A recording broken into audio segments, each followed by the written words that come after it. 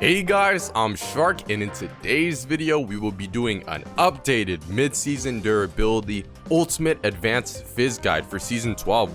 We'll be going over everything from the best combos to win lane and stomp team fights, summoner spell options, build options, rune options, how to perfectly play the early, mid, and late game, and what plays to look for, why you would exactly want to play Fizz in the first place, and what team comps he thrives in, a dedicated low and mid elo section to help you climb out, how to not get outscaled, how to translate your leads, a ranged matchup guide, and we'll be covering all matchups updated at the end of the guide. So basically we're just covering everything. Whatever goal you want, whether that's gold, platinum, diamond, and beyond, by the end of this you'll have the knowledge to snowball your games out of control and see that victory. There are a lot of changes post durability rework that all Fizz players need to adapt to, and I'll be going over it. I'm giving you all the information I've learned playing Fizz for 6 years plus now, and you'll be learning from a Grandmaster tier / Challenger level. So please smash that like button for all the time spent, comment for the algorithm, and subscribe to see more like this in the future. Alright, as for Fizz's abilities, I will run over these semi quickly, and it's just to give you the fundamentals of what you can and can't do. Fizz's passive, you can't really do much. You're ghosted, which means you can walk through minions without getting creep blocked at all. It's really nice in lane, especially when you're going past minion waves to hit your enemy, and you also take reduced damage from all sources depending on how much AP you have. All right, so your Q Urchin Strike is a gap closer. It deals half physical, half magical, and it is on a semi-low cooldown, 8 seconds at level 1. It gets lower as you get CDR. You can use it both to engage trades, or you can use it to disengage trades. I will show you more of those in the combo. Your W, Urchin Strike, acts as an auto reset and refunds most of its mana if it's used to kill a minion or monster. So if you suck at CSing, if you're semi new to the game, that's how you average high CS counts, at least in most people's experience, is your W helps you farm. Your first initial W deals a burst of AP damage, and after that it deals a consistent on hits magical damage, and it also applies a bleed even on your basic auto attacks. So yeah, that's something to note. Your E, Playful Trickster, has two forms. There's the one where you E, flop down on the ground, dealing an AoE burst that can hit multiple targets, and especially in team fights, places where you want to AoE multiple targets, you E, flop down, you stay in the air for 1.5 seconds, and then you flop down. The second form of your E is when you quick cast it, which means you click it twice.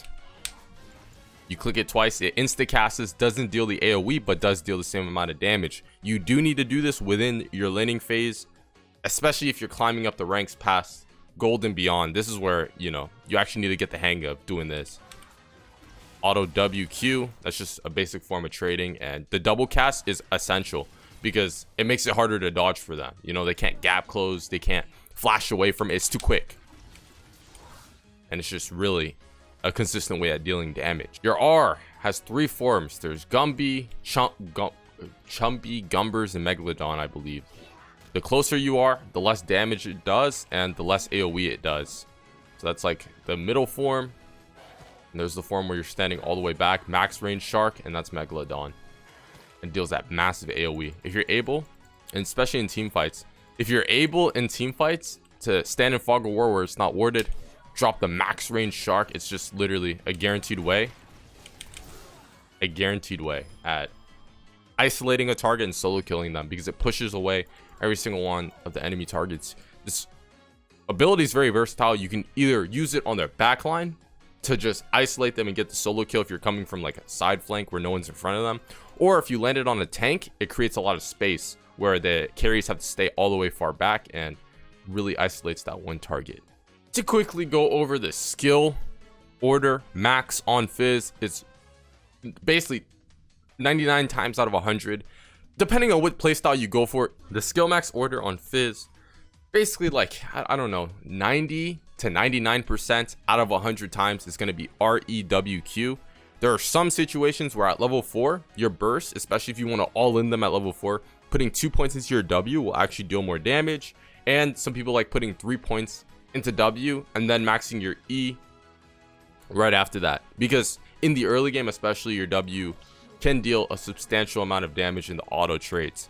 But your E is your wave clear. Your E is going to be the way you clear waves, and then roam, which is essential for Fizz. If you play him the playstyle that's typically most optimal, you will basically always max your E first. So yeah, R, E, W, Q. And yeah, that's about it if you're playing just Assassin Fizz, right? Alright, as for combos, I just want to go over like the quick laning phase combos first, and then I'll go into other combos next. So if you're playing against melee versus melee, a simple one is auto W, and then walk out to reset the minion aggro. This is a simple one. Basically, it just chips them out a little bit. It doesn't even proc electrocute. It's a mini trade, and it's just meant to get them low so that way you can all in them. It only basically works against melee lanes. Auto W. The next combo I want to go over is going to be the E2 auto W Q out. This is going to be the #1 trade, especially against these range targets, to burst them down a little bit before you look for the all-in. It's like this: E2 auto W Q. Procs electrocute, and it'll chunk them down to like half HP, and you have corrupting potion to sustain you any damage you take. It's really solid. Now, if you are able to get into Q range, especially in lane, the way I would do it is, especially this is like the all-in combo: Q, auto W, E, auto attack, auto attack, auto attack, and then by the time that happens, you can either pretend to run backwards, and since your Q will be on like a 6-second cooldown within the early game, even with just a little bit of a haste, while you're running back, you can Q re-engage onto them and then all in them to kill them there. Or if they're running away, your E slow should be sufficient enough to where they either have to flash, or while they're running away, your Q will come back off cooldown. It's kind of hard to do right now. Bonus tip: if you don't want to get hit by the tower shot as you make the trade, time it for when it hits your minion and then go in. And basic trade under tower is going to be WQ auto attack, and you're probably going to have to E out. So it's going to look like this. Like that. And that way you just don't get target aggroed by the tower, and then you get a sufficient trade on them. Post level 6, the first animation cancel we're going to go over is going to be the Q shark. You can either do this off a minion. Yeah, it's going to be off a minion, and in team fights it could be off enemies. It's going to be Q mid animation R. It's hard to get the hang of at first, but later down the line, practice this a couple times, you should get this down. Because if you just walk up and go like that, it's really easy to predict, really easy to flash, really easy to dash away from. This is less predictable. Q, and then put your cursor wherever you want it to go, and press R. And it's really good at chasing down enemies too, because you can Q a minion, and while they're running away, the shark will chase them down further distances. So that's going to be it. And basically, all right, now we're just going to go over like team fight basics. Let's say this is the ADC. You get them at a good angle where the tanks are in front of them like that. You're going to Q, and team fights E, auto WQ, and Zonias.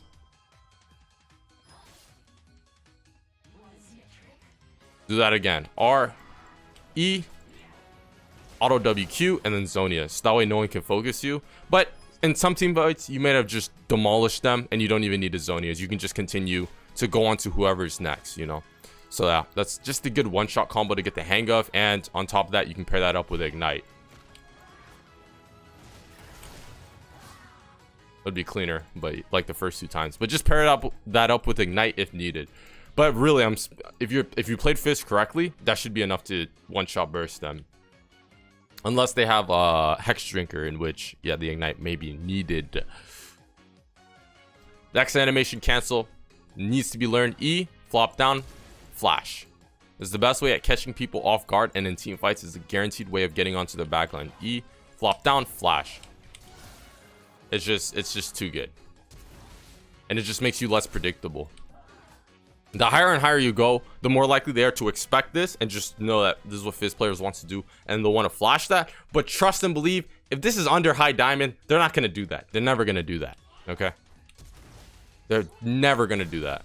So it's just a guaranteed way at catching your targets off guard. But you basically only want to do this if you're trying to all in them. A bonus tip and trick is you can, if you notice the crevices within the wall, those are areas where you can quickly go in and out of objectives. You can easily spot how much HP Dragon is on.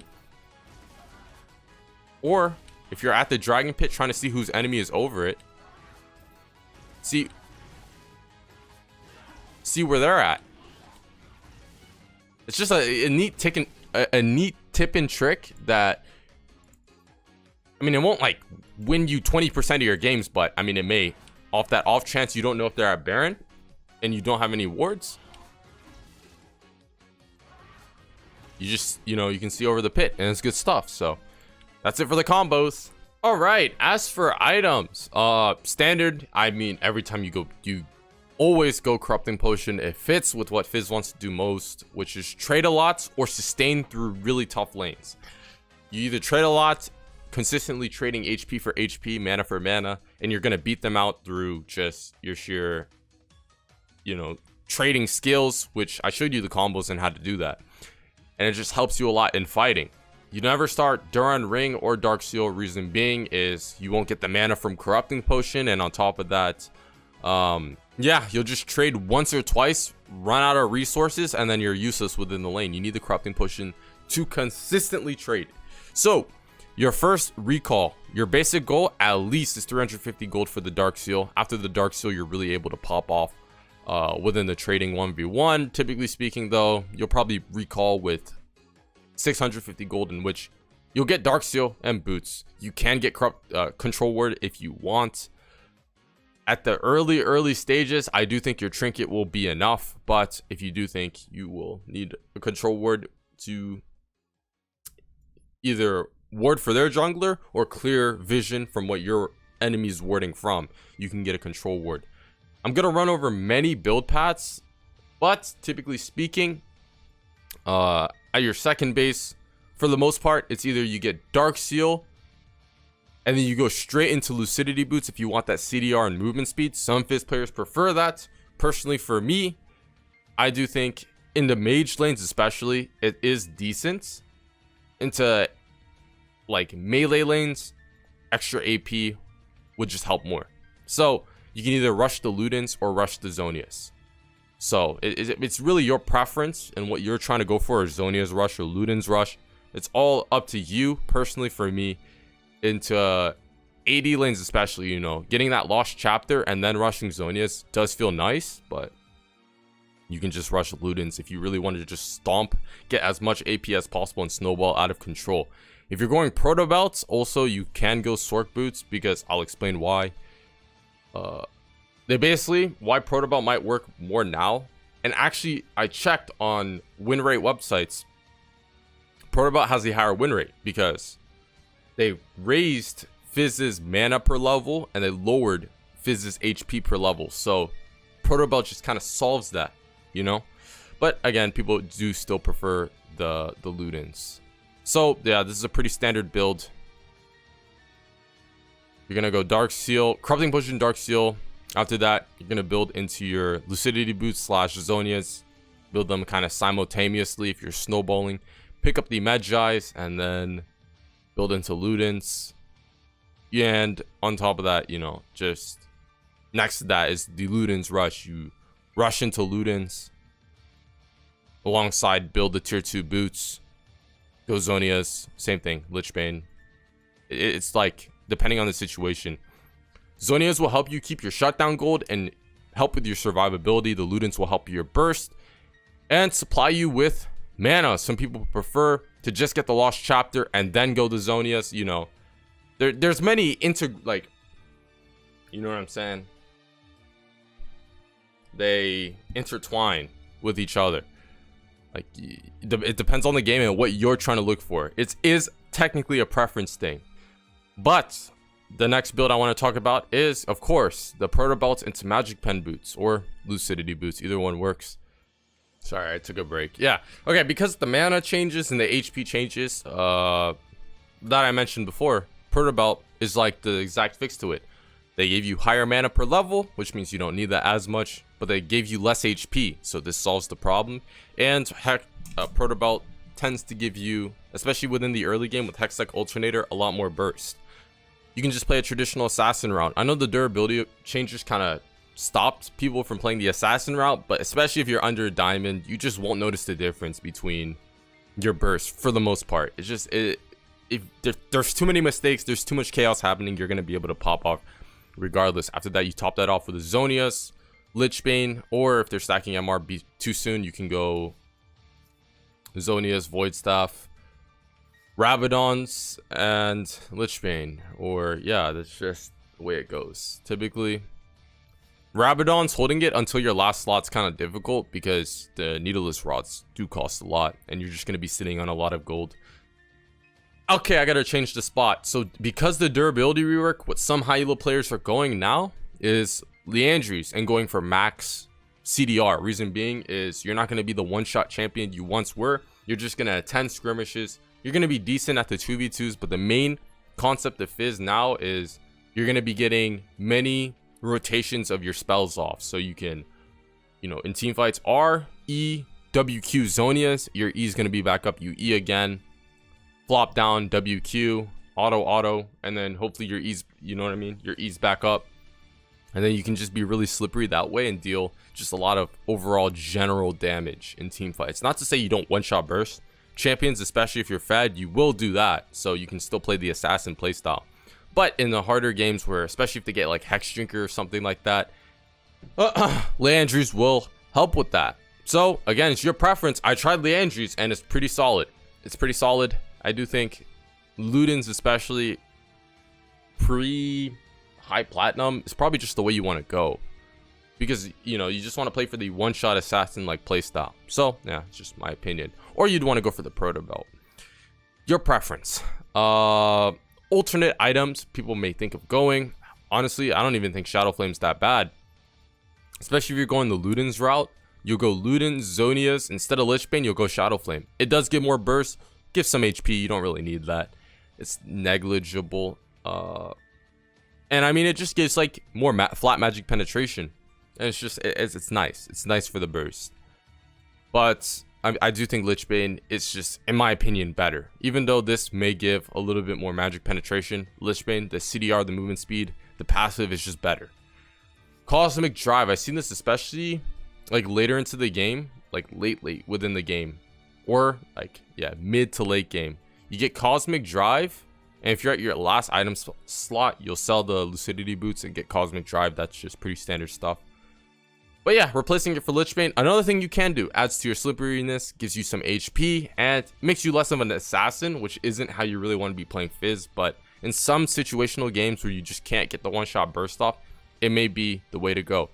Don't get Crown of the Shattered Queens. There's no point. You might as well just get Everfrost, but Everfrost isn't even it's not that good. It's not that good. Banshees, in the 99 out of 100 time, that one time they don't have any AD, I mean, it may actually be worth to go Banshee's Veil, but you're just, yeah, it's just not good comparatively to Zonia's, which is better and amazing. Okay, everyone, as for the runes, I will be going over the most standard runes, which is this page.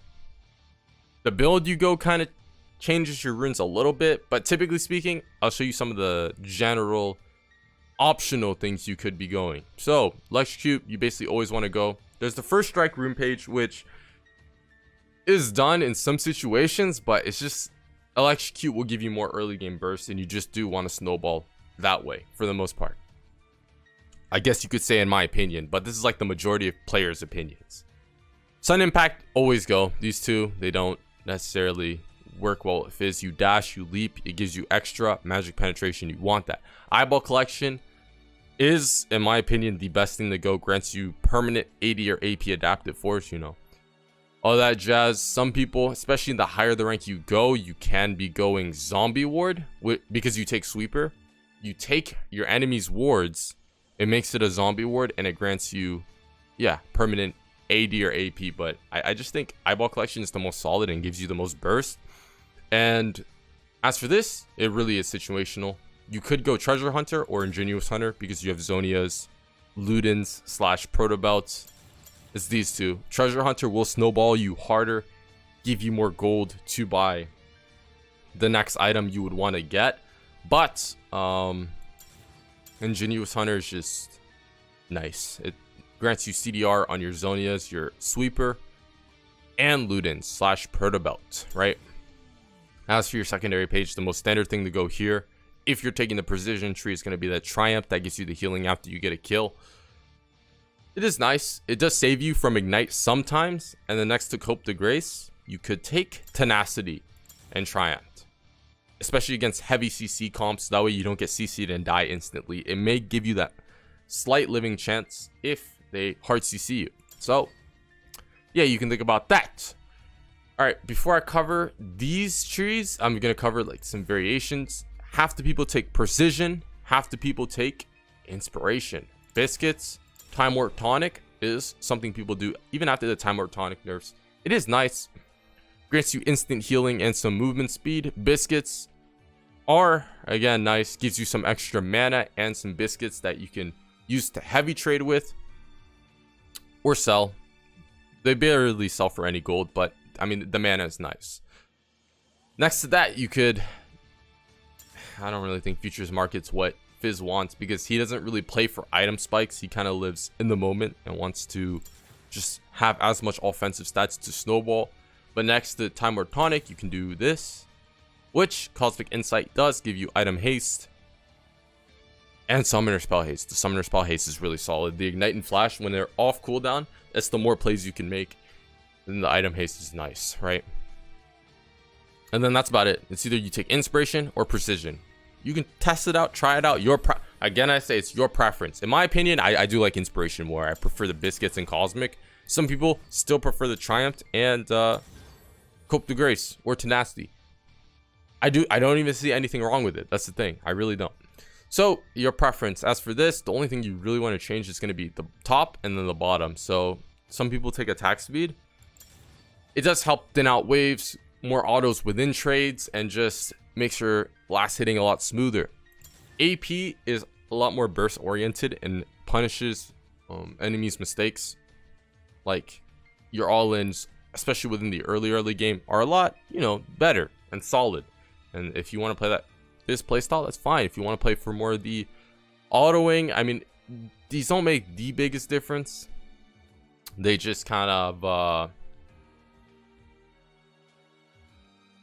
benefit whatever you're trying to do. The ability haste is nice. I mean, extra haste means the more survivability you have and slipperiness you have in team fights with your dashing and E, and it makes your R on a lower cooldown so you can make more plays that way. It's all on you. Personally, in my opinion, especially against the AD / melee lanes, I do like the extra adaptive force, and against the mages, I don't even think ability haste is that bad, because it makes your shark off cooldown and your Q on a lower cooldown so you can have more slipperiness and chase them. Personally, for me, the attack speed, it is nice. I tried it many times, but I personally think that it isn't really not that needed, especially when you get like Lost Chapter and you don't need your auto attacks to clear waves for the most part. It's just a preference thing. As for summoner spells, everyone, Ignite Flash, 99 times out of 100 you're taking, especially if you're diamond 4 or below. You take Ignite and Flash every time. It just makes what you're trying to do the most efficient, which is go for solo kills within lanes, try to secure kills in like 2v2s and such, and just adapt to chaotic nature. You can use your E offensively or defensively, and all around, these are like the two best summoner spells on Fizz. You just take every time, no matter what. Even into counter pick lanes, because you might not play for the lane exactly, but just play for like whatever play your jungler is trying to do, whether that's a fight at river that Ignite will help with or whatnot. But against hard lanes or lanes where you have no solo kill pressure, some people take TP and Ignite. I don't think there's anything wrong with that, because Fizz does have a lot of mobility, and if you think you can't solo kill your laner within the lane, then yeah, teleports your way out of situations. But the thing is, they nerfed teleport, which is why I really just don't take it anymore. Personally, they nerfed it so you can only use it to lane and you can't use it to roam anymore. So there's that. And Ignite teleport means that you won't have mobility within team fights, which makes your team fight even weaker. So experiment with how you will. Personally, for me, Ignite Flash is like the go-to you take every game, and there's nothing else that you really take. All right, welcome Welcome to the durability section of the Fizz guide. I don't know how long it'll be exactly. We're playing in like roughly, it's like high-ish elo. We're playing in high diamond here. So, yeah, I mean, this is literally, I just want to go over like the things that change, what you have to adapt to, and the way things will probably go. I'm sad to say that we have Master Yi and Yumi, and not even Master Yi with Ignite and Hail of Blades. It's Lethal Temple Flash, which means he's probably going to play for the farm and then scale, and then probably Yumi's going to try to funnel that, but that's just really annoying. Playing against Nico, of course, we got to get shoved in. Fizz, the higher the rank you go, the more you rely on, you know, jungle pressure to get you snowballed. I'm trying to get Nico to Q the wave and Q me, or auto me once. Okay, it drags the wave closer to her, pushes it quicker. Let's see if we can. She's just letting us free farm.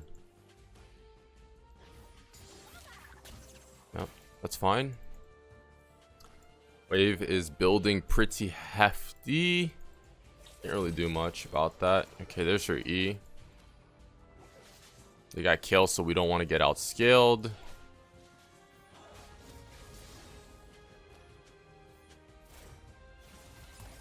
It's all played on her. Should have maybe eat her lost auto. Should crash under tower here, so we're fine. Please crash. Oh, it's gonna half crash. That's actually it's like the most ideal situation for her. She's whacking me with her passive auto attacks. Again, it is tough stuff.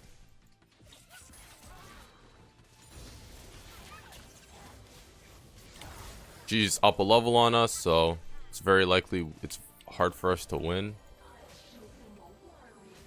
Ay. Would have played more aggressive at level 2.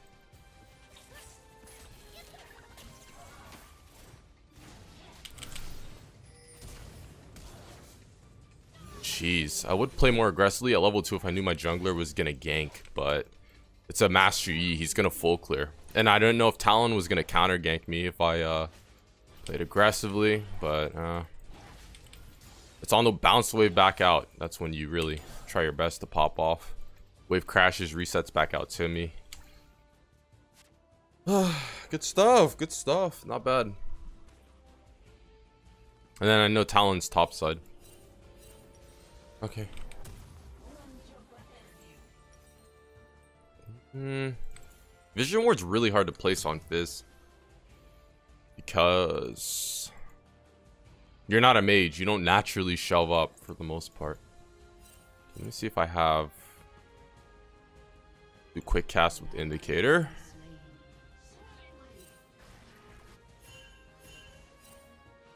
I might try to dive the Yumi. I'm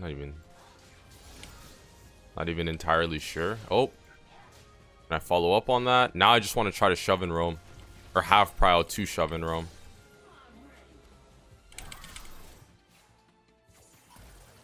Okay, she didn't toss out her E. She's trying to hold the wave. I mean, I really can't trade on that. I don't know where the Talon is. Where's the Talon? Not sure. This is good. It's good on her part. She's trying to freeze the wave on her side.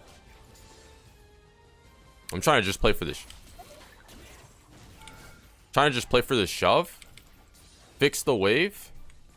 And once I turn level 6, ooh boy, those roams will not be nice. She cannot just freeze the wave on me like that. Nice. Top lane's going well. We see where Kaisa is. I really can't. Well, she's mid. Probably just take her jungle. Did I even hit her? I'm level 6. Could probably dive that, no? That's why I mini traded. I wanted to look for the dive after that. Yep. Thrash is still in bot. The only thing that can ruin this is if a jungler comes.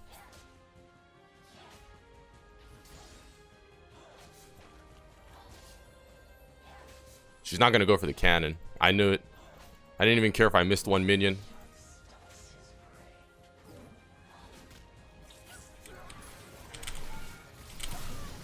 Take it. I hope he doesn't have E over this wall. Damn it.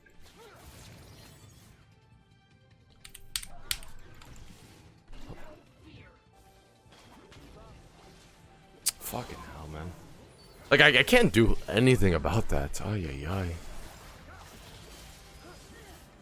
Ult? No ult? No! Ay, ay, ay. That's so upsetting. Wait a minute. Q. Your Q's on cooldown. W again? Let's go this. This. I'm gonna see if she's pathing up here. Nope. Ay, ay, ay. I don't know how that happened, but I mean, it's not even like the worst thing in the world. Nico gets stopwatch. Interesting.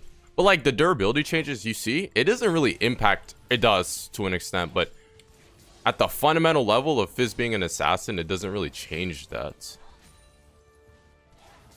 Let me think. This game, I'll probably just go like Ludens for the burst.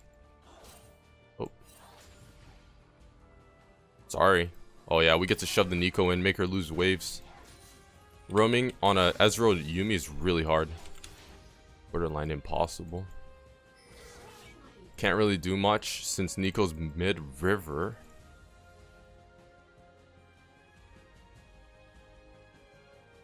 Might be able to drop a deep ward for the Talon, but that's about it. I don't want to gank bots or roam since... Wait a minute, we can do this though. LOL. If they hard commit... Yeah.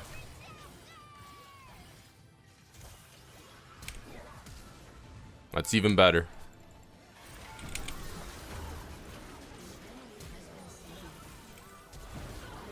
Yes! Good! That exhaust really did mess us up. Good! And you just act as a second jungler for your team. Basically. Honestly. Because, okay, you can try to clear mid. Because I don't really want to... Actually, I can. I don't want to get one shot, but this should be sufficient enough. I got it. I got it. But basically, if your mid laner takes a lot of defense and you can't really pressure the solo kill, that's fine.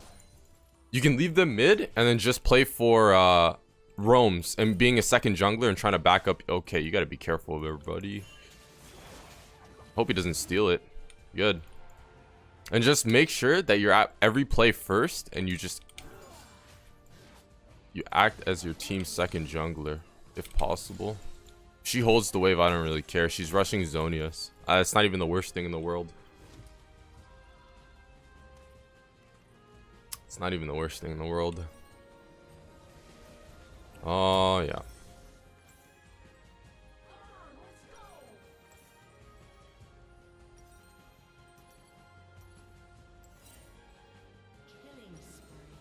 Forget it, I'm going proto. I lied. I lose all those minions anyways, so going to cannon wave now.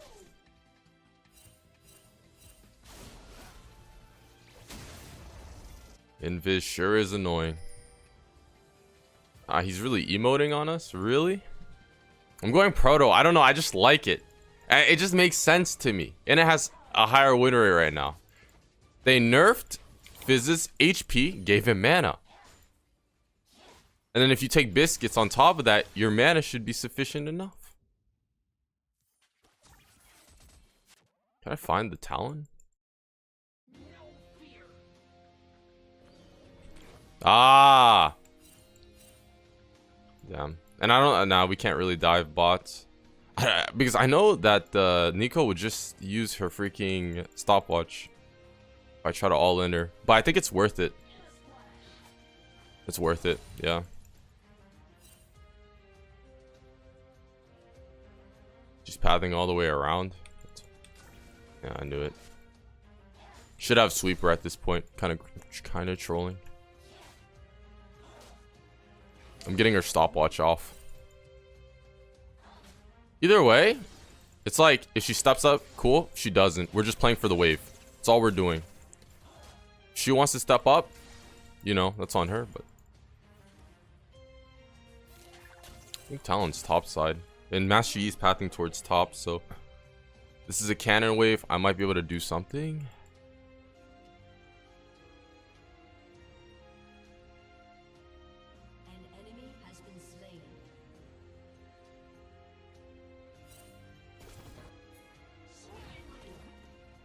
Oh, yeah, I can definitely follow up on that.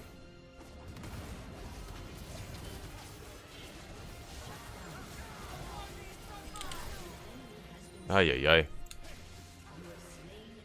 Hey, it's for they got Malphite shutdown, which sucks. But it is what it is. I was trying to find the Talon this whole time, but didn't quite go according to plan.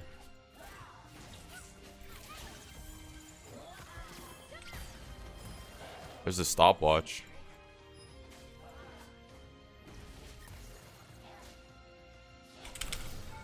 So that way, if she does flash, she still dies. We had to wait until the last seconds. That way she doesn't flash right away.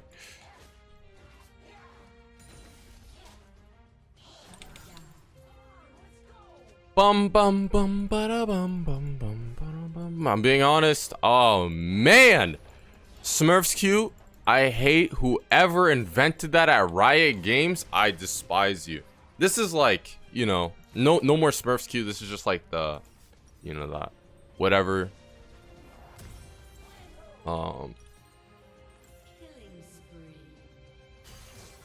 Is just like D1. But if you're in Smurfs Q and it's like, it's just too coin flippy. I hate that so much, whoever invented it. I guess it's a good reason. It's a good reason-ish. So that way they don't ruin the performance of lower ELO games. But I don't know. It's so annoying. It's very annoying. It affects everyone because if you don't play the game that often, if you only have 40 games of ranked in a season, what will happen? Jesus. She doesn't have E anymore, so we try to trade back on top of her. Ay, ay, ay. Q.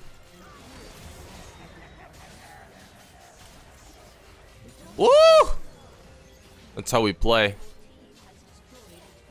That's how we play. Oh, wow. Sorry, man. You are... You're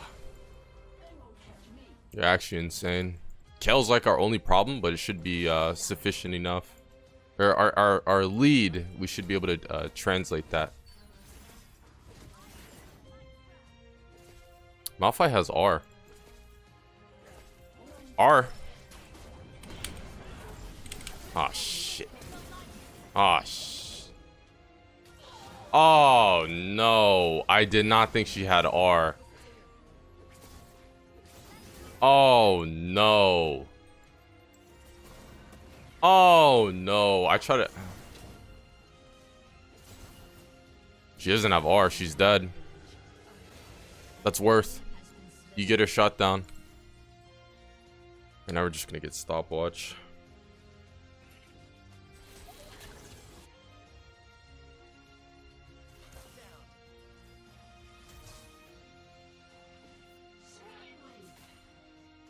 Okay.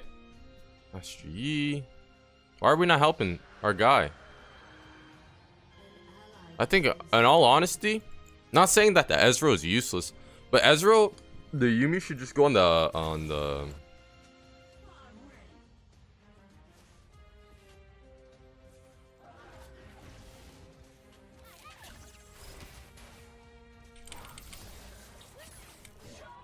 You're not gonna fool me that easily.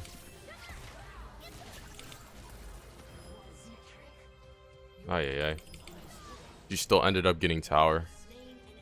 Okay, I gotta shove in side waves.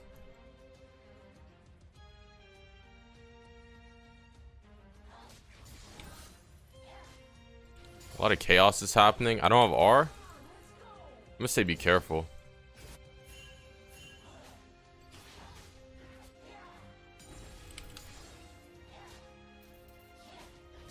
I need to shove and reset. I want Codex next recall though.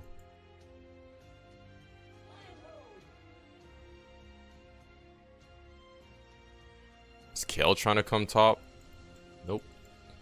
Kale is our enemy.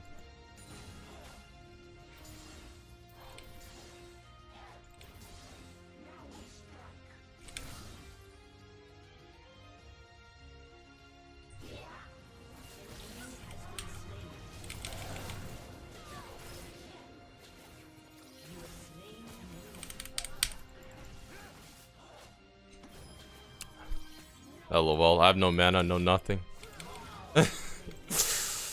Probably not worth.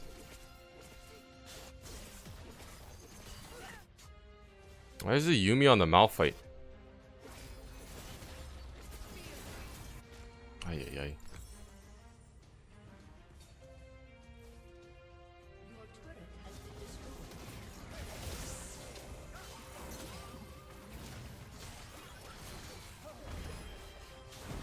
That is a shame.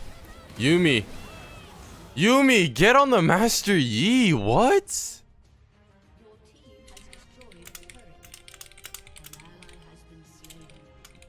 Please, bro. Please. I beg you.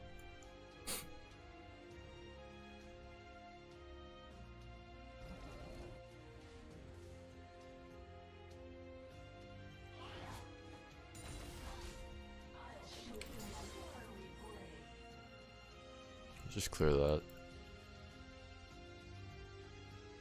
I'm just gonna be last hitting since there's not really much action happening on the map as of right now. And I wanna make them lose as many side minions as possible. Malphite has TP, so yeah. If there's a rift fight, doesn't gotta worry about that.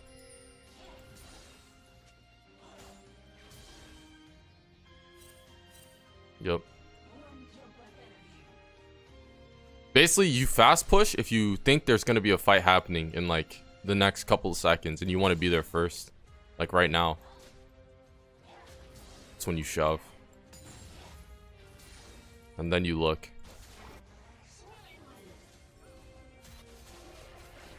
So I have a feeling Kale's gonna be here.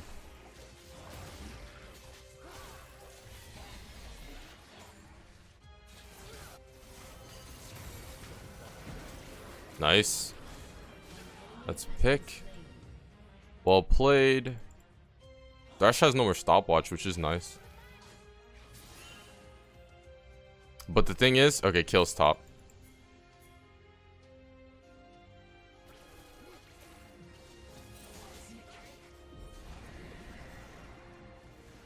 It's our tower. Kale is split pushing top lane. Alright, there's a TP. Oh wow, that was actually the real one.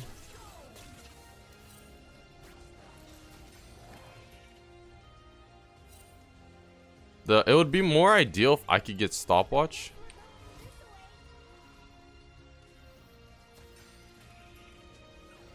Yeah, I need to buy. We all need to buy? Cool. We have wards.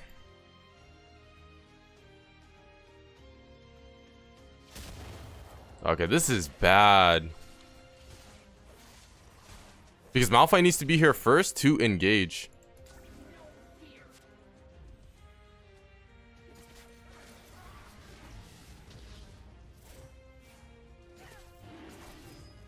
I need to go, just engage.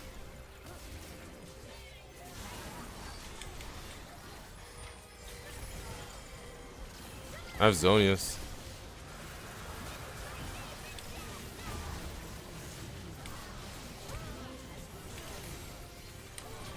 Base. Oh, yeah. We need to get to the. I played that fight borderline perfectly. But we sharked the Kale, made her use her R. Was it? Sharked the Kale, made her use her R. While she used her R, focused her backline. Zonia, our abilities came back up. We used a fat AoE on top of the... We tried to focus the Kale. But we hit the Kale and then try to focus the rest of them. Left the Kale so low our team could finish her off. That's like the most ideal way to play team fights. Is you ideally ult the most important target. You dive onto everyone. Try to get a lot of AoE damage in like close spaces. At least in that situation. Where's my phone? And then after that, use Zonias while they're trying to focus you. And then,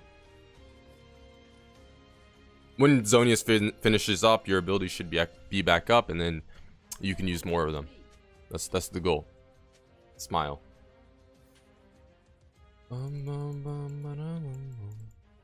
Wits End Kill though, that's really rough for me. I can't even look for it. I literally can't even look for it because his team collapses first. Kills R. I know at level 1 is actually pretty long. But I should be in a side lane.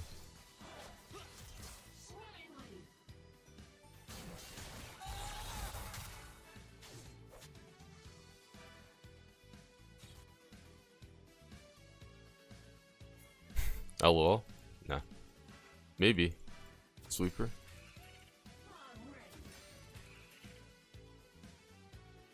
We're just playing around our Master Yumi. Look for him. LOL. No. Let me side lane, dog. Come on.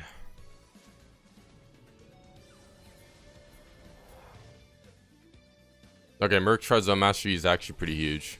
No lie. But like, I really do think we can just force it. Before Kale turns level 16. Probably Master E red.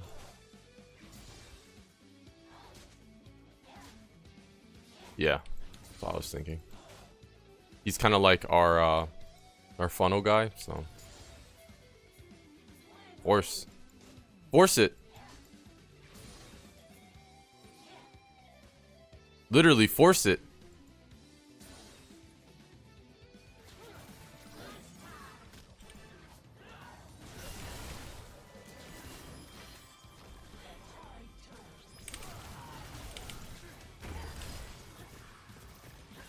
So this is what it is. They used everything, dog. Literally, destroy them. Destroy them. They used everything on me. Their ults. And Kale isn't even there. Now go Baron. Thank you.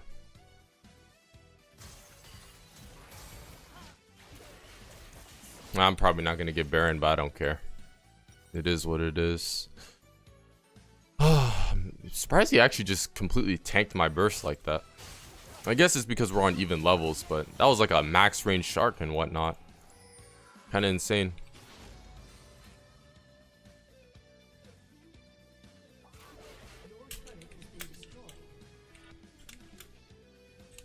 My goal is to shark the Kale.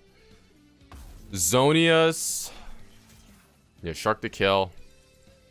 Yeah, same thing. Dive onto an important target. Zonias, and then rinse and repeat. Kale has Wits End though, which is why I actually just struggle so hard trying to solo kill her. The one, their backline, the Kaisa, very much so one-shottable though.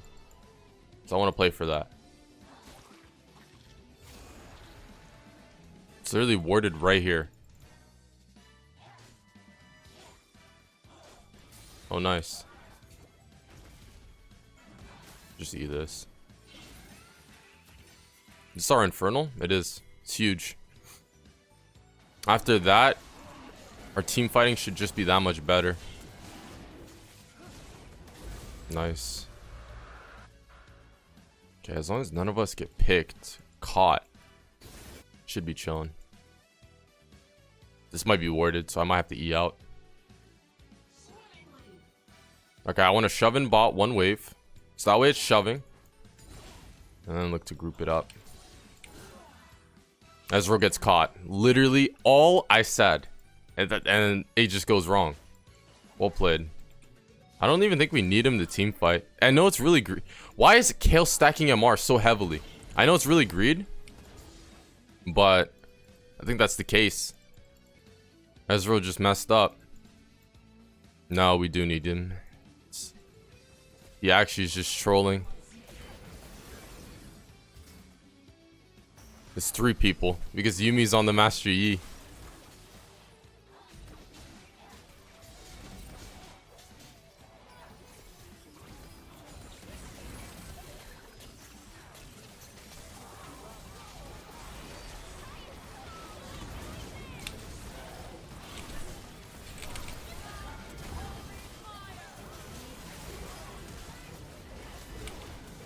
And just like we had to focus the Kai'Sa instead of the kill due to the fact that yeah, Kai'Sa has no MR but Kale has so much, but we did shark the kill. Anyways, that's gonna be how to play Fizz and carry post durability rework. Yeah, like, comment, subscribe, and decently high elo. Like, comment, subscribe. I'm out. Or I'll catch you in the next section. I don't know what that will be, but yeah.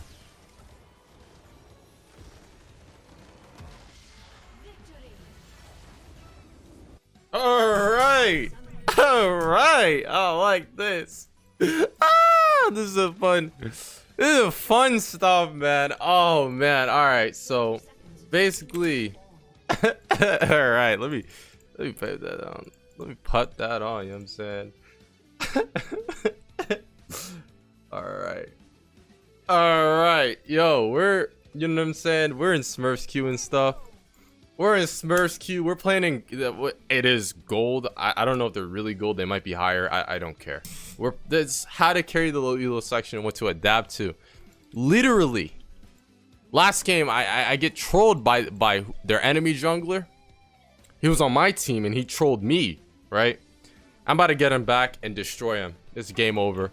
I'm about to have a lot of fun. It's a lot more fun because now there's some feeling. I need to crush this guy and I hate it, but I'm playing against the Karma mid with Ignite. Yeah, I think we're all on the same team in Smurfs queue, so we play against the same people over and over, which sucks. Playing against Karma mid, traditionally a Fizz counter and a mage, so I'll show you how to play around that. And due to the durability rework, I think she's just going full AP, right? Nah, she has the resolve tree. She might be going some tank. I'm not sure. Maybe Moonstone. Thought she was trying to Q me. There is the Q. Ay ay ay.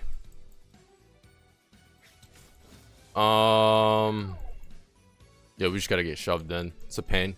But I mean, realistically speaking, it's just really hard to solo kill the Karma at all times of the lane.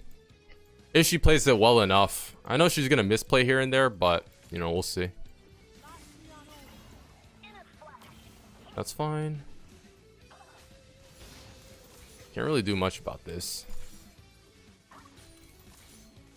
Like, her Q range is outside of my E range too, so I can't even flop on top of her if she tries to use the Q on the wave.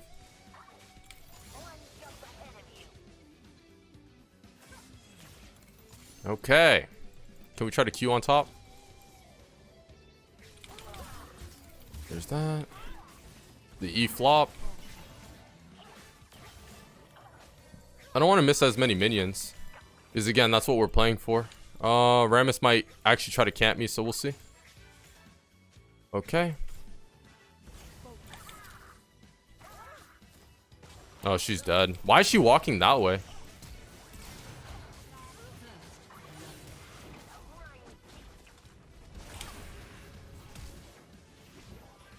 Get him! Nah, that's a bummer.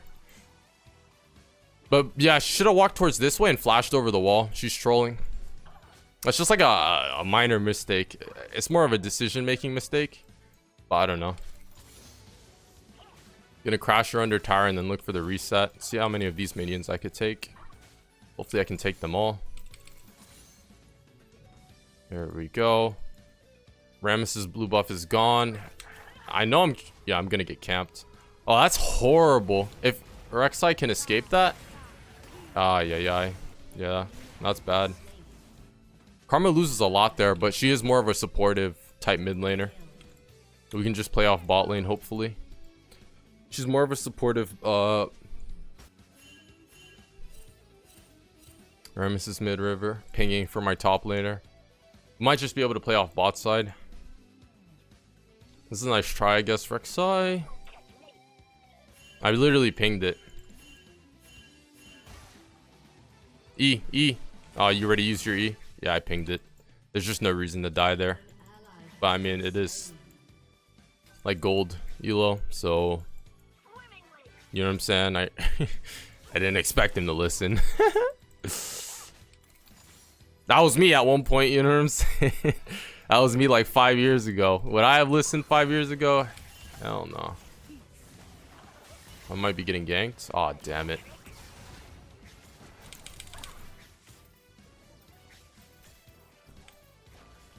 Aw, oh, damn it. That was too close. Need to let my corrupting potion heal me. I'm gonna get kipped. Ah! I know Rek'Sai needs to clear. I knew she was gonna try to Q. Alistar!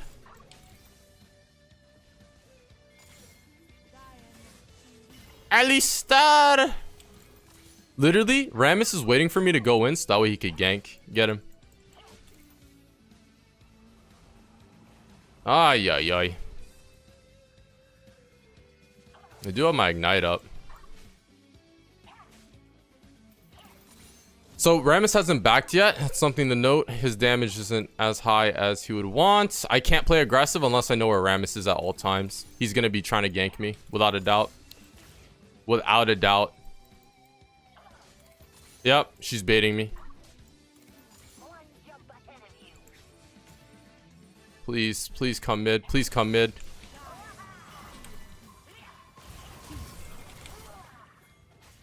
Woo! Good. Good! Okay, it was just in case Rammus was trying to show up. You already know we're an emote spammer. You level 7 mastery? Okay. We're gonna take one tower plating. Notice how we're pinging for our teammates on top of our own lane. If you want to really escape out of this rank, have really good decision making. That's step number 1.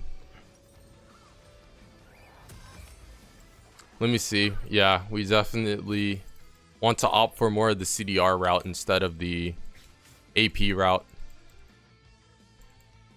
Staying for that tower plating we stayed for let us get another amplifying tome, but in all reality we could have just recalled after we crashed the wave and then had the wave in a better spot. Either way, it's good. I'm trying to play towards bot lane though, if possible. This guy really wants to play towards mid lane. I know that. Ay. Like literally, top lane, it's really troll. Ignite, Darius losing. Yeah, no, we can't play for top. Just leave top alone. We'll play for mid and bot.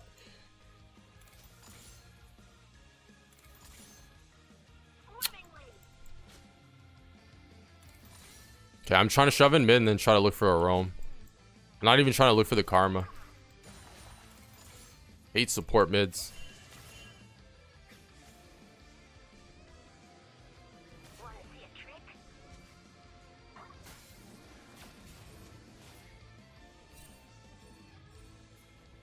Look for him with me.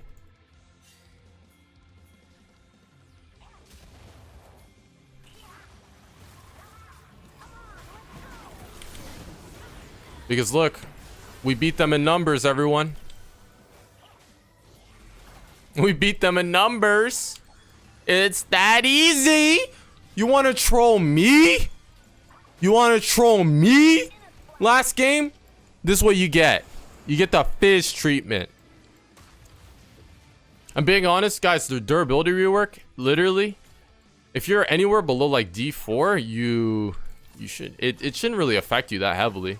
Fizz is too good because of all the misplay and chaos within your rank. to have any impact on. You're gonna notice it barely. Maybe into like slight matchups, it might be a little bit different, but it's negligible. You should be fine. Sauce from Veigar. Nah, you really, yeah. You should be fine. Oh, there's just, yeah, there's a lot of kill pressure. You have it within lane 1v1. It's all good. And notice how with the Karma lane, I know we can try to solo kill her. Oh, wait a minute. R? Yeah, we can try to solo kill her. But I think she recalled. Oh, no, she didn't. I'm waiting for the Alistar. Be patient. Don't just go in when, you know, your teammate's about to show up. Did he get spotted? He got spotted? I think it's worded. It's a bummer. Nah, just recall. Yeah, I probably should just recall. If she recalls, I'll just shove in roam. Recall, my friend. I'm gonna try to roam bot, and then we're gonna dive her. Dive whoever's bot lane with Alistar ulti. Veigar's trying to roam mid. That was a really good Ashe. We see that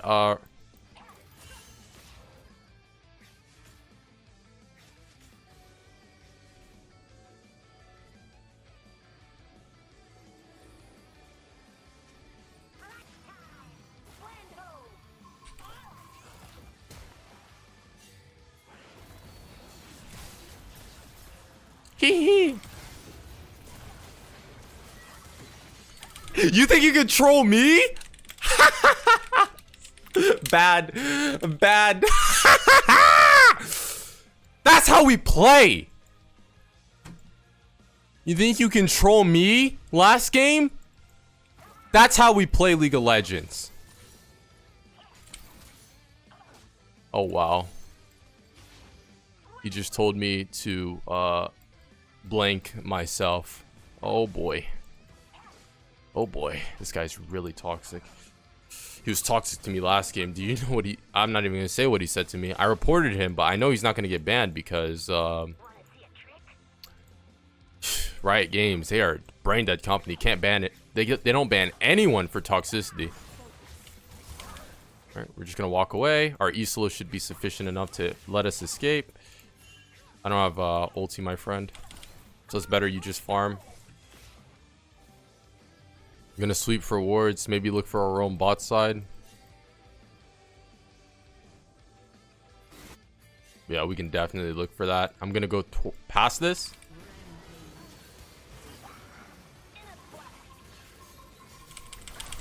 There we go. Alistar with a tanky ulti. Good job. Now we're gonna look for the reset. Notice how we're acting as the second jungler for whichever lane's ahead. You don't have to just kill your laner over and over and over. Go 8-0 and then one of your lane loses, and then that, you know, makes you lose the game after you throw your shutdown lead to their fed bot lane, for instance. You can both eat blank and wow, this guy is just really toxic. No one like that. Whoa. He said even worse things to me last game. This guy is really toxic, everyone. Really toxic, guys. Really toxic. He's coping. Yeah, Alistar said it best. Bro, oh man. This is just, oh man. Oh, he's a Twitter user. That's why. That explains it. He's a Twitter user. He said ratio. Kill. Wait. No. Well, maybe we can actually. No, we can't. We can't.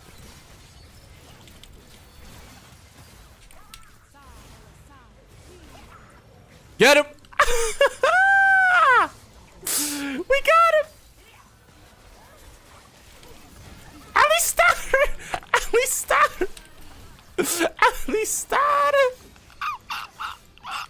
Mad?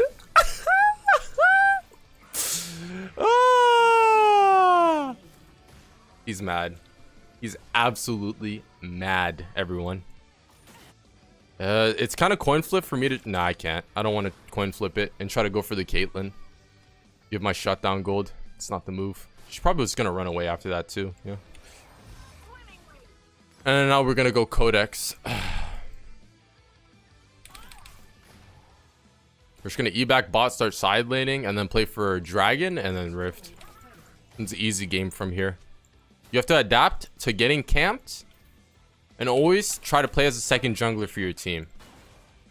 But at the same time, it's not like we're losing mid because we're playing as a second jungler. It's just getting us free kills. And then it's just it's getting us free kills and then pushing our lead forward. So it's really, if you act as a second jungler, it's better for you too. But you have to know when and how to crash in waves and then look for roams. Okay, Rammus is pathing towards bot lane. We can E his shark, or E his cage, I mean.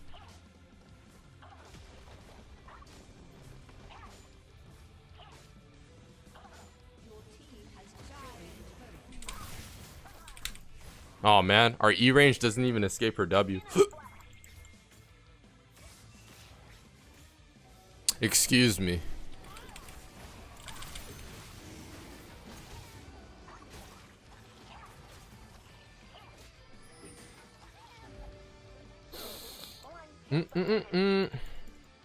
Okay. Yeah, it's a Moonstone Karma. Pretty passive stuff. Karkin Slayer on Caitlyn. Ellie Star. I need to shove in this wave. Look at that. We don't even need the mana from Ludens. I'm being honest. 900 mana's pretty good. And you're going to have Corrupting Potion for a long time, so you really don't need it. That's actually a really good ulti. We want to make sure we get the Rammus.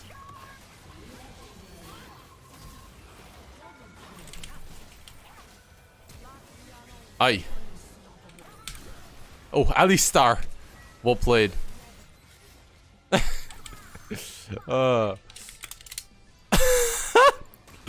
He is so mad. Well played, Ashe. Now we're going to take this tower. And now we're going to look for a recall. You got to be more like Ziz. Because I have a shirt on. Okay, and basically what we do, if you get a lead like this, you don't just want to ARAM at mid. You want to take all the resources in a side lane and then look for a play. Whether that's in their jungle or roaming mid and trying to look for a fight with the team mid. But you never want to just ARAM it. There's no point in doing that. Can I?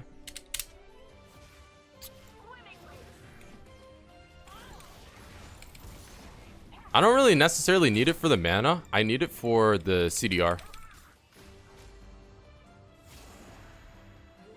There are some really toxic players in this game. They're really toxic. Wow. Oh, wow. Alistar! Alistar! Alistar! Alistar! Alright, go for this guy. Go for this guy. I'll go for this guy. Thank you. There you go. Alistar! Alistar. Man, I love this Alistar. Ah, yes. Oh, he's trolling. He's mad. That's it. They camp you. If it doesn't work out, they troll. That's just the way this game goes.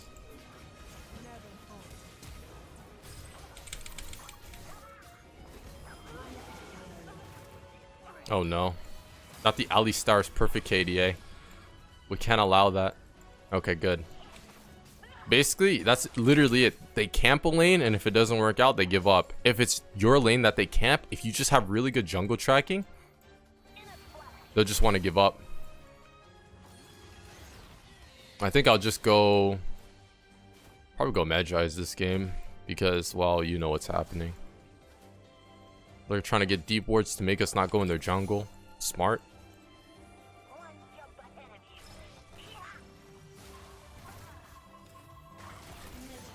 There we go. Another kill there.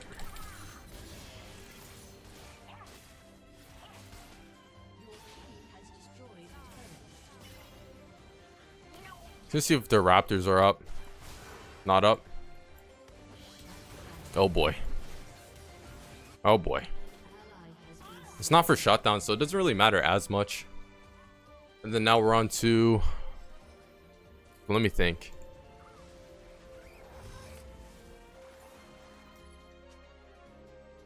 Let's see. I guess it's not bad. Nah. I really don't like Medjai's. Reason being, I'll explain it. If you don't, when you're ahead on Fizz, you don't need Medjai's damage to carry. Right? But it gives you a shutdown factor. If they take away your Medjai stacks, then you're throwing. You see what I'm saying? That's why I just don't like Medjai's comparatively to other things. Like just getting the death dance, death cap, you know?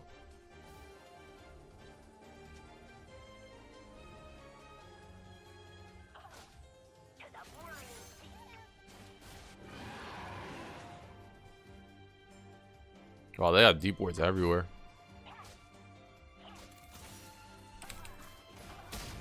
Yup. Not gonna go in on that because I'll be alone. But, you know, we'll path around, see if we can make a play.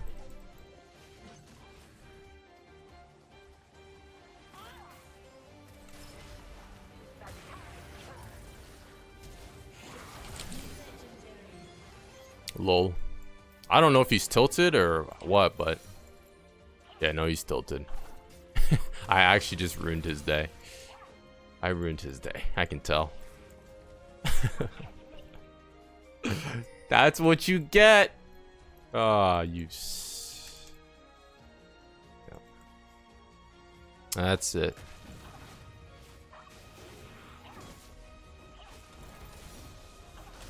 I think. Oh.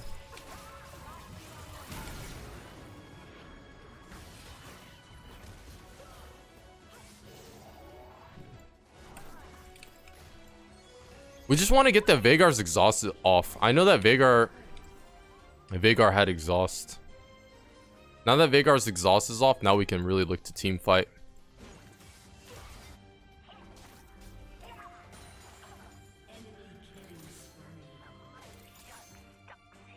Ashe with the kite out, well played.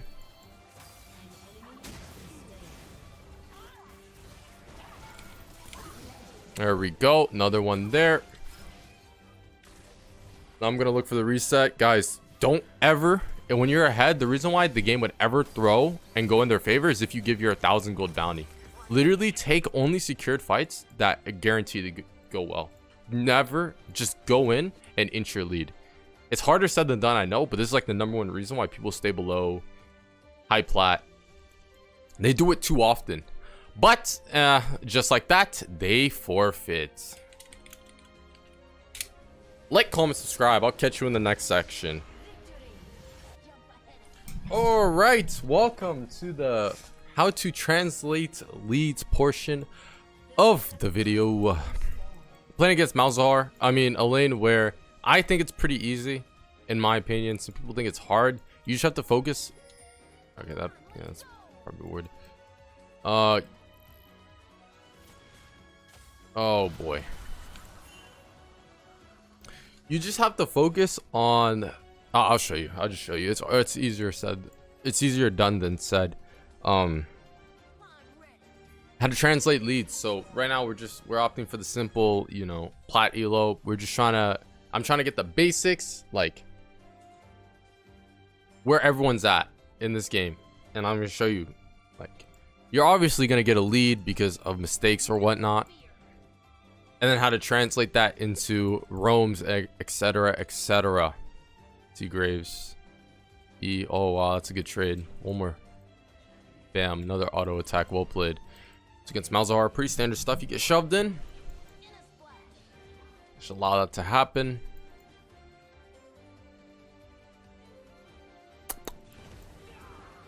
You allow that to happen, and it's gonna be when you turn level 3. That's when you're able to do something, or you turn level 2. We're gonna see what he does here. He's trying to shove in the wave aggressively. We just have to respect it. If he was trying to just last hit, we would actually start matching with the minion auto attacks.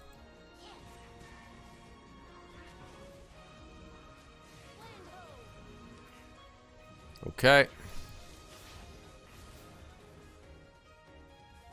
That's where we try to look for a mini trade. That's it. Mini trade. Go back to the minions. Don't want to go for a long trade there, since we would miss minions and it just wouldn't be as efficient.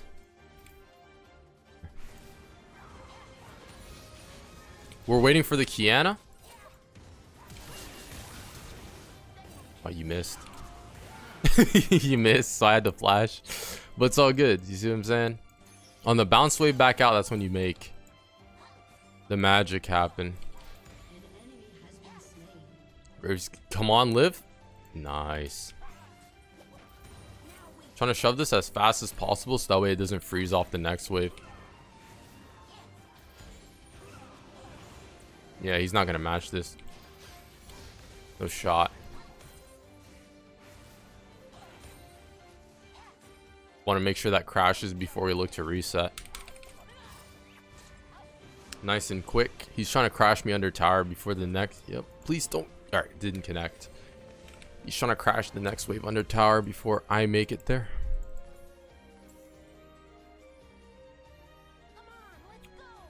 This game, oh, forget it. I'll go Ludens. I'll do both builds within this guide.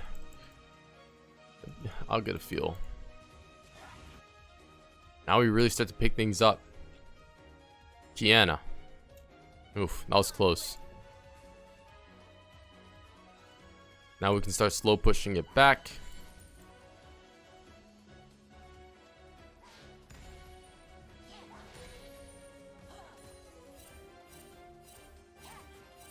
Where is he? Did he recall? He might have for like Tear the Goddess or whatever he might build. But do I think that's a good recall? It's not the worst, but I feel like you're just losing out on a lot of XP and minions. So yeah, no, it's bad. I would have probably recalled next cannon wave.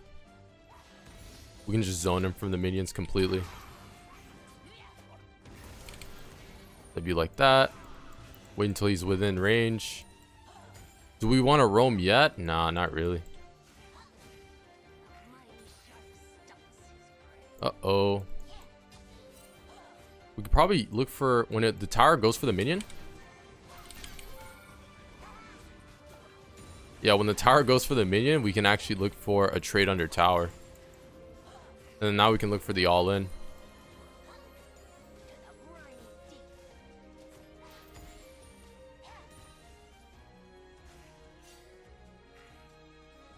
He has to recall again.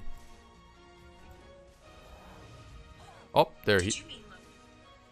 The fuck? Okay, I won't. Who would you like to call? Bruh. Bruh, give me a break. Give me a break, series. Relax. Ah, yeah, I would have recalled already. This is bad stuff. The wave's pushing towards me. What is this? What is this? What is this, series? I gotta turn that off.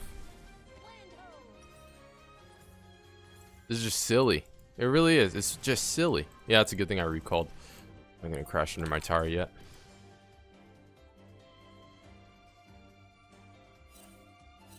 I think he warded. I hate how whenever you press that, it stops you from walking. It's annoying. Hopefully we can hold the wave though.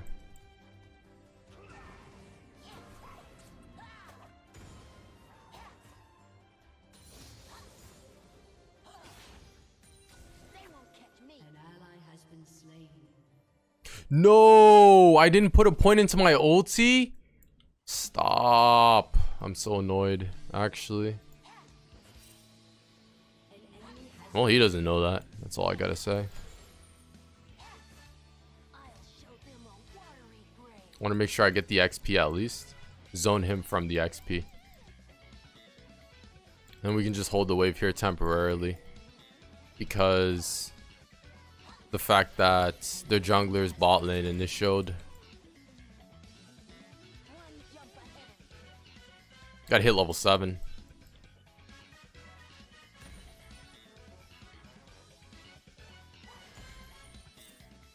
Die. Okay, he's bot lane.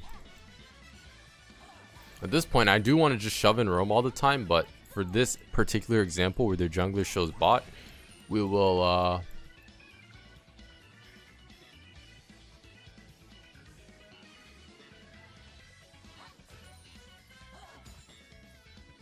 okay, now we get our ulti. Nice.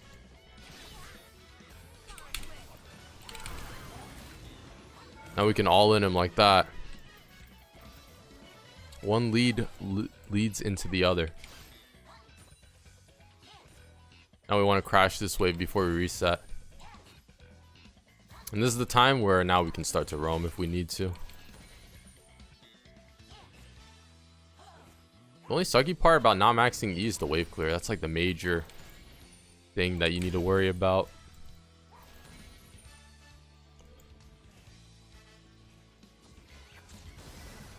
Should we look bot now? Oh no.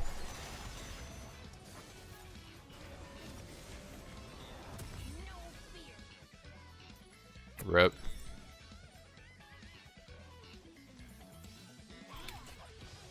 Rip, rip, rip. Wanted to get the lucidity boots. Boom. Nice. This guy just just keeps roaming. Okay. That's fine. Now we're just gonna start shoving waves in, so that way he can't roam. But his roams aren't even effective anyways. Comparatively to if he was playing an assassin. Yeah, go around. Go around, Buster.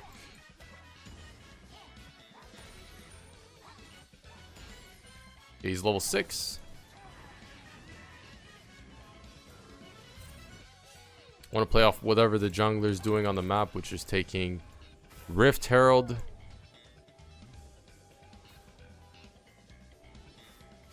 Who's their jungler? Nidalee?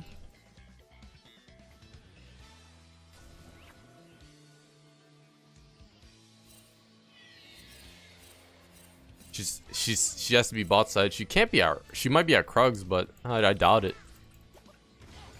She's probably at Drag. And basically now we just want to be at every fight wherever it happens at. Yep. Go around. That's right. Now they're going to be playing for me.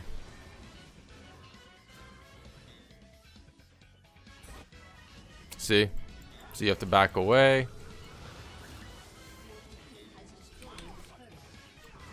LOL. See if I can try to find the Nidalee. Is Nidalee really worth all this wave though? Maybe not.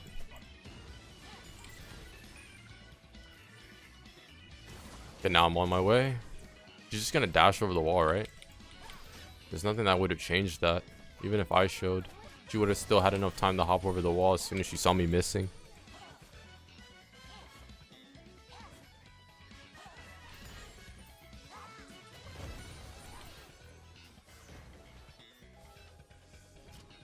Translating leads. Oh boy. They got a lot of wards. They know I'm coming bot, but it's too late. They're already starting to fight. It's a nice exhaust.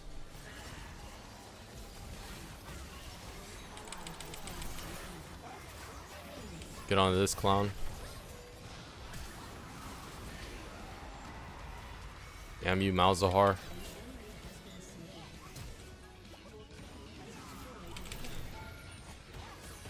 That is enough. Yep.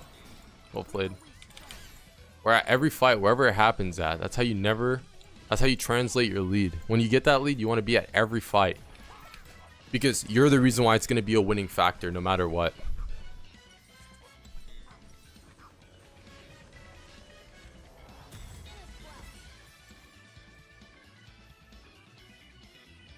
Man, a lot of mana now.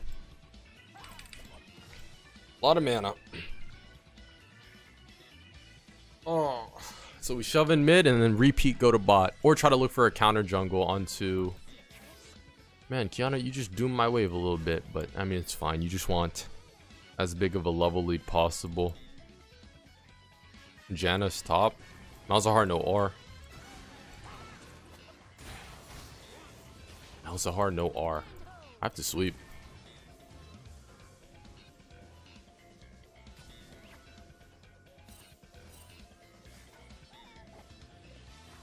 Might be able to look for this. Bot lane, you better be looking at where I'm looking.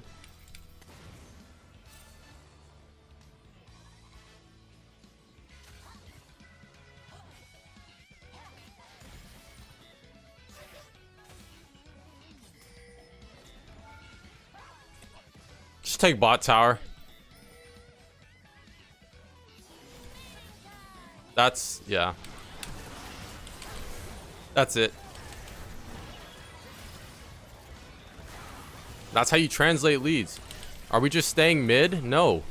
We're trying to rotate and take the closest outer tower with the team on whichever your strong side is. I mean, we have top side who is also doing okay. But our strong side where we have a lot of kill pressure and can make things happen is going to be with our jungler and bot lane. So, yeah.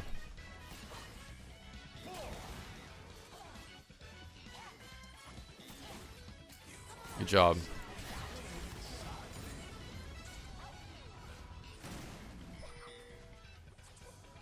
Oh, man. I don't have that many emotes. Okay. Always want to get that stopwatch first, since that just provides the most utility in team fights. It can save you and then keep your shutdown. So you always want that. And our goal in team fight should literally just be to dive their backline along with the Kiana. Or we could play front to back. They are almost all squishy. So we're almost all squishy too. Durability rework. LOL.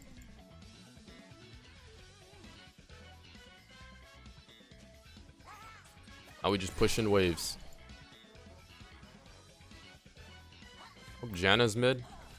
We push in side waves and then look to group it mid after we clear a couple waves. Care? Malzahar ult is pretty game changer if he gets a pick on you. Pinging the right play, which is drag, so that way our team can hopefully react. Gonna try to probably look for Gromp.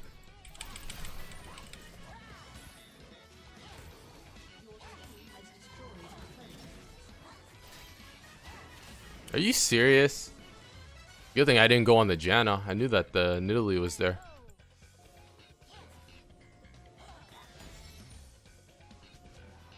Just took my Gromp.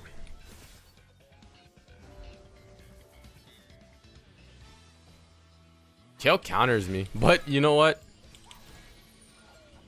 We're chilling.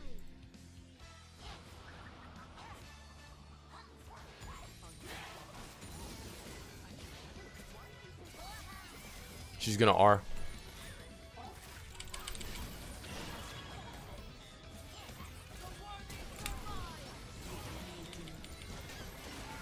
I have Zonius.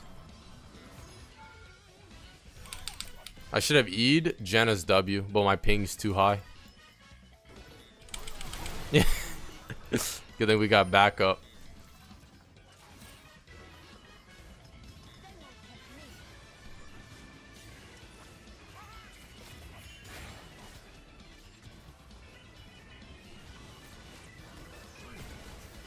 Translate the leads. It's a team game. We didn't stay mid for long. Now we recall.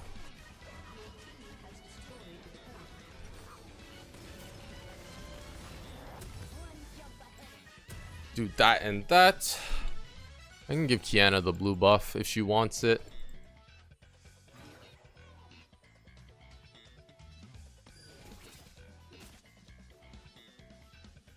And it's if we take Rift, that really pushes the pace of the game.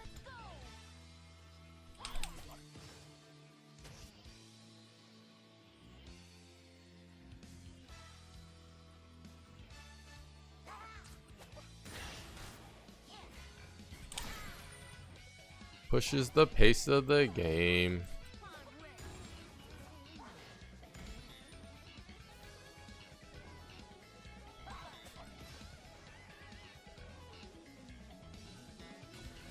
Puts division there. And we're just staying within jungle, trying to look for picks. Nice flash. Our R's on a 52 seconds, so it doesn't really matter as much.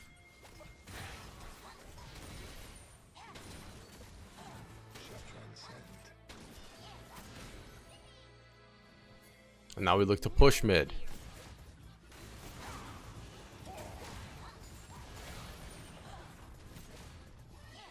Gianna's top. Oh, wow.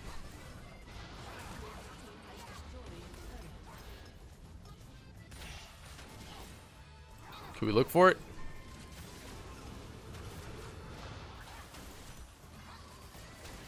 We have to wait for the rift. Wait for the rift, everyone.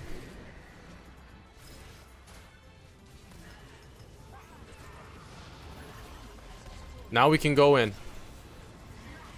Go in on who exactly? Good question. I shot.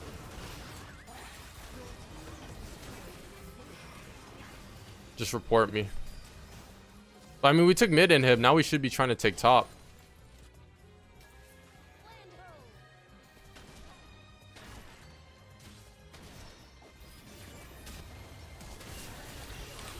LOL. Nice, nice, nice.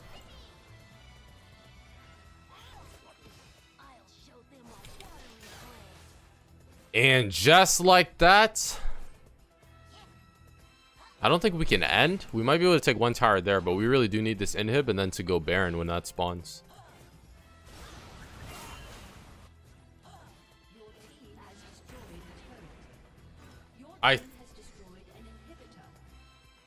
I think that should be the game. We just gotta recall one more time and then take Baron. Gonna actually get Magi's this game because why not?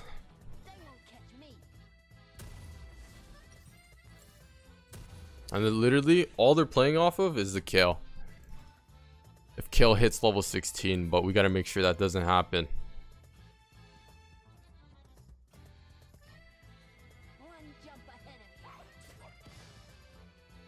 Maybe we can end even without the Baron minions, but that's just more risky. Either way works. Sweeping. Forget it. Yep. I just had a feeling we were gonna do that.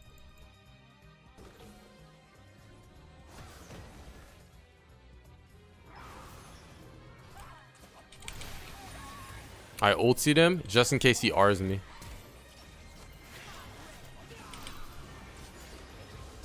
Okay. A little bit too soon, I guess.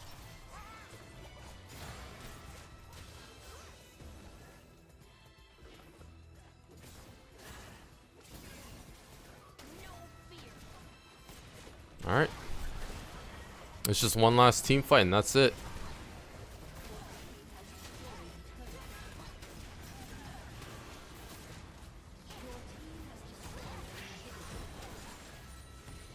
Push, push, push. That's gonna be the how to translate leads section. I'm out.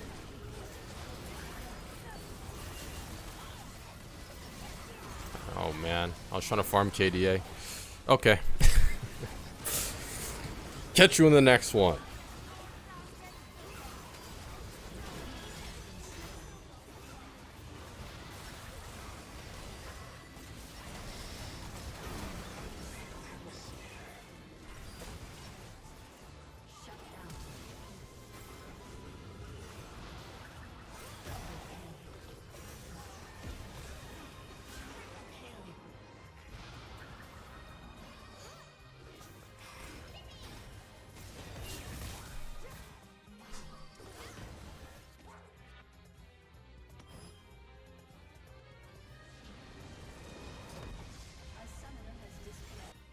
All right, welcome to the ranged matchup section of the 4-hour ultimate guide. Yeah, we're playing against the Nivea.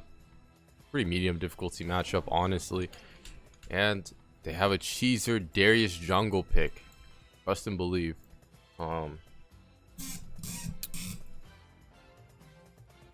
Yeah, that shocked me too. I thought it was Gragas jungle.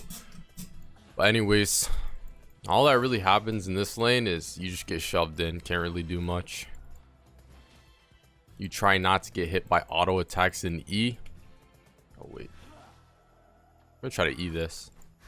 Might get queued. Okay. And we're chilling.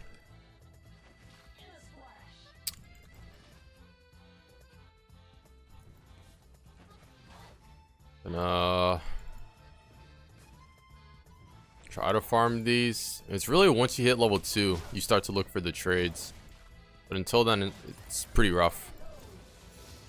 Went for the insta electrocute proc.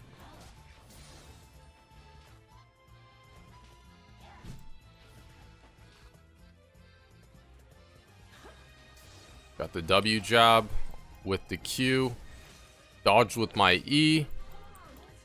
Took a nice trade there. And then now it's on the bounce wave back out. After the wave crashes under your tower, you look for the trade. Oh man. I just want to get her egg off.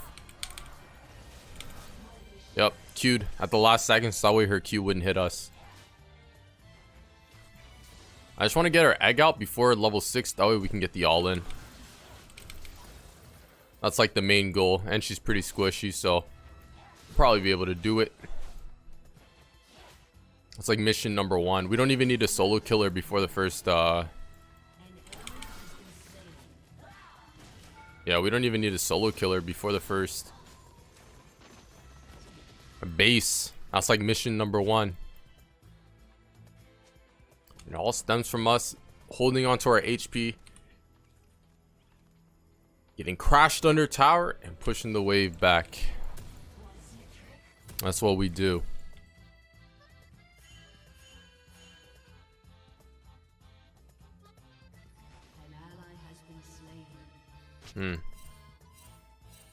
Now we see where that man is.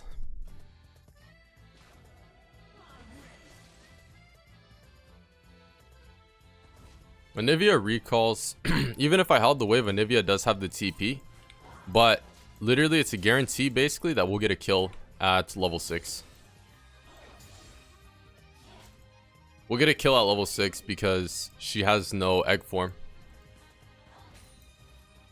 As long as I land a mid-range shark. Let's see where that's at.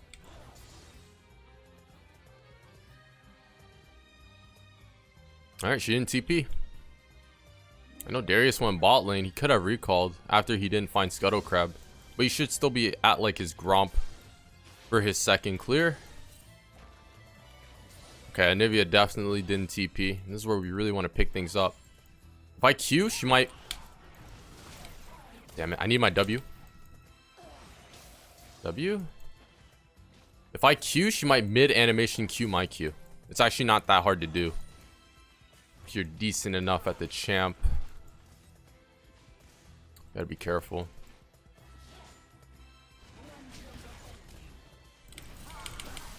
And then we Q out. And honestly,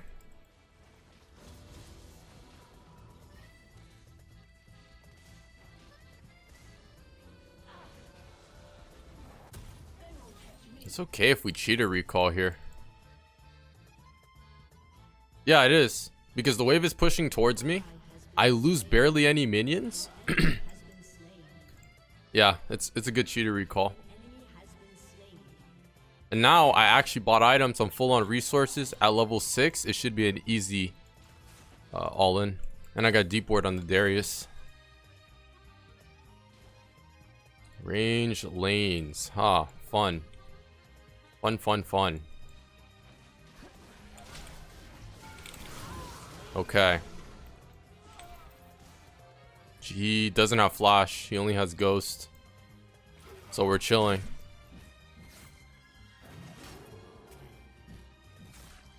And that's what it's all about. We don't want to look for it. I'm being honest. It's a good thing that they're winning bot. Oh yeah, it's a Zillion. Zillions. Gotta love the Zillion pick.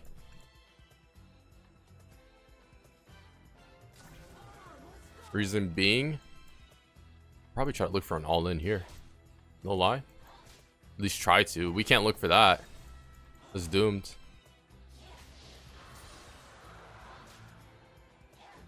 Okay, I think she knows. Yeah, she knows. I want to back on next cannon. That's why I'm really... Yep, there we go. I'm staying, but she went for the Ruby Curse, so that's fine. And I believe her... Yeah, her egg form should be back up really soon. But it's fine. If she just ends up stacking a lot of resistances, we'll just look for the shove and roam bot lane. Aw, that's a bummer.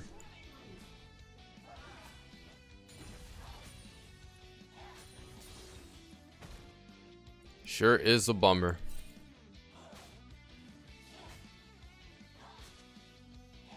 TP on that.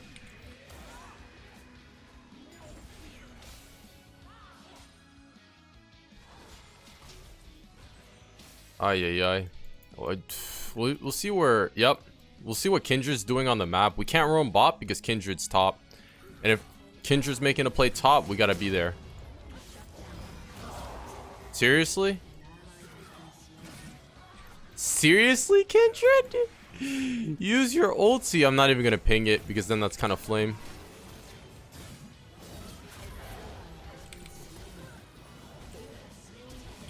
Like, literally. Just use your R, Kindred. How hard is that? You're griefing. This game, it doesn't seem more like a Magic Pen game as much as it seems like a... I shouldn't have vision worded that. There's already a vision word there. A Lucidity Boots.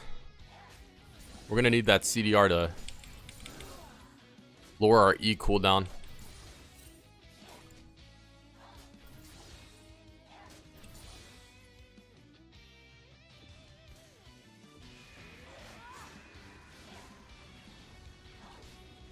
She's out of mana. Okay, that's it. She has the Darius has no flash.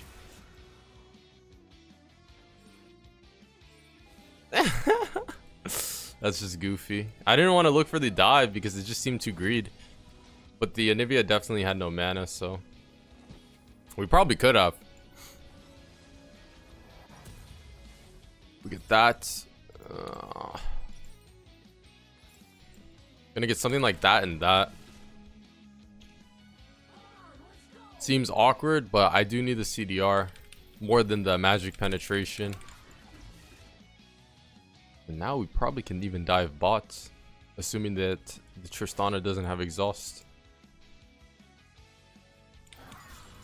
I'll try to freeze temporarily though. Gotta love the double buffs.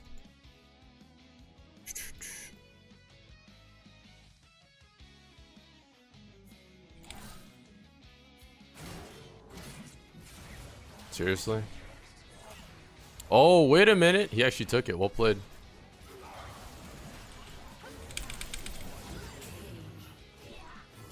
The shark off. Being at every fight before the Anivia is. I'm sorry. I'm taking every kill because I really do think I could just 1v9 this game. I can 1v9 this game. It's perfect. Fizz is the second right hand for his jungler. Whatever play the jungler makes, Fizz has to be there. It's like the basic rule of thumb. Stun him twice. There we go. Well played. It's actually really well played, yeah. Not a cannon. We can stay. Anivia, we can get down the shield now.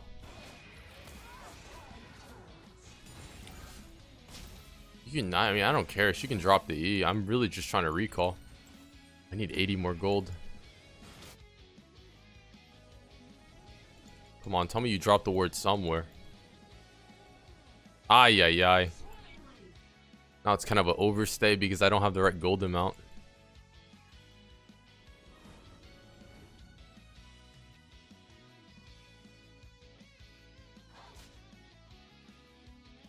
If I step up, she doesn't know if I have R or not.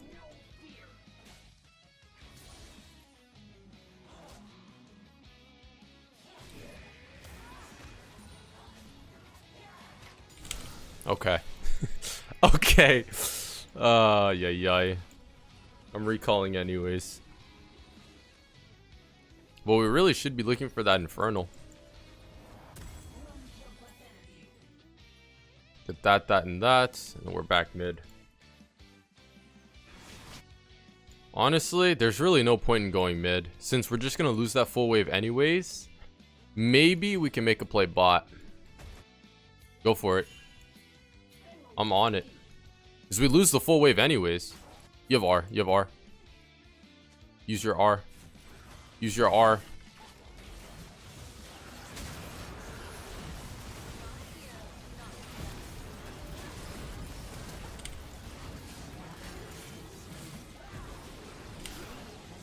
Please tell me the Kindred didn't get anyone on our team. Okay, good. Good. Kindred didn't get a kill on any. The Darius didn't after he flashed the wall. Who has Rift?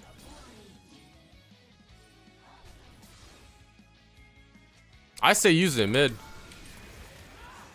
Use it mid. I'm the mid laner. Ah, yeah. Oh, yeah.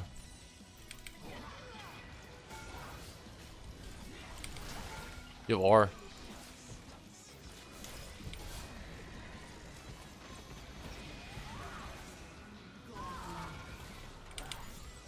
Nice. Gotta love the Zillion. And then we take the tower platings and tower bot. I guess that's fine. MVP Zillion, actually. Fizz is the most contested lane in the game, without a doubt. Or should be. He's the most snowball oriented. Next to like a Kiana. Katarina. When he gets that lead, he just snowballs it into the next. Okay. Tristana still bot. I still have blue buff, so I can spam my E. Zillion, no R, care. Flash. We can still chase that.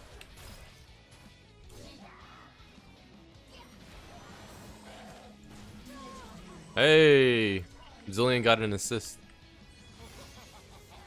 Thanks for the level. It's like a funnel, but it's not.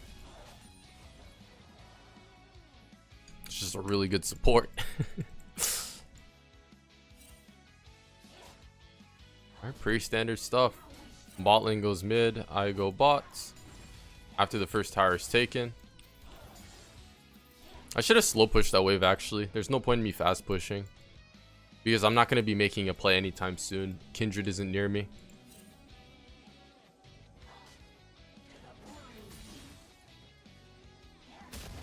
But then now they get all these minions. Or do they? They don't. They're not showing bot lane. Yeah, no, Nivea is.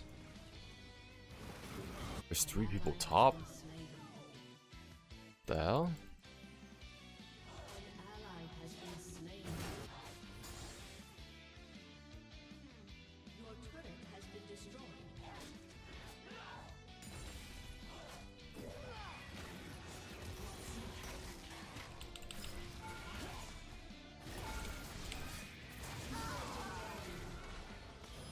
I don't care. I don't want to take that tower shot. Our Ignite's on like a 140-second cooldown, so it doesn't really matter if we use it. As long as it guarantees the kill. We're going to get build Zonias anyway, so using the stopwatch there doesn't matter. I used my E. Oof. Okay. And we can play for Rift. Rift will really pick up the pace of the game.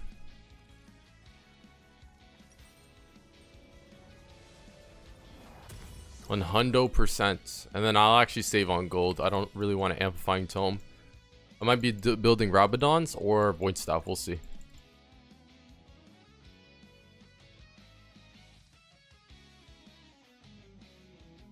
Hehe. Oh no. Not the Tristana. We really should shut her down.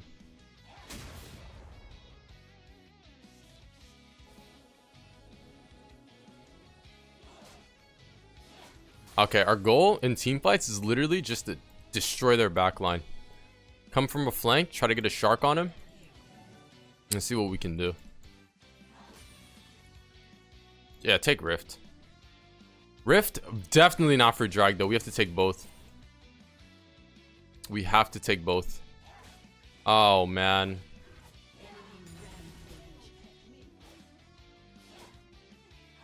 Let's now we can't take drag because Tristana died.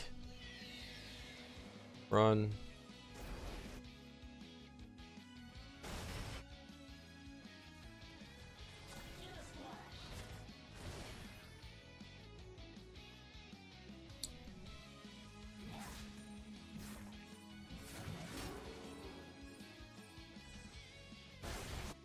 That's so bad.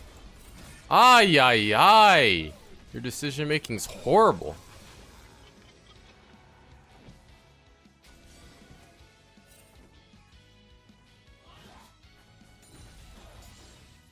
What is this Kindred doing? Is he... I'm not even gonna say nothing. I'm not even gonna say nothing. I'm so confused.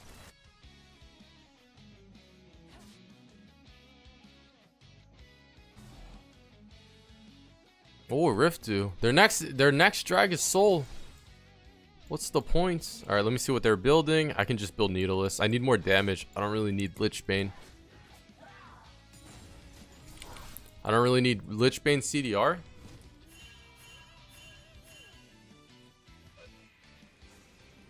Darius is probably hovering me. Reason being is... I need more damage for the Trist. My goal is literally just to get the burst off on her. That's like our way of winning team fights.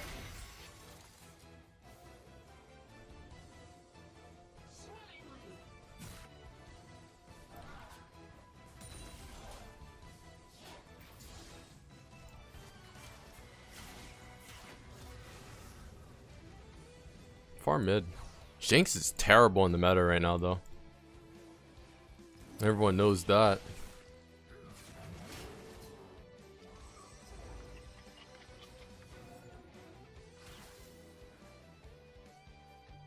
Bro, why didn't you hit it this way?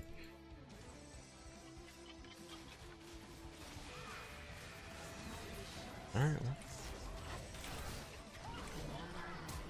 There's a flash, we'll take it.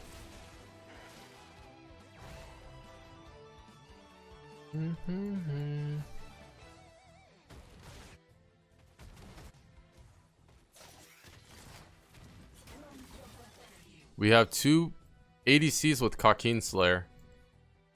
So we should in theory be able to win team fights.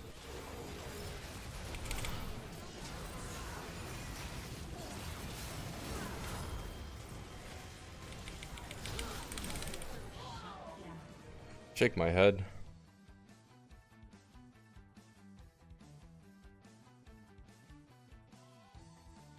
Everyone just lost. I don't know how it's like what am I supposed to do off this? Now we're just playing off the throw-in condition, and it just makes for some boring gameplay where all we're doing is farming and trying to pick up in levels. Not me, these teammates. We're just trying to farm. That's all we're doing. We can't do anything because everyone just got gapped. I don't understand how you lose. Like, this Kindred, all she needed to do was when at that red fight, just press R. That probably would have snowballed you so hard and so heavily. That's just so pathetic. I'm just so, like, I'm so bored. I hate these type of games. They're so boring. I can't commentate over anything.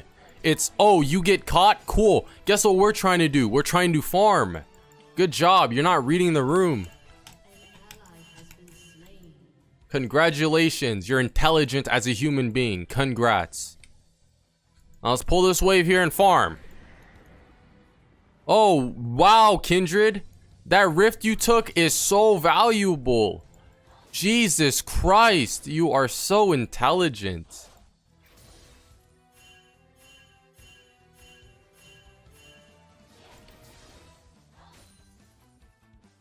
How are you guys gonna fight when your Jinx is level 12? Zillion's level 9 and then Fiora's level 12. Like,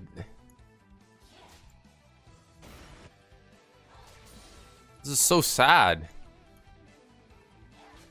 But this is like the real state of a losing game.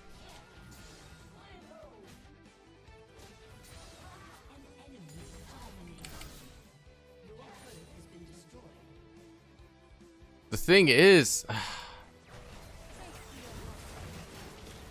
now in hindsight,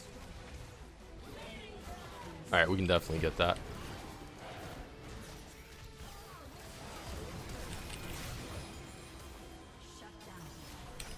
In hindsight, could we have played for bot? We played for jungle. And honestly, what the jungle lead Kindred had, it should have been a 4-man dive bot. Or like, it could have been a lot more smooth, but Kindred's terrible at this game, so it's just a lot harder.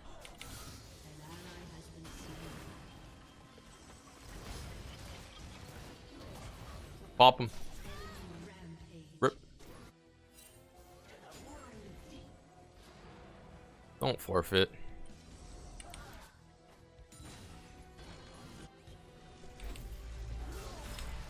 That's all I can do.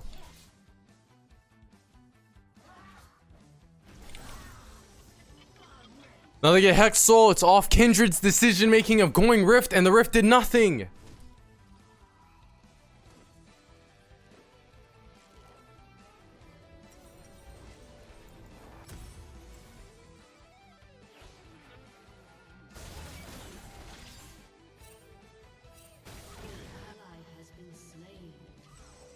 Hex Drinker, oh boy.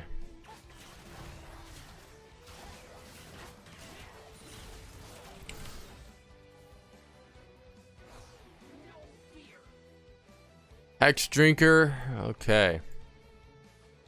That makes sense.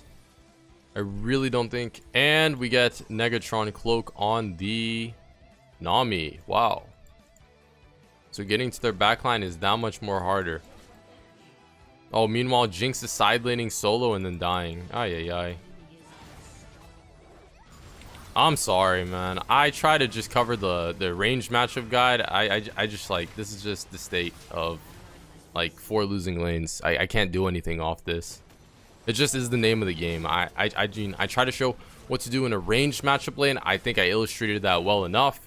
And honestly, I'm not gonna, you know what I'm saying? I had no win condition to play for. I'm not gonna redo this segment. It's just, it is what it is. It's the game. There's a stopwatch. After Zonia's here, I have no mobility. Yeah, I have no ability. You had ult? Are you serious? Oh my god. How are you, like, bro? You can't be serious with this. And then now Jinx AFKs. You can't, like, I'm sorry. I can't. This is, even if Faker was in this game, he couldn't win. Even at, like, this dog diamond, like, no, there's no shot. There's nothing that could have went better. Like, that's just so ill. Well, that's the range matchup section. I'm out. Catch you in the next one.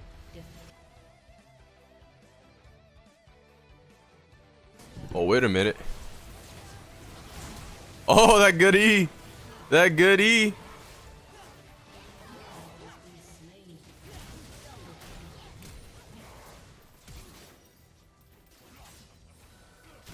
Ay, ay, ay.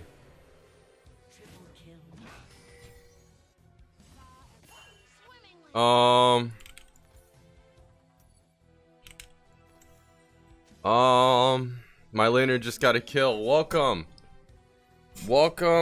one and all, to the what section is this? We actually, counter stacked. Yeah, it was good. Welcome to the, wait, what is it called? Oh yeah. It's either what was it? How to not get outscaled. That's it. Section of like the 4-hour climb with Fizz. Yes, everyone. We're playing against Lucian, a counter, and we're really getting into it. After that invade happened, we are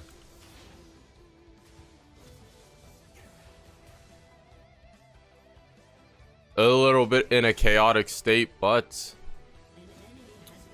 they got Gangplank, they got Zuri, who outscales Ezreal. Wait, no, it's not warded. I thought he warded. There we go. Lucian's a counter. He could just E my E or E my Q if he's a good Lucian. It's really hard for me to win. We're gonna try to Q onto him. No, I was too late.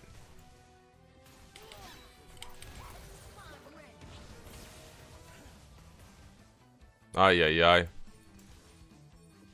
I don't win 1v1. I needed a jungler gank. You can take red and then come mid. He warded that bush, but I have ignite up in 12 and it's looking real favorable.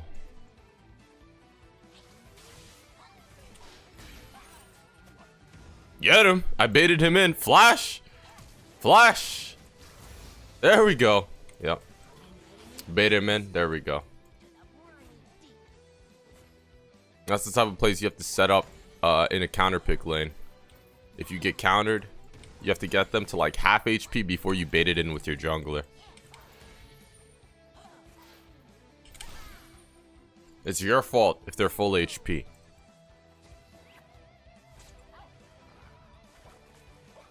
It's your fault if they're full HP.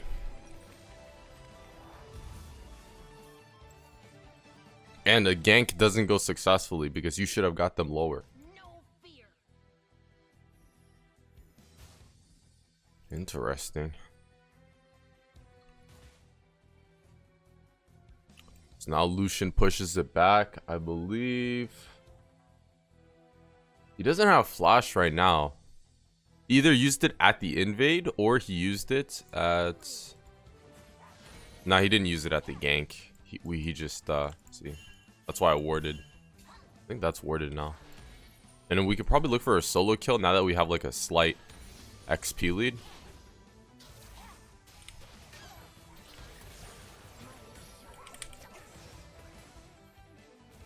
I have sustain. Once my abilities come back up, we can look for it. I'm pushing him to the right, so that way... I'm pushing him to the left, so that way, that might be warded.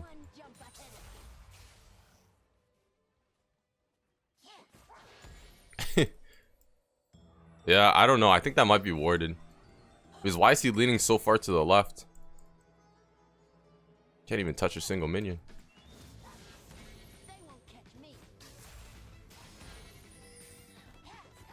I still don't think he wants to touch a single minion.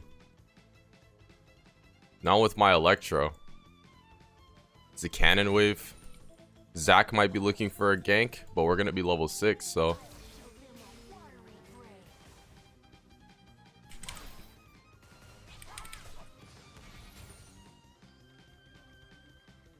That's fine. We turn level 6 first.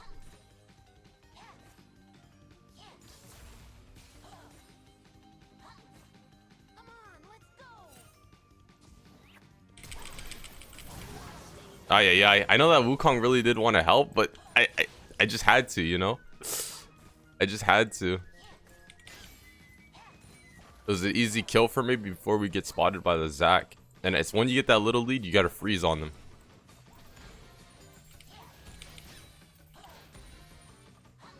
You gotta freeze on them and get that substantial XP and gold lead.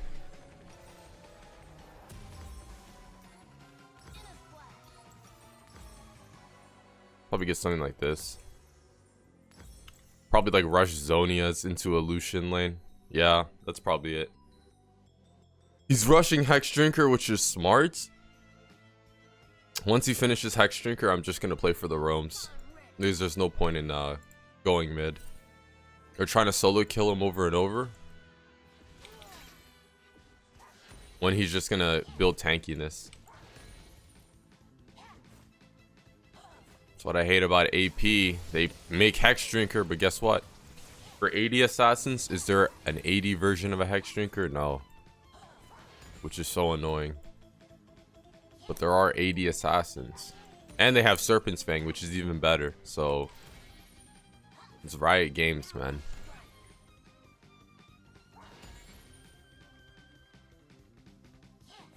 See if I could try to look for a mini trade and just E on top of the wave. Is he still scared? That, proc the electrocute. I definitely do less damage.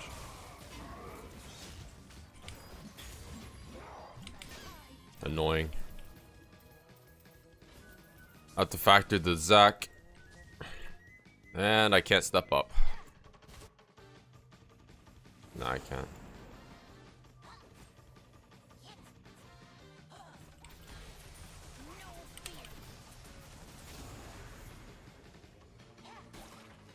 It's the Zac. We can probably look for a bot. I'm being honest, like even tower dive them, it doesn't matter. No way they can just do that. I'm gonna get a Megalodon on Nautilus. And I'm gonna E the last tower shot. There we go.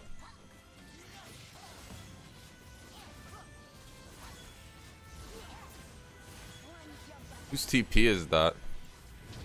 Oh, it's the Lucian's. Okay, he's trying to cover. But you see what I'm saying? To not get outscaled, you just gotta push the pace of the game.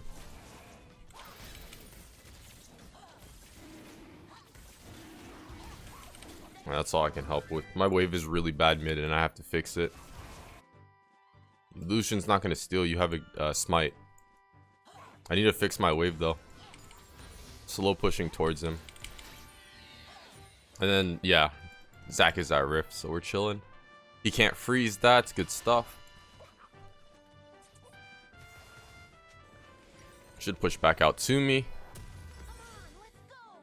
Go this. And get sweeper. And we're chilling. Oh, yeah, yeah. Hex Drinker is such a broken item.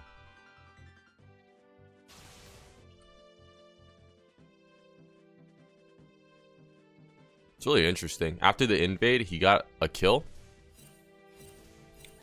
See if he got like a longsword in this.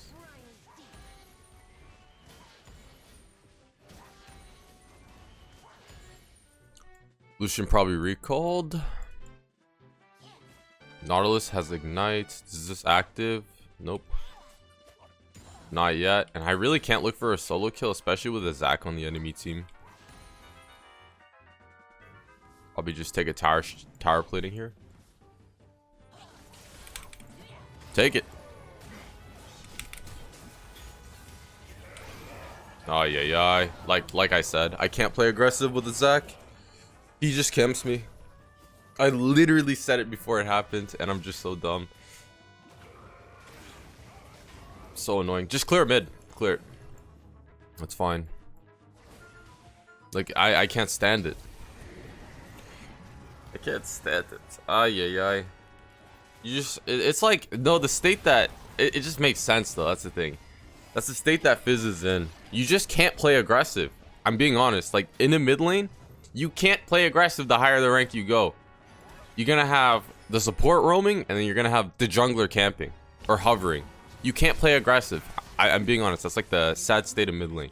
Unless your jungler's there to match. Our jungler matched pretty well this game, so I mean, I'm not even flaming, but like, you see what I'm saying? I think we might be able to look for top lane. I don't know. We can take another tower plating, which is nice. And on top of that, Lucian's building magic resistance, so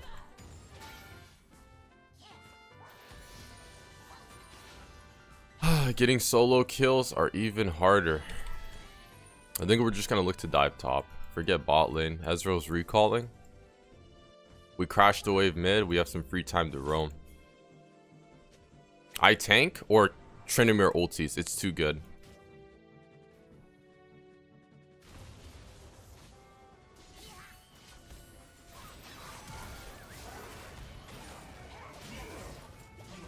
Tryndamere has R, that's why.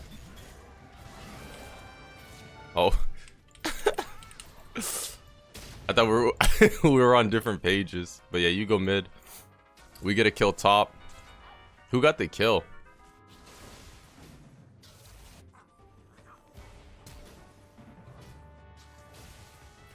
Yeah, because he only has MR resistances. Haha. You're garbage, Lucian. That's why our team is full AD. And he still gets Hex Drinker.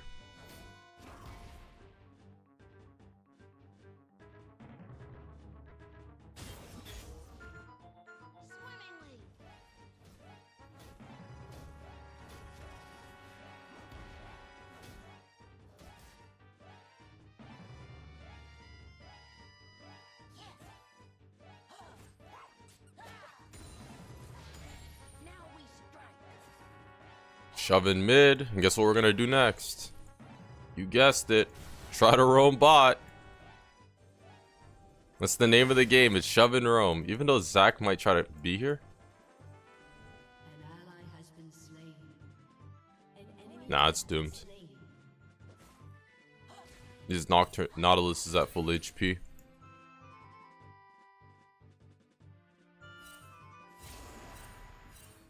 I think this is warded. Yeah. Get to clear some vision, which is nice. I can't match this Lucian. I can if it's 1v1, but I know that Zach always, if he gets low, he's gonna want to hover. Oh. That's, oh. Now it's doomed.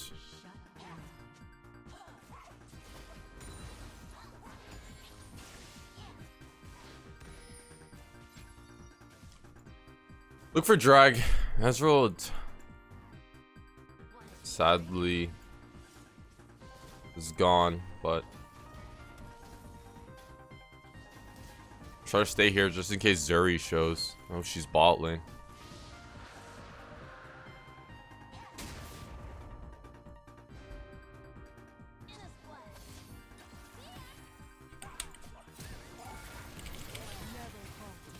I have stopwatch.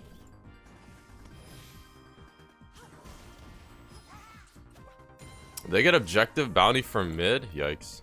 I really can't stop that. Can't take bot because Nautilus is hovering.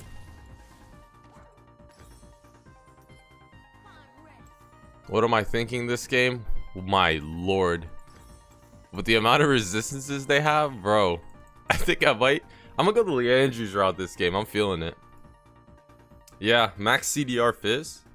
Because I'm not gonna do like a one-shot build on basically all of them, but I will have multiple rotations on my spell within team fights. Don't let Lucian embarrass us like that, okay? And then now we want to go towards Rift if we don't want to get outscaled by like the Gangplank or Zuri, which we impacted both lanes this game. Typically, you're gonna only influence one. Alright. Make sure if I am gonna roam bot, that bush isn't warded. But realistically, I just want to take this tower.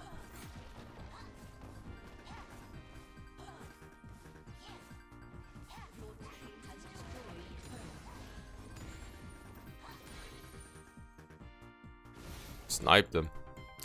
Nautilus is the one with the exhaust.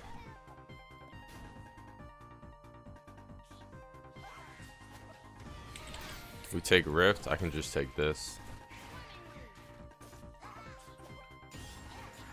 Take Raptors. Trying to farm high CS counts per minute. Merc Treads with Hex Drinker. Oh man, I never thought. Yeah, you guys have to speed over there. I did not expect Lucian to TP. We can play front to back. Oh, there's the Zonius. That's not good. We have to auto whoever's closest to the Ezreal.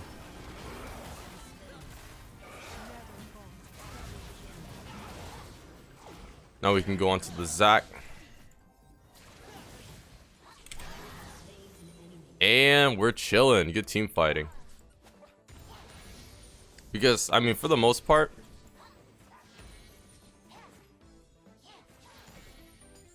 you want to, if your ADC is fed and doing a lot of DPS, you want to hit whoever's closest to your ADC, so that way your ADC can push further and further towards their backline and deal damage to all of them.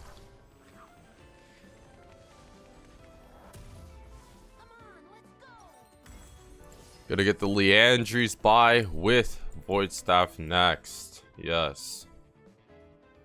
I just made eggs. I made eggs. I gotta... Oh.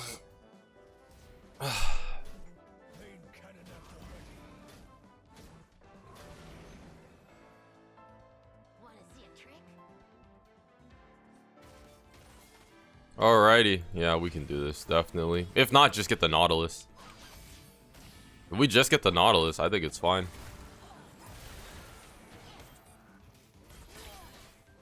Yeah. I mean, he's not worth 0 gold. He's still worth 300. And on repeat, we dive the squishies. MR, MR, MR, MR. I'm literally the only person who's AP on this team. Seriously. Go for him. Go for him.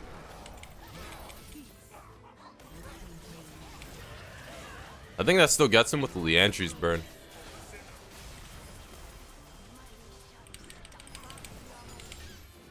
There we go. Gotta love the mobility from the Fizz with the Leandries. 5-second E cooldown. You got it, big dog. And now we're out of here.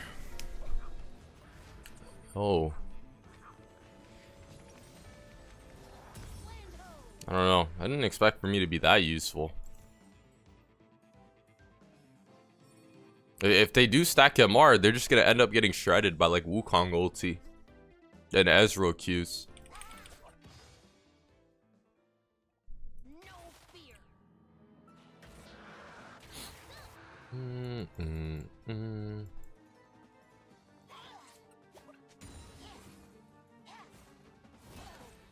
Oh. It's my guy.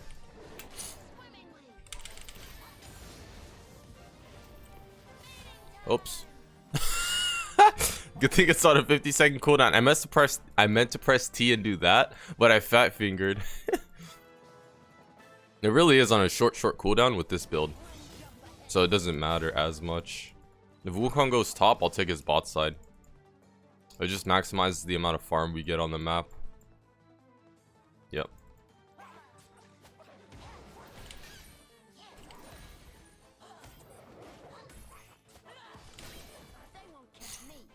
So that way you're always ahead in levels and resources.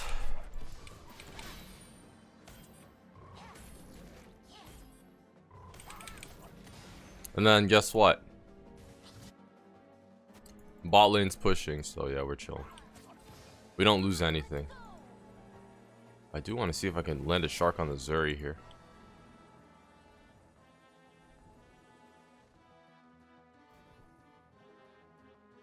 Man. They knew it was coming. They're collapsing on top, yeah, top lane though, so that's good. And we'll just be pushing bot.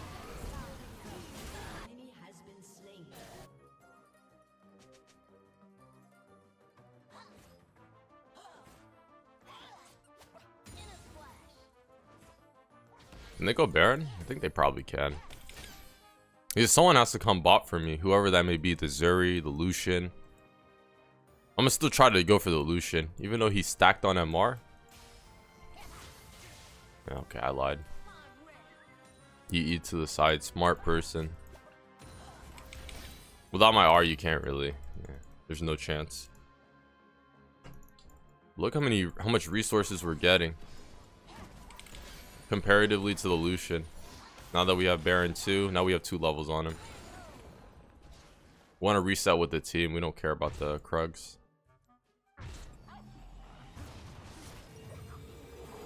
Void Staff. We can build Rabadon's Death Cap here, but hey. If we are going max CDR, you might as well just get the Lich Bane. We have enough burst, and we're probably going to end the game within the next 2 team fights. Our basic goal in team fights, we could either play it where we're autoing whoever's closest to the Ezreal, or we look for a flank and try to dive onto the Zuri, since she has no resistances.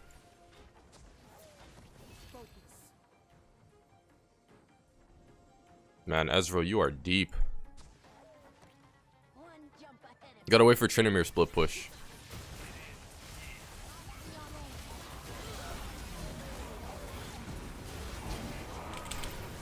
Ah, she dodged my Q.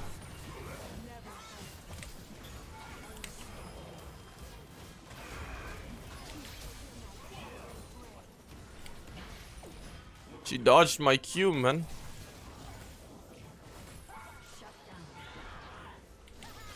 Alright, you better get the Lucian. He's the one that's stacking MR. Alright. Well played, everyone. Well played. Nice tower dive. Good job. We tried to go for the Zuri, but she ended. What is this? Riot Games, man.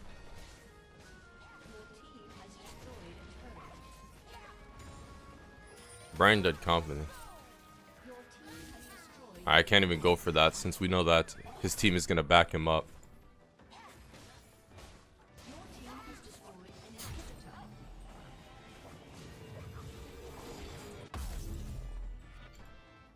Just gonna get Medjay's here.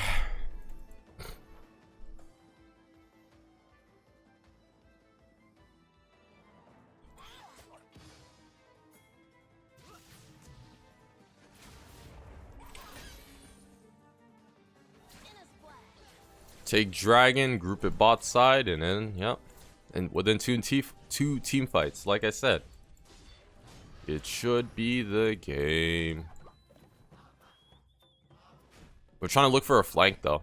Notice how we're not staying with the team. We're trying to look for their back line. I think Zach's trying to steal it.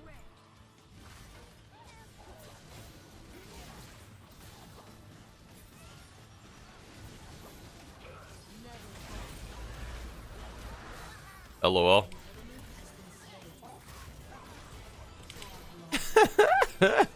Nice one. Now we're trying to look for a flank. We're on the hunt. Trying to look for gangplank. Got Zonias. And look at that. Once Zonias finishes up, guess what? Our E's back off cooldown. That's the whole premise of this build. And just like that, that should be the game. That's going to be how to not get outscaled. Stack objectives. Make roams towards whichever your strong side is to get them even more ahead. And then just control their jungle and all the objectives throughout the game. Like, comment, subscribe. I will catch you in the next one. No.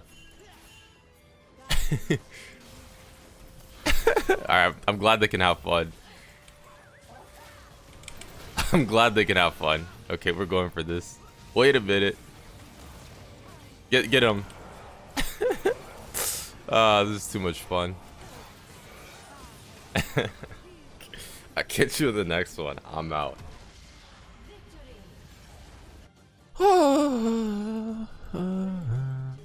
Alright, everyone.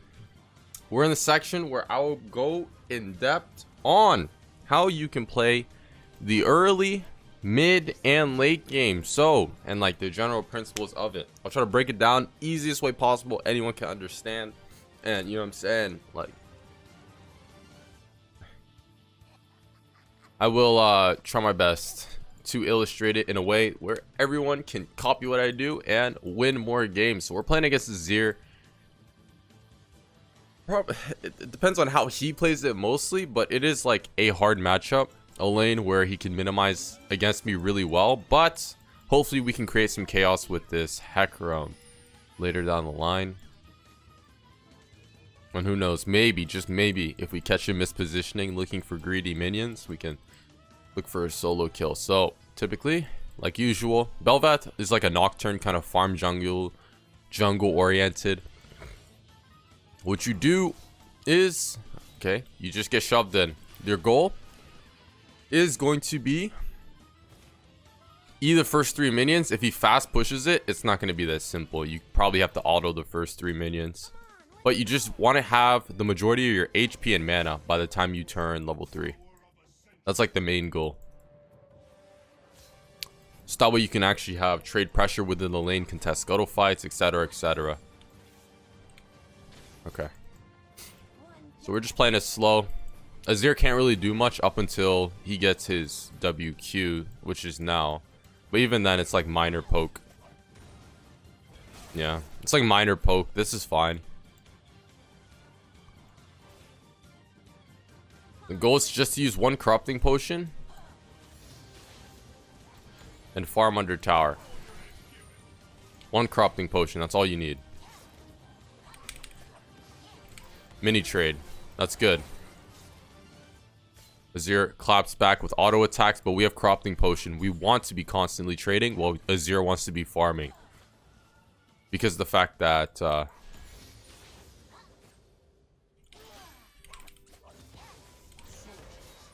he has his E now. He wants to be farming, I want to be trading because I have corrupting and he has D ring. That's the way it works. Notice how we're posturing really aggressively, standing in front of the minion waves, but not tanking the minion waves. That, see what I'm saying? Like, he literally minimizes right outside of our range, so we can't do anything. It's okay if he hits us. He's not going to hold this wave. Now we're going to look for a cheater recall because there's nothing we can do mid.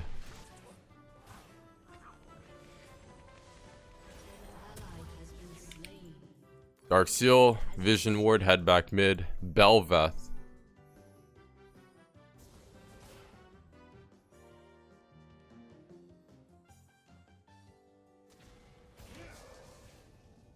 I think Bel'Veth is there. Alright, the wave's not gonna crash mid, so no. That's good. Yep, Bel'Veth is there. Wave is not going to crash mid. It's our ideal goal. I know Azir's wave clear is pretty meh early game. And then he saw Hecarim mid too. So now we want to stand in front of the wave. There's the Bel'Veth. So we... Why are we getting flashed on? Rip. That's more worth for the Bel'Veth. And now I have to let the wave crash. Actually, I can hold it a little bit longer. So damn lucky. Want to thin it out though.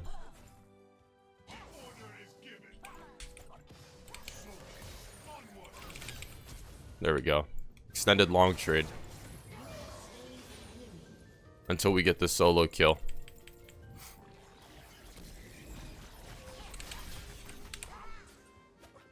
Get him, get him, get him, get him, chase him! Chase him! I don't know what Bel'Veth does. I don't know if Bel'Veth has CC or whatnot, but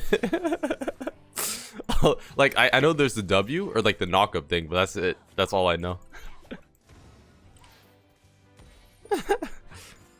No, Bel'Veth is getting nerfed though. Like really, like in the next day we're talking, or next week. I don't know. Patches come pretty fast. Wave resets back out to us. And this is where we want to be impactful on the map, whether that's looking for a play mid with our level 6 or looking to roam.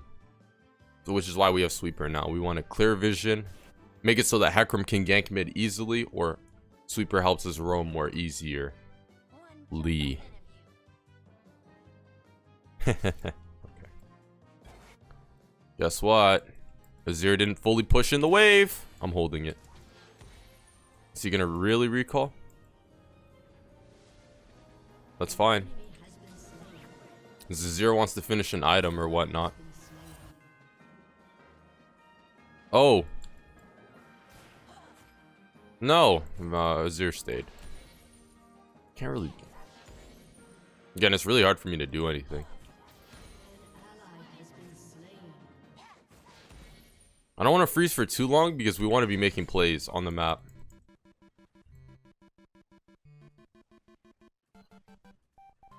Yeah, I don't want to freeze. Look how far Azir's standing behind. Now he's level 6. We have to be careful about... We have to be careful about going close to his tower. Reason being is he could just R. If we use our E, he will R us against his tower and then outplay us that way. Now I just want to shove and roam for the most part. I don't really want to stay. You know what I'm saying?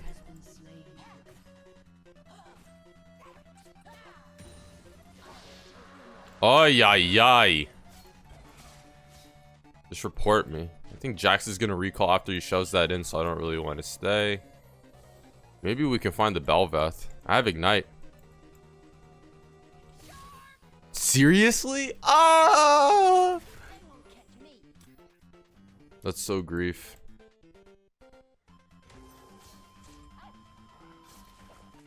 It's not even a cannon wave, so I want to stay. That should have been... I believe it should have been an easy kill. I don't know much about Bel'Veth's kit, but I mean, I'm 2 levels over. Sweep, then look for picks. We want to look for a mini trade only, since we know that Azir can Shruma shuffle us to his tower. Yep, I knew it. Bel'Veth, Ursina's in river. You can't play aggressive when you don't know where the jungler and support are.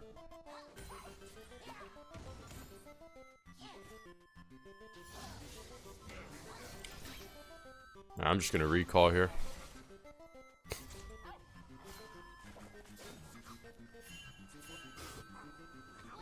Actually, we're gonna try to make a play topside. Look for it. We can't recall when there's... We can't recall when there's too many plays happening on the map. Because then we won't be a part of them. Or we would ideally not want to recall in those instances.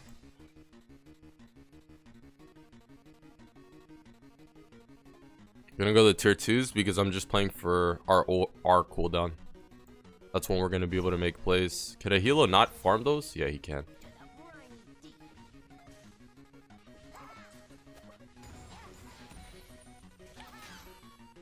Oh, there's a Bel'Veth top. I don't know what Bel'Veth can do, but you know.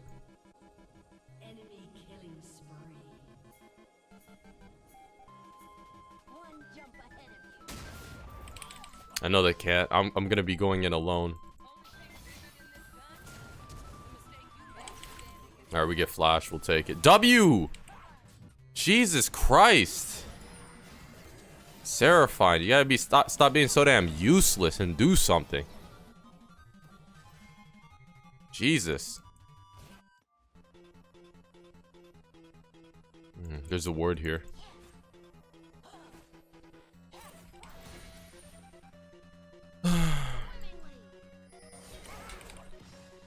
Relax, buddy. I just want mid-wave. Alright, well, we burnt flash on the Cena. That's about it, though. Now, if they do look for a play bot, guess what? Yep. They actually get kills. It was all because of mid diff. Except it doesn't show in my KDA. Can't really look for anything. I need to back on... I can back on this wave.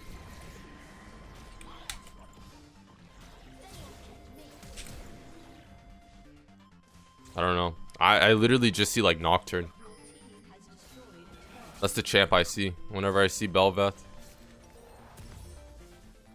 Get that and that.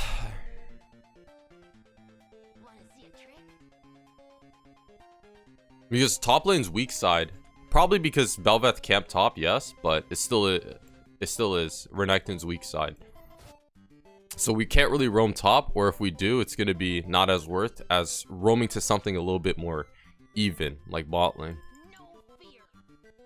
Now, this is like the mid game, I want to say. It's when the first outer tower breaks, and then lane swaps happen.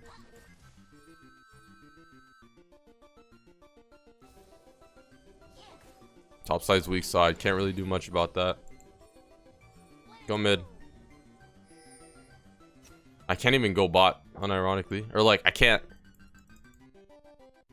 force anything.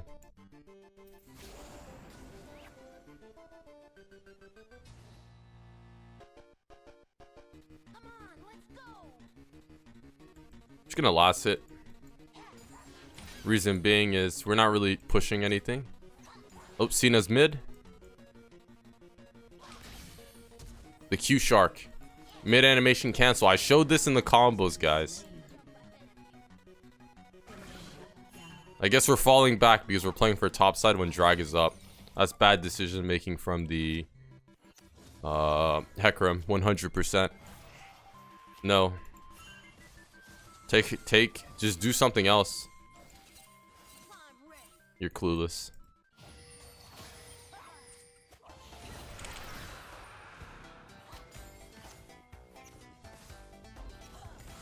Well, I mean, you can look for it. You know why? I'm 1v2 bot, so I think it should be a favorable fight at the...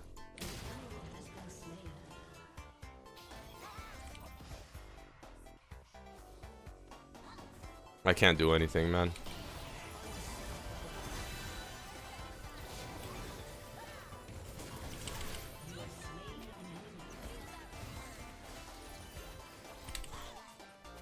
Ow! Okay. All right. Hey, Seraphine. Hey, you did the best you could. Good job. Oh man. That was not bad. Not bad.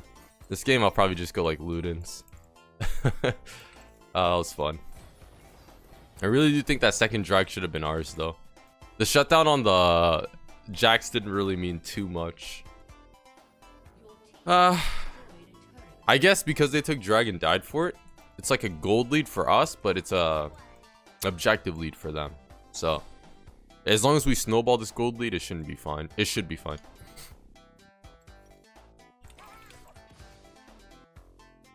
All right, well, this is where Azir tries to just scale. Bel'Veth. I know it's something like a kill reset. She gets her live form or something. It's like pre-reworked Aatrox, so that's what we gotta worry about. This is where we try to sweep.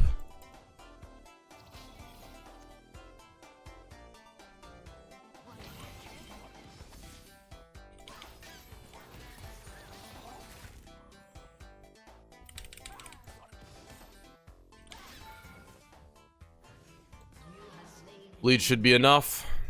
Everyone's top side, so that's something to note. Should have been cleaner with my R, I know. But you just want to E her most important ability, which was Ashe's R. Let me think. Renekton has no TP, so it makes no difference if I'm top or he's top. It's Rift, though. As long as they're not able to use the Rift on like a tower or something, we're fine. It's fine. Just don't int your shutdown. Then we're chilling. I gotta crash this wave.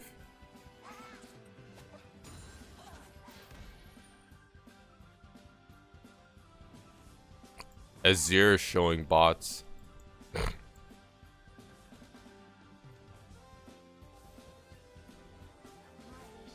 They know how to use visions. That's all I gotta say. I am rotating towards mid though, so we can actually play. Even though I'm sitting on 1.1k gold, Fizz is a champ. You can still fight as long as you're able to still win those fights. Then recalling doesn't matter as much. You just need to make sure you have enough mana and HP.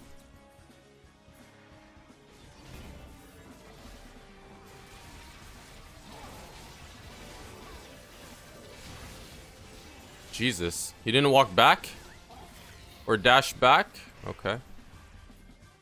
I know this game, ours look wonky for sure, but it is what it is.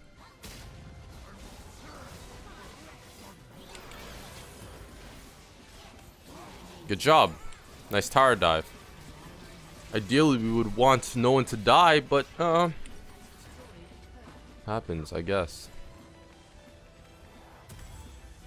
I'm gonna get this and this since we don't have enough for stopwatch, and that should be 2 towers top, so it's worth. We just want to be at every fight and impact every fight. The way we play team fights out is we have to engage onto whoever is the most important target, and then ideally have stopwatch to Zonia's right after. Nice push top though.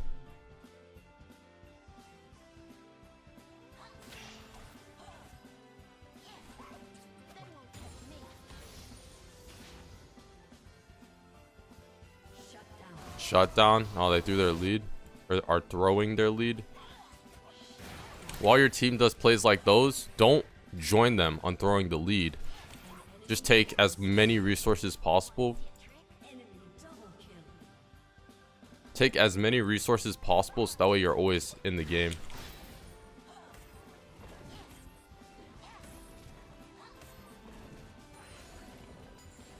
You want minions. You want actual minions more than monster camps, but if you can farm monster camps safely, then it's not bad.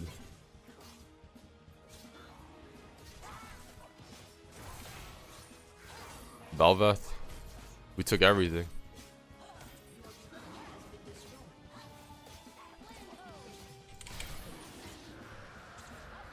Now we look for the reset. We need mana.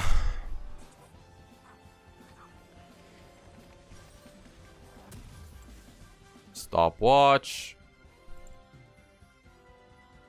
Corrupting.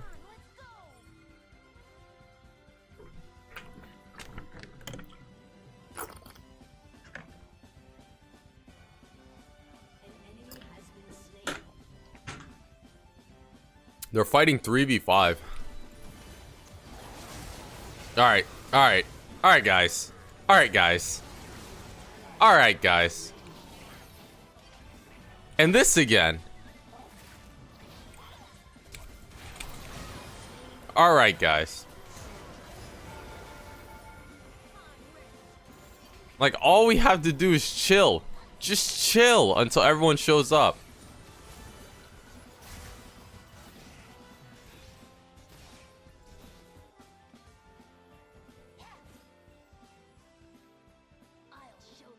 So unnecessary. Balvath is a lie, so I don't really want to contest that. Yeah, I don't really want to, because we know that her team can show up for backup.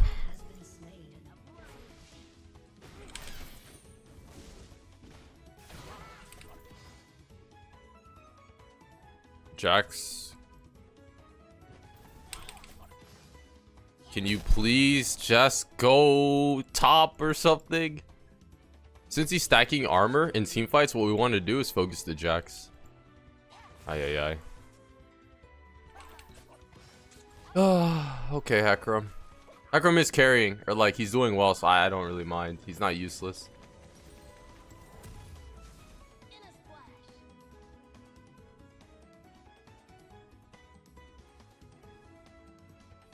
Close game. Ish. A lot of chaos, definitely. Jax has Ignite. Let's go. Oh, never mind. That makes sense. Hakram's also going not mana Mune or whatnot.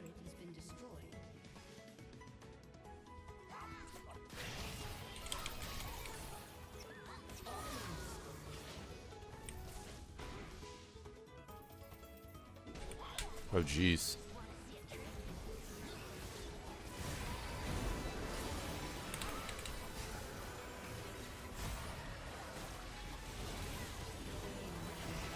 Gotta play front to back.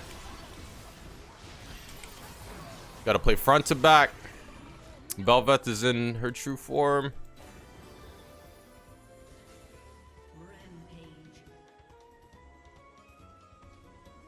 Damn, they're all low.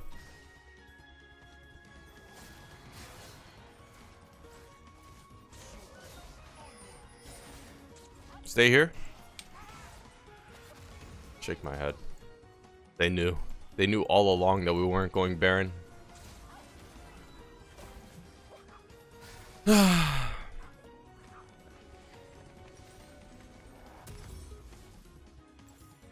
This game's a good Lich Bane game. We need the CDR.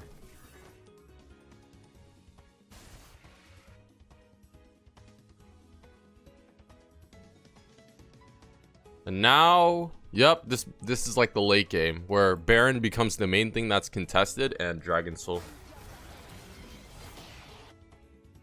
Oh, there's a pick mid. Literally, I can't farm a side lane because there's so much chaos happening.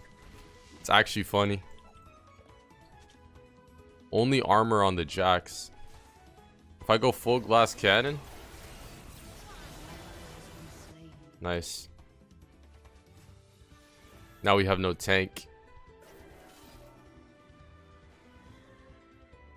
Bel'Veth? I need to focus the Bel'Veth and Jax. And Jax should be frontline, so landing a shark on him is easy.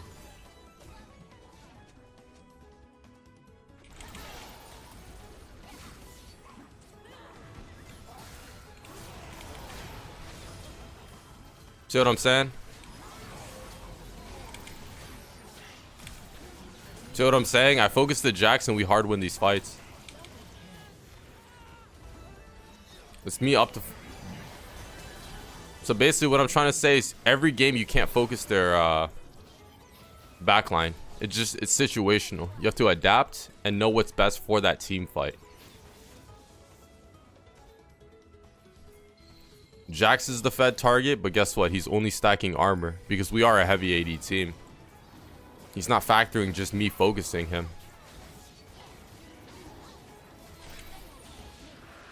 And we're just playing front to back with the team of Hilo dealing a good amount of DPS. Same thing with the Bel'Veth.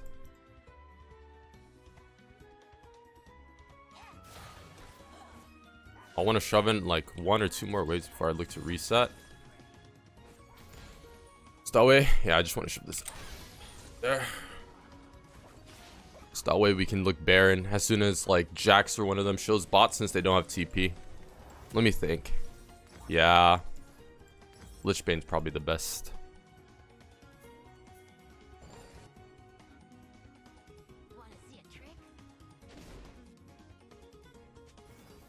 Need that Zonias though. What? There's no item that Jax can build like that's decent this game for MR. Maybe Hex Drinker, but even then, wouldn't he want?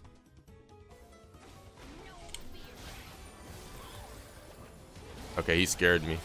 He caught me by surprise. No lie. No lie, he just caught me by surprise. Get him. But that's what I'm saying. We just focus the Jax and we win these team fights. You'd never... because it's like a common misconception, especially from like lower elo, where they think they always have to get on their backline. Sometimes that is the case if they're the most fed and the most damaging carry. Other times it's just you just need to focus the front line. Get through their front line and then you can go onto their back line with your back line. You'll have a numbers advantage.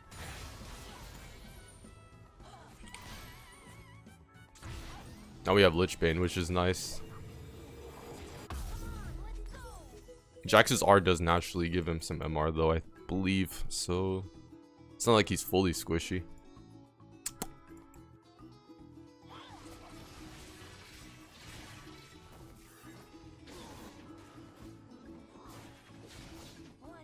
Yeah, you enjoying that blue buff? letting a Hilo take your Gromp.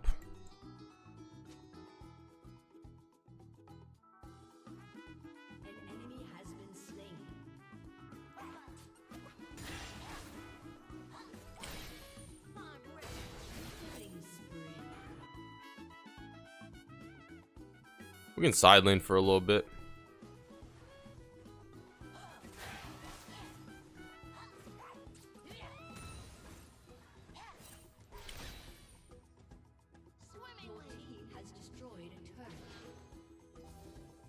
Because we can't just push in mid tower and end through that. We need to get outer inhibs too.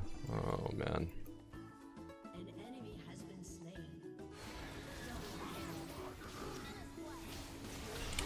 There's just so much fighting. But just like that, that should be the game. That's going to be how to play the early, mid, and late game as Fizz. Like, comment, subscribe. I'm out. Alright, now to go over every single matchup for Fizz. Speed ran. If someone timestamps every single champion in the description below, you will be pinned to the top.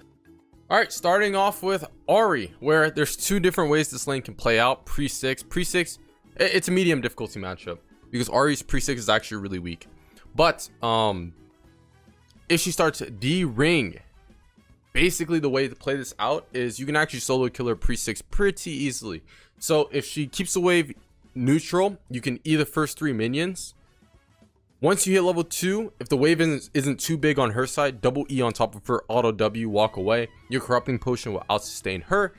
And then after that, auto the wave, thin it out, try to hit level 3, and then look for either an E engage into auto W, chase her down the long lane with, and then Q. Or you can, if it's not like a high elo Ahri and she won't E you mid Q animation, you can Q onto her, auto W, E to dodge her charm, and then chase her down the long lane. I'm being honest, if you do that 90% of the times, she's solo killable. I'm being honest. If she's deep within your lane, you hit level 2, level 3, especially if she starts D-ring, you know, you can do that. If she starts corrupting potion, she actually will out the mini trades you take onto her will not be worth it. For the most part, you just have to get shoved in. Try to E the first 3 minions, let the wave push towards you. You can tank an auto attack or 2, so that way your minions focus her, so that way it pushes quicker to you. And at level 3, since corrupting potion gives no HP, that's when you want to look for the all-in. Q, auto W, E, flop down, auto, these long trades, and then push it to her tower. Push your wave to her tower after it crashes under your tower. It's okay if she cheated recalls. It's just kind of the name of the game. And if you have a gank oriented jungler while she's pushing towards you, depends. Well, you don't want to have the wave too big, but if it's like if she's pushing towards you just in general and the minion wave is manageable, you can ask like a Jarvan, a Lee Sin, a Elise to gank her, because I mean, for the most part, she has no mobility pre-6 and she's an easy kill. So yeah, I mean, that's that. Post level 6, you can only land mid to short range sharks. Reason being is if it's a long range shark, she's just gonna R away from it. If you waste your R, it is more worth for her if you're even. Yeah, it is more worth for her, since Ahri, I'm saying Fizz needs to lead more than Ahri, because Ahri can find ways to just kite you out far, and just like if she plays a slow paced game, by the time she gets Everfrost, it's going to be hard for you to just do anything onto her. So yeah, that is the Ahri lane. It's pretty crazy stuff. The Akali lane, so if she starts D shield potion, it's actually very hard to solo kill her. But the thing is, pre-6 is where Fizz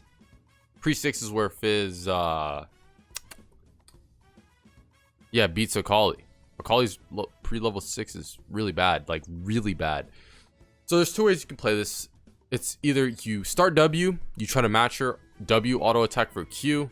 If she starts Duran Ring or Darksteel, I recommend this. Or, you know, I would say you can do this. Personally, for me, I just get shoved in. But there's two ways you can play this lane. You start W, you play for the aggression. W hurt every time she looks for a minion or tries to Q onto you, and then walk back to reset the minion aggro. It'll push towards her. Level 2 is going to be really awkward. You're going to crash the wave at level 2. You'll get time to ward. But when you come back to lane, the wave will be pushing back towards you, and Akali can most likely hit level 3 first. And when you hit level 3, it's really awkward because what's it called? When you hit, it's too close. The minion wave is too close to her tower, so it's hard for you to take trades onto her. But the reason why this is beneficial is if you do decide to do this way of playing. If your jungler is invading or doing something of the sorts aggressively, then you're going to be the first one at that place. So if your jungler is invading, I definitely do recommend that way of playing the lane. But realistically speaking, if you want to win 1v1, the best way to do it is either first 3 minions, get shoved under the tower, hit level 3, look for long trades, Q, auto, W, E, and then, you know, try to chase her down the long lane and try to look for kills. This lane is actually really hard, especially post 6. It's, unless you get a max range shark onto the Akali, which she can dodge with her E, it's borderline just really hard. Level 6, if you use your E deep within the lane, she will literally solo kill you from 100 to 0. And for the most part, I mean, jungler assistance is needed, because other than that, it's a really hard lane to win, I'm being honest. And against a good Akali, but a bad Akali, you can shark her at mid distance, she won't E, and you're just really looking for that kill pre-level 6 or after your first back, and you get Dark Seal. Because after, it's like for the first, it's until she gets her first part of her item, like Hex Tech Revolver, or even like a Merc Tread, at post level 6, that's when the lane becomes really, really hard. But beforehand, it's actually very much so in Fizz's favor. But the basic premise of it is you're supposed to get the kill on the Akali, snowball it, snowball it, snowball it, so that way she has no way back into the game. But it's actually really hard to execute the higher and higher the rank you go. But this lane is definitely winnable. You just have to play it kind of strategically, especially with your jungler. So the Action lane, it is favored towards the Action, definitely. He's kind of like a Lucian version 2 back in the day, you know. So what I recommend is you can't really do anything besides getting shoved in. You want to be half, it's gonna sound bad, yes it is, especially when you get to the better ranks. Again, it's, you want to be half CS with the Lucian, the Action, and then try to conserve your HP, and then when your jungler comes to gank, Q, and then stay on top of him so that way he can't E away. And then your jungler should be able to clean him up, since without his E mobility, he's a marksman with no mobility. So yeah, but the thing is that when you step in Q range, guess what he's gonna do? He's gonna try to he's gonna try to kite you out and E away. So it really is just such an annoying lane. But depending on the build he goes, if he goes like Coquine Slayer, level 6, he can be all-inable. Especially if you get a mini trade, back away, corrupting potion, sustain yourself back up, and then look for the all-in. But yeah, if he goes like Immortal Shieldbow, get some lifesteal. They did nerf lifesteal, so he shouldn't be able to sustain himself as hard within the lane. But again, it's a hard lane all around. But once you are able to get the snowball, if your jungler does gank once, or you solo kill him just mechanically wise, I mean, you can just snowball out of control. Every time your R's off cooldown, look for the all-in, kill, you know, snowball, snowball, snowball. And it's a very snowbally lane if you're able to get the lead in the first place, especially pre-Immortal Shieldbow. And yeah, if he doesn't get any magic resistance. The Anivia lane, it's more so favored towards, in my opinion, favored towards Fizz. Yeah, she's a mobile control mage. In the past, people said she is a counter, but in my opinion, I guess jungle, you kind of get the trend. Jungle matchup matters a lot. It's a hard lane. If Anivia has a gank-oriented jungler and you have like a Fiddlesticks or Kayn, someone who tries to full clear, because what ends up happening is Anivia is very much so killable. Like within the lane, she shoves you in. She just always will shove you in. You're gonna hit level 3, and she's the slowest champ in the game, and her E is semi-slow. You can dodge it pretty easily. She's very much so. You can get her the goal you need to do and set the objective.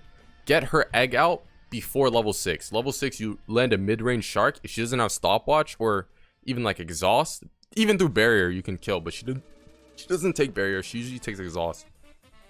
You're gonna, you know, she's very much so killable within the lane. So there's that. Yeah, it's really, if you're trying to play aggressive, your jungler's trying to farm, and then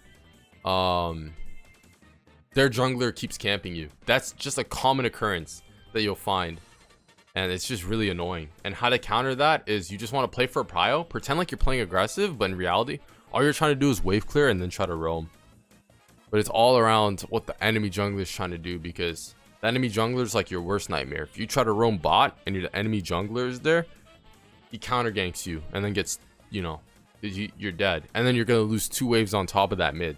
So I really wouldn't worry about that up until like high plat, but until then, do what just get shoved in, get her egg out before level 6, all in her post level 6 with your mid-range shark, mid to max range, because she has no mobility or dashes to blink out of it, and it's an easy lane in my opinion.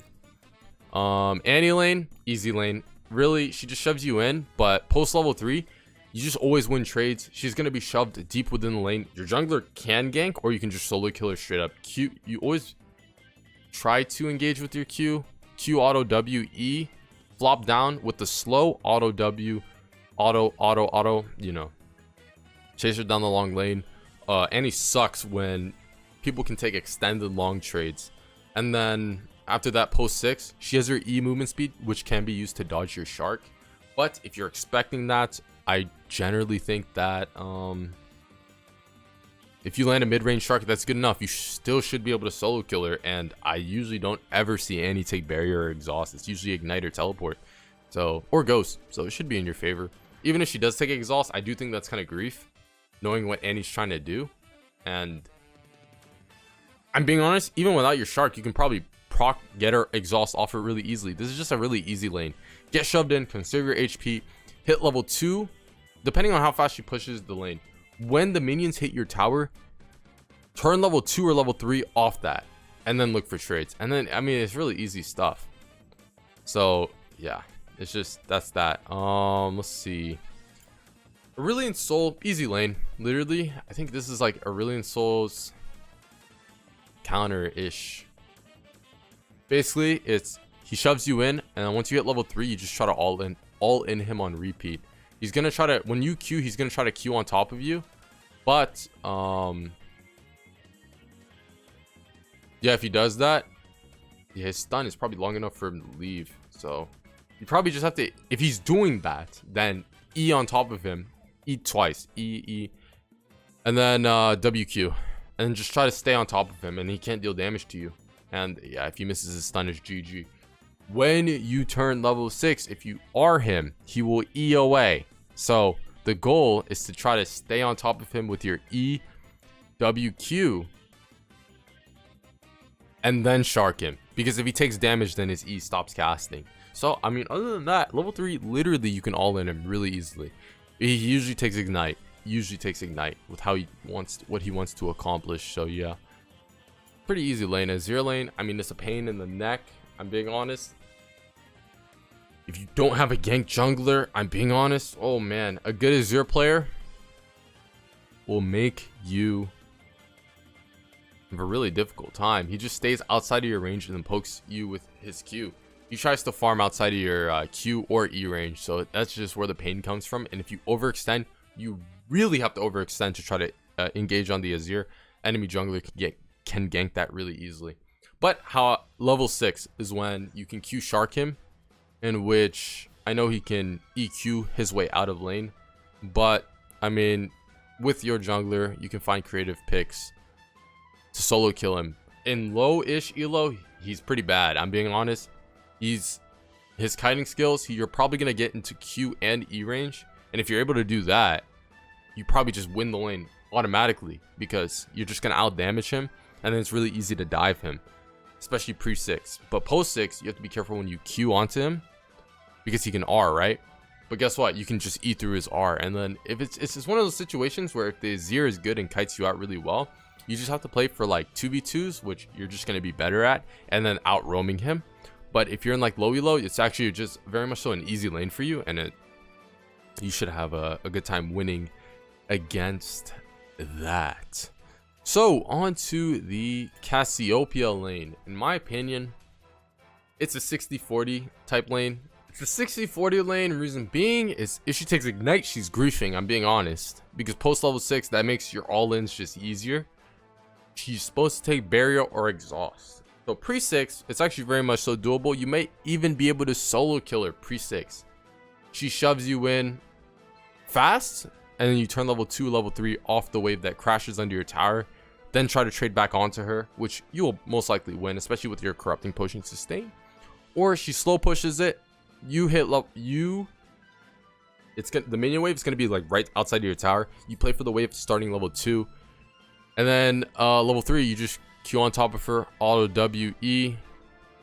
You want to take short trade into all in, basically is what I'm trying to say. And then she's immobile, so your jungler can gank on top of that if you ping it. But overall, yeah, that's pre 6. And then post 6, landing a mid-range to long-range shark is ideal, but you can exhaust your barrier that. And basically in the long fights, it's only if she takes Conqueror, but yeah, especially if she takes Conqueror, I don't really see phase rush Cassio. If she tanks that, you'll hard lose. She'll W on top of wherever you flop down from your E, and then chase you down the long lane and solo kill you. But if you mini trade, back away, and then try to look for the all-in, that's when, you know, she stands no chance. But the higher the rank you go, the more likely, once you Q, Cassio will just W right on top, and then you can't move, and then she'll start trading back on top of you. So, yeah. And it's early game to mid game, it's doable. Once Cassio gets 2 items, that's when I just want to say she just outscales you completely. Will out-tank your damage with the Sapphire Embrace and Everfrost, and then, yeah, there's just no way you're going to win that. So, create chaos, especially with your jungler. Try to make plays. Try to solo kill her if possible, and then just don't let her hit her scaly power spikes. Next up on the list is Corki. Corki's a lane. It's a pretty easy lane in my opinion. Okay, so basically how the Corki lane goes is standard mage stuff. He will shove you in. You can't really contest that. Once you hit level 3, you're going to try to Q auto W. He's going to W away. You're going to proc the electrocute. It's good stuff. But his W has a really long cooldown. So when his W's off cooldown, position really aggressively. If he steps up even a little bit, you're going to E back on top of him and then try to look for the all-in. I'm being honest. That's how the lane pretty much plays out. Is his W cooldown is really long.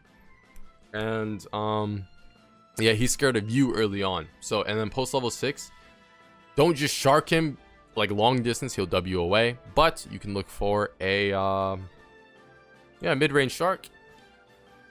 Mid-range shark should be doable, especially if you QR or you engage on top of him with your E and Q, E or Q, and then when he W's away, you drop the shark on top of him, and if he doesn't flash, he's just dead. But though, and then your 2v2s are always stronger no matter what the jungler play is, what your jungler's trying to do, whether that's invade, go for drag, rift. You should be there first. You should always be the stronger 2v2, and just generally speaking, yeah, just don't let him outscale you. When he outscales you is when he gets mana immune, and what is the second item?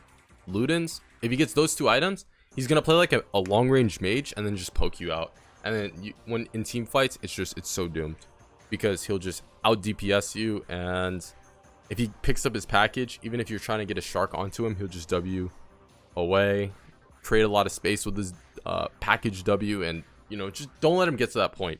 You want to stop him before then and create chaos. Don't get outscaled.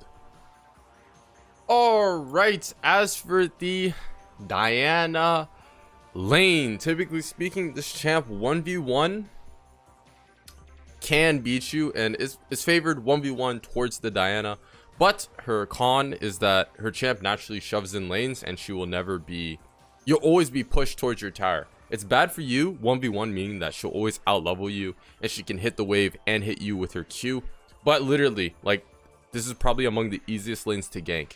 But I will say, post level 6, this lane becomes a lot more winnable because you can shark her at max distance, Q onto her, auto W, auto, and then just wait for her to use her R before you use your E. And I mean, by then it should be game over. So yeah, and your roams are typically better than hers, but her split push is better than yours. So I mean, it is a lane where if you get a jungler gank or you solo kill her within the early game, you can snowball out of control. And post level 6, you can be killing her off cooldown with your ultimate. So yeah, that's the Diana lane.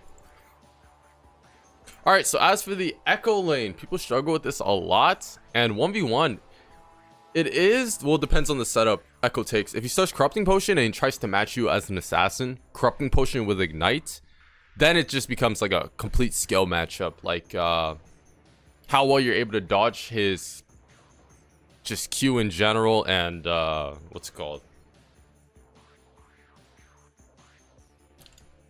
You know what I'm saying? Make sure he doesn't shove you in. There's a lot of things at stake when it comes to the 1v1. But typically speaking, it is favored towards the Fizz. Reason being is you could E his Q number 2, so that way he doesn't get his passive auto off. And generally speaking, you do outtrade him within the early game. Personally, for me, what I do is I start W. I try to keep the wave in the middle. And then every time he looks for a minion, I jab him with a W auto attack, walk away. That way, most of the times, if not all the time, you will always hit level 2 first, and you even get some damage off on him. And level 2, if you get E, he's still level 1. You could E, double flop on top of him, auto attack W, and proc electrocute. Like, you can really pick up the pace of the lane starting level 1 if you just start W. But if he does start Corrupting Potion, then I would recommend this in like anywhere high plat above. But for the most part, I would say that, so yeah, this lane's really in depth. If it's high plat above and he starts Corrupting Potion Ignites setup, then I would take E and then kind of play it normally, because he's trying to play on equal playing grounds as you, and then try to all in him at level 3 after he shoves you in, since Corrupting Potion gives no HP. But what I will say is that it's if he starts Darksteel or Duran Ring, always start W, and then just do what I said before. Post level 6, your R typically has a shorter cooldown than him, especially if you go the CDR build, so you could trade ult for ults. But if you want to solo kill him past the ult, make sure to ignite him before he ults, so that way you will have healing reduction, so that way it doesn't heal him as much, and you could follow up on his ult and then solo kill him down the long lane. But other than that, he does outscale you, so you do want to do what I say and pick up the pace of the early game before he ends up outscaling you. So next on the list, Fizz v Fizz. E his E and save your E for when he E's and is GG. Post level 6, E his ultimate. Fizz versus Fizz. Okay, Galio. Traditionally, this is like Fizz's worst counter. If you play it well, it actually is very much so a doable lane.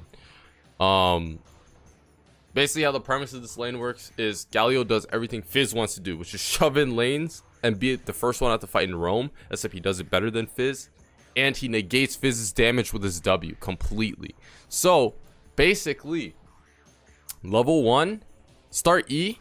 Your goal is to never get hit by his passive auto attack when he charges his up, and you want to E his either passive auto attack or Q ability. So when you do that, Galio will guaranteed use his W. I mean, it's a given. But you don't want him to keep shoving you in. I'm just talking about level 1. Level 1. You want to either keep the wave in the middle or slightly shove towards you. It's fine. Basically, at level 3, this is where you have solo kill pressure on the Galio. You can you know, Q auto W, try to E, and then obviously he'll use his W to tank all that damage. That's fine. Basically, what you're going to do is you're going to stand in front of him for when he tries to E away. And then when Galio uses his Aftershock, his Bone Plating, his W, he's actually a really squishy champion. And that's your time. After he uses all his ability to just long trade him within the lane. It's kind of hard to say how to do it, but you kind of get the hang of it. For instance, the trade will be you Q onto him, auto W, Galio uses his W. He uses his W fully, it taunts you. You want to stand in front of him, he's going to try to E you. That's fine. They'll take half your HP down. After that, it'll proc everything. His W, Aftershock, and Bone Plating. Use your E on top of him. Flop down, chase him down the long lane. Auto attack, auto attack, auto attack, Q, auto attack, auto attack, auto attack. You do more damage. And you have more sustain in the early game because you take Corrupting Potion. So, basically, yeah, that should be it. I mean, you know, post level 6, it's hard to even get roams off because he could follow you with ulti, which is why you typically have to just stay in lane a lot of the time and just try to look for solo kills in the 1v1. But I mean, yeah, he's a pretty easy gankable lane, and typically your junglers, they should be playing for mid lane if it is a Galio pick. And yeah, that's how it goes for the Galio. You solo kill him within the early game and you can really snowball that out of control. But when he gets points into his W and then, or not points into his W, but if he gets HP and tankiness, the longer the lane goes on, the harder it is to solo kill him 1v1 Gangplank. I'm being honest, I haven't played against Gangplank that often, so the times I have, it's a little bit rough. No, I mean like how I'm gonna articulate this, because yes, his Q is harass. Typically you just let him shove you in. Post level 3, you try to look for Q, auto attack, E trades. Don't take too much damage when he's what's it called, don't take too much damage when he's shoving you in, like with his Q and auto attack. Let him shove you in, hit level 3, Q, auto attack, W, E, auto attack, auto attack. Pretty standard stuff. And then just E his barrels if possible. Or try to auto attack. Nah, don't go for auto attacks on his barrel. That's too risky. You can actually destroy his barrels to make them do no damage, but I wouldn't risk it. If he Qs on top of that, guaranteed lost trade. So yeah, just do that. And then post level 6, long range shark, Q, auto attack, E or R, E, auto attack, W, Q. Either way, I mean, you know, just after that, pretty standard stuff. That's all I gotta say. You know what I'm saying? So just do that, and then you should be fine. So next on the list is going to be Garen, especially post durability rework. He is a pain, and for the most part, yeah, he's a stat checker. He'll just stat check you completely. The first level 1 wave you really can't contest. He just shoves you in. Level 2, he takes QE. So if you E on top of him, he'll just press Q and then E and then out trade you then. So again, that's a pain. So basically what I'm trying to say is you could try to look for midi traits. I'm being honest, it's probably up to the jungler's gank. It's really hard to out trade him, and if he gets magic resist, like just a null magic mantle, and then he builds into whatever he builds, Berserker's Graze, Strider Breaker, he just out tanks your damage and deals more than you. But the only counter to him is you sure lose 1v1 if you don't get jungler help, but your team fighting is definitely better than him if you're even, of course. If you're behind, then not so much. But if you're able to remain even and just try your best to farm, you can out roam him and then play team fights better than him, because just 1v1 Garen completely stat checks you and there's literally nothing you can do about it. If he's smart, he'll go tank and then it's just doomed. If he goes lethality, kind of trolling, though I do think he'll still tank your damage, it's more doable. But yeah, that's that. Gragas, hard counter to Fizz traditionally, honestly, because, well, he just ends up what's it called, again with this stat checking, he goes like bruisery tank and then ends up, yeah, just when you Q in, he'll E. He has anti-engage. So if you Q in, he'll E. If you E on top of him, he'll E and try to outtrade you with his minions. It's a rough lane. Typically how you play it out, and he has a lot of sustain. Typically how you play it out is he will try to look for Q poke a lot. If you can dodge that, great. But when you're trying to look for trades, I would lead off with E because that just deals the most damage comparatively to if you engage with Q and he'll just E right on top of you, and then you can't really do much after that. It's really tough. The goal in this lane especially is just to leave him at half HP and then ask for a jungler gank, because it's again, if you can't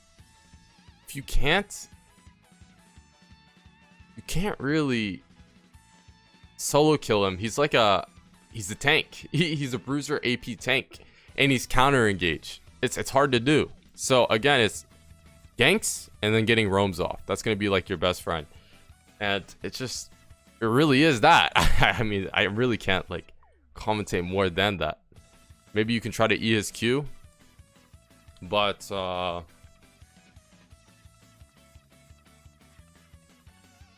yeah, that's about it. E his Q or E his E, and then that will win you trades, but harder said than done. Easier said than done, I should say. But you probably don't even see Gragas that often, so I wouldn't really worry about that. The higher you go, the more you tend to see him. So the Graves lane, it's gotten nerfed in the past. Now it's a lot more doable. Even if he goes Hex Drinker, it's fine. How Graves plays lanes is he just shoves you in, and then tries to out wave clear and pressure you, right? And tries to beat you out on the farm game and then play for his item spikes. But because he's shoving you in, Fizz farms under tower really nicely with W, and he lets you free farm for the first couple of levels. Up until like level 6, you can try to mini trade on top of him. It's kind of like the Lucian or Corki situation. If you ever engage on him, he'll try to E away and kite you out. So you're gonna have to go for short bursty trades. Trying to double flop E on top of him is hard because he could E that if he has good reaction time. So yeah, your best bet's waiting for him to auto a minion and then queuing on top of him, and then auto Wing for the electrocute, and then trying to like E away or walk away. It's mini trade into all in. Because sustain has been nerfed all these times, if you do get one mini trade off on him and then sustain with corrupting potion, he's very much so all inable right after that. So yeah, if you do that, you should be chilling. He just always pushes you in, and then again leaves him prone to getting ganked. But if you don't get ganks, I do think this is definitely a solo killable lane because his E provides him armor, not really that MR tankiness. So yeah, it's not too bad. That's all I gotta say. It's not too bad. It used to be a lot worse before all the nerfs happened to him, but now he tends to go lethality anyways. So again, makes him more burstable. Gwen, you're not gonna see her, I'm being honest, and Fizz isn't really a top laner. But personally, the times I have seen her, which is like 4 times, level 1 she hard beats you because her E start gives her a lot of attack speed and such. Basically, I will say that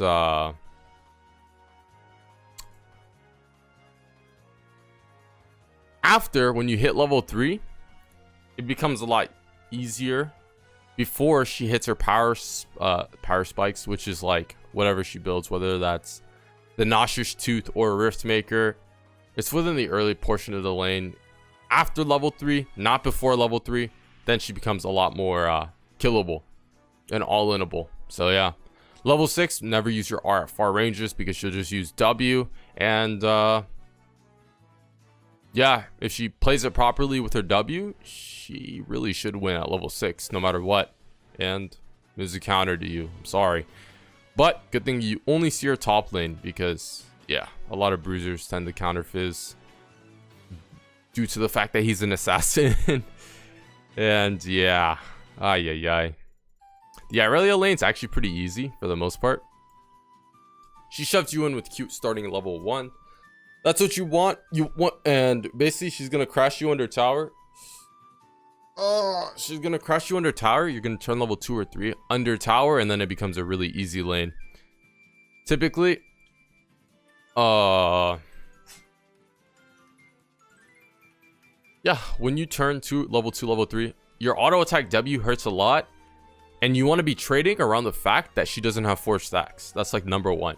So basically, if you save your E for when she E's, it's a guaranteed 1 trade. And deep down along the lane, if you E her E and she doesn't have 4 stacks, and if you're playing off the fact that she doesn't have 4 stacks, you just always win trades. I mean, there's just no doubt about it. Post level 6, when you are, she's going to try to use her W ability. But I will say that it's probably not enough. You're going to mini trade and then try to all in her. With all the lifesteal nerfs that's been happening, she's a lot more killable within the lane. So, yeah. I will say that her scaling might be a little bit better. And if she gets like a Blade of the Rune King with Merc Tread, she can 1v1 you. If she just dodges your E or ulti. So, if you're skilled enough and don't miss those, then she'll never win. And yeah, you should have full control within the lane and always win 2v2s with your jungler. It's that easy. Alright. Oh man, guys, my eyes got actually just fatigued from all the lighting. The Jace matchup level 1, if he dashes on top of you with his form number 2 and the slam, I believe it's his Q. If you stand behind your minion and use E and flop on top of him, you actually win and then just auto attack him. But if he plays passively and then just tries to play for his ranged form, autos the minions, and then just, you know, plays like a standard mage within the first few levels, then I mean, yeah, he will have the upper hand. Yeah, he will have the upper hand and push you in slightly. But starting at level 2, you can start looking for mini traits. You don't want to flop that deep down within the lane, auto attack W, and then let all his minions aggro you. But you want to kind of hold your ground towards your minions, if that makes sense. Don't go too deep within the lane, because then he could just chase you down the long lane and turn it on you. You want to look for short-ish traits up until you can all in him with your Q auto attack E, Q auto attack W E combo, and which after that you could probably all in him down the long lane post level 3. But if he's shoving the lane in fast starting level 1, you just kind of have to respect it, let him shove you in, and then hit level 2 or level 3 when the wave crashes under your tower. But if he's playing it slow, yeah, you can actually play for the wave occasionally, depending on how the Jace is playing. But post level 6, how you play that out is you can land mid. I usually recommend mid range sharks, because if it's a long range shark, he can use his, I believe it's his E for movement speed. His line thing has movement speed to dodge your shark. And it really comes down to you landing your shark post 6. If you miss it, you'll always lose out on trades. But if you land it, you'll always win on trades. Post Hex Drinker is a little bit hard. In that case, hopefully your team's heavy AD, because getting a solo kill on him, especially if you don't land a max range shark, is actually borderline impossible. I'm being honest. Hex Drinker is actually your worst nightmare. So after that, post level 6, if he does get the Hex Drinker, I just opt to shove in roam for the most part and act as your team's second jungler. And then in teamfight situations, it should be easy to deal with the Jace. Come from a flank and then destroy their backline, really. I mean, it's either destroy their backline or play front to back. There's nothing that he provides that really stops you from doing what you already wanted to do in teamfights, is what I'm trying to say. Like, yeah, he has no counter engage, or he has no counter engage like Galio or any hard CC you have to worry about. You just do what you want to do in teamfights, but don't let him get ahead, because then he'll deal a lot of DPS in the team fights. So next on the list is going to be, I hate to cover it because it's such a boring lane to cover, the Karma lane. It is a counter to you. She just is anti-kill, and if she takes barrier or exhaust, there's no way, zero way you're getting a solo kill on her if she's good enough at the game. Her E, her W, if she R's then W's, heals her, and then her E, it's just all anti-engage and shields. You just play as the team's second jungler and try to play for 2v2s. Naturally, she's going to try to shove you in, but if you're able to keep the wave neutral, that's good. And if you're able to look for mini trades, that's nice, but it'll barely do any trades, and her minions will end up doing more damage to you. Basically, the only way you're going to win this is if you play like a second jungler for your team and then try to back your jungler up whenever there's chaos within the game, whether that's top, jungle, or bot. You want to be at the fight first. So, yeah, I'd probably just get corrupting potion, first recall, get like a dark seal boots, and then rush tier 2 boots, and then with sweeper try to just impact the map in other ways, because there's no way 1v1 you're able to do much. Karthus you barely see, so I'm really not going to cover. I don't even see Karthus that often. It's kind of like if Karthus takes exhaust, you still do counter him. I'm being honest. Okay, Karthus lane, basically the whole premise is level 1 you will get shoved in, or if Karthus slow pushes, you'll play for the wave at level 2. Level 3, you'll Q on top of him, auto attack W, E, and on your way out, you have to dodge as many Qs as possible. It's short trade into all in. Unless, if Karthus does start corrupting potion. So at level 3, if Karthus is shoving you near your tower, you could probably if Karthus starts corrupting potion, you can just all in him. At level 3, if the wave is shoving towards you. And yeah, post level 6, a mid, if Karthus takes ignites, but if it takes exhaust, you're gonna have to long trade, try to all in him. Once Karthus uses exhaust, back away. But after that, it's just an easy all in after all in after all in. Karthus is really easy to trade under tower, and post level 6 you can land your shark at max distance since Karthus has no dashes, and you just control the map with your roams because Karthus can't match with his movement speed and such. Even if he takes predator, you're going to be pushing him in, so it's just he can't do anything. But the thing is, he outscales you, so you do have to worry about that. Just make sure that one thing leads into dragon, rift, baron, etc, because Karthus, no matter what, will out damage you in team fights if Karthus is farmed well enough. But you should be able to kill him on every time your R is off cooldown, and even without your R, it's really easy to do. The Caston lane, a traditional counter to Fizz. So basically, with all the Caston changes that have happened, Caston definitely is a different champion. Pre level 6, depends how you want to play it. For the most part, I just say start E the first 3 minions, let Caston push you in. Reason being is if you start W and just start contesting the wave, sure, you'll get the upper hand, but Caston can just at level 2 have the wave on his side, and then their enemy jungler can gank really easily, and it just puts you in a spot where you can't even trade onto him at level 3 because he's too close to his tower. And then if the minions at your side hit his tower, the wave is going to push back towards you, and he's going to hit level whatever the next level is first because his tower is going to help him. So I recommend just get shoved in, hit level 2 or level 3. Then you can start looking for mini trades at level 2 or long trades at level 3. At level 3, yeah, you should be able to hard win these trades because Caston has a weak early game. They really did make his early game weak, but he will outscale you. So after that, I mean, if you're able to get that lead, whatever that may be, whether that's a good recall or even a solo kill, if you hold the wave on your side pre level 6 of Caston, even a little bit post level 6 after Caston can't do much. Caston can't roam, Caston can't do anything. And since your wave is on your side deep within the lane, guess what? Your jungler can gank and Caston's zoned from the minions completely.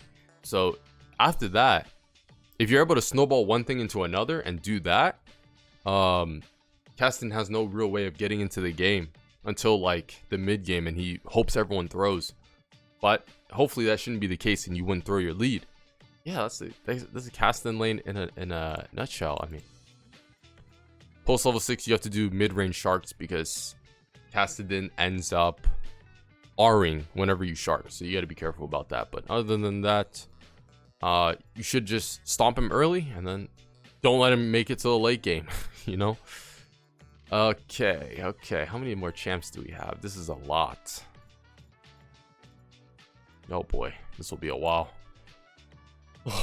The Katarina lane, everyone. Okay, so the Katarina lane, traditionally I would have said it was an easy lane. I mean, it kind of is. It basically it's if she goes the AP route, Dark Shield 3 potions, and then goes into Nauseous Tooth, Proto Belt with the Electrocute page, you counter her. You can either shove the wave starting level 1 and then just tower dive her, try to tower dive her at level 3. If it's 1v1, you just hard win. Literally Q auto W, and then basically what will end up happening is you could just E her daggers pre-level 6, E her ultimate post-level 6. You out-trade her completely, and then you could either get the wave to shove towards you, hit level 3 when the wave crashes under your tower, and then do the same thing, Q auto W, whatnot. And if she's playing the route where she W's behind her, plays really passively, guess what you do? You shove in the wave, she doesn't contest you, and then you throw. So basically, yeah, that's about it. You just hard win 1v1 if she's AP. Traditionally, that's how Katarina functioned, right? So basically, because the new 80 variation with Divine Sunder, now she can actually contest you 1v1 and win. Like, I'm serious when I say this. The whole conquer with what was it? Not Revelize. Don't conquer with domination or conquer with the resolve tree. Longsword 3 potion. She actually beats you in the early game in extended long trades, and it's actually a pain in the butt. But pre Divine Sunder, you should actually still be able to win, but you do have to just get shoved in pre level 3.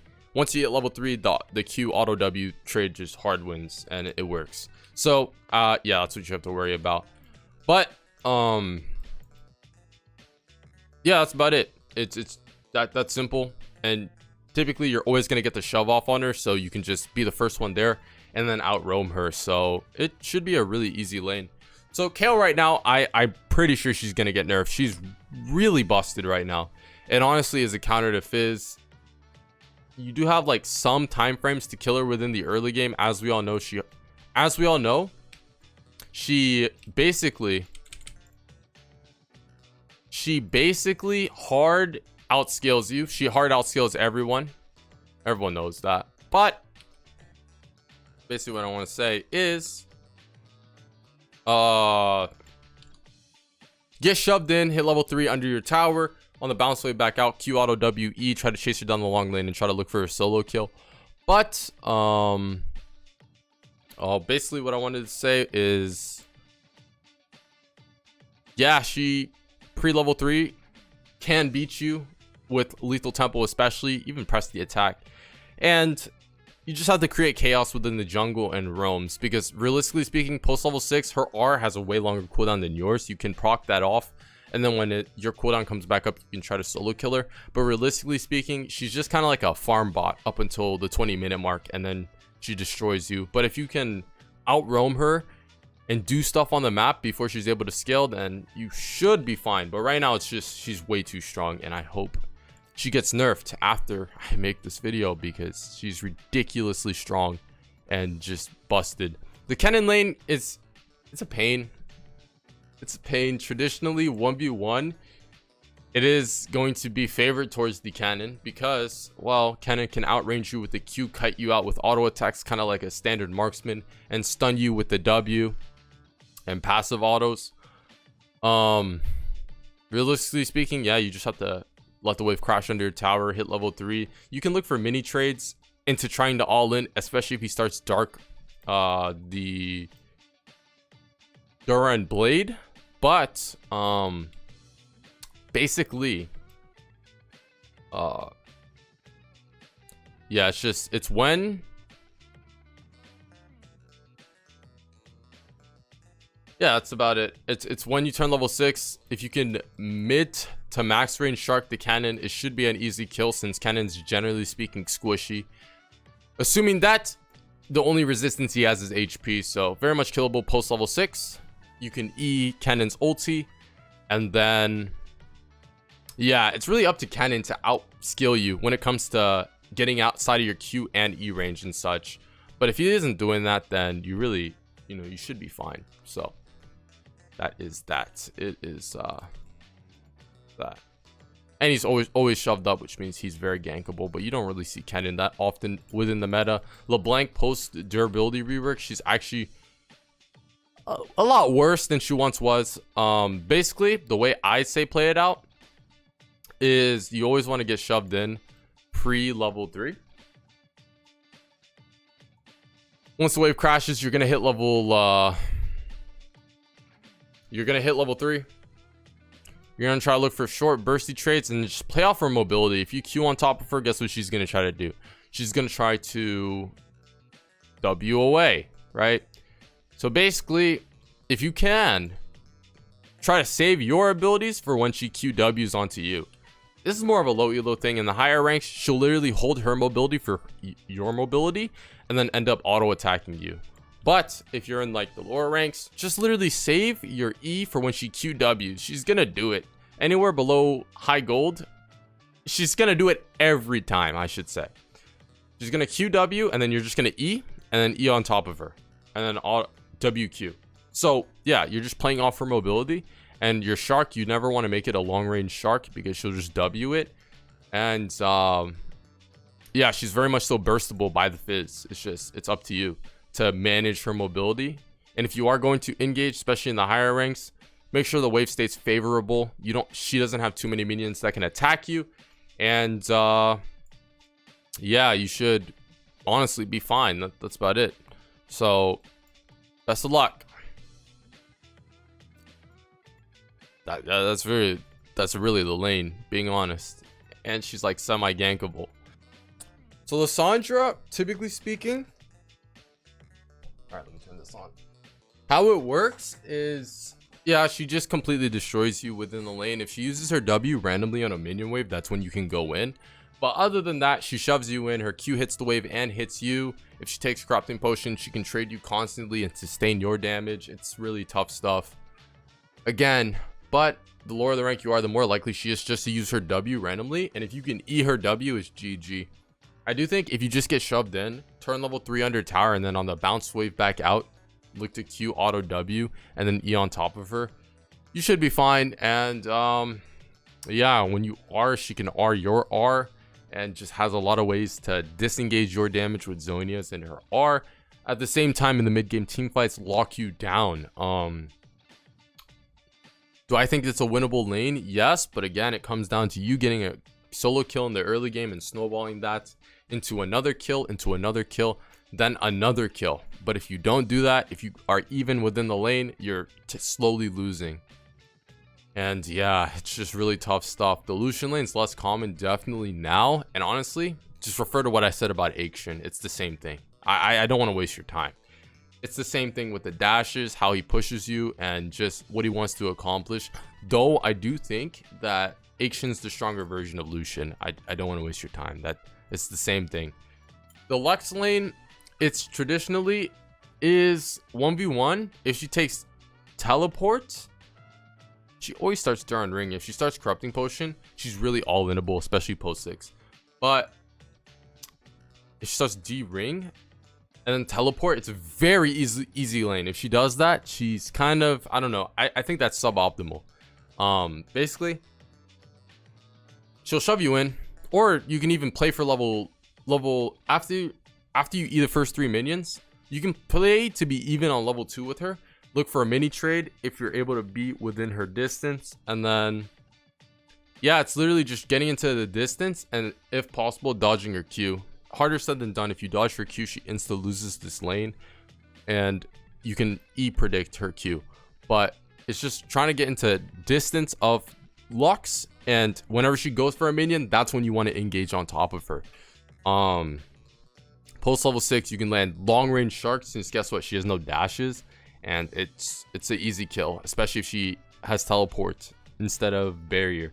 Now if she runs barrier, this is where the matchup gets hard like 1v1, because you'll just never have any solo kill pressure onto her until the mid game. So basically you're trying to play the lane out, trading her if you can to hopefully get your jungler to capitalize on the fact that she's a mobile mage.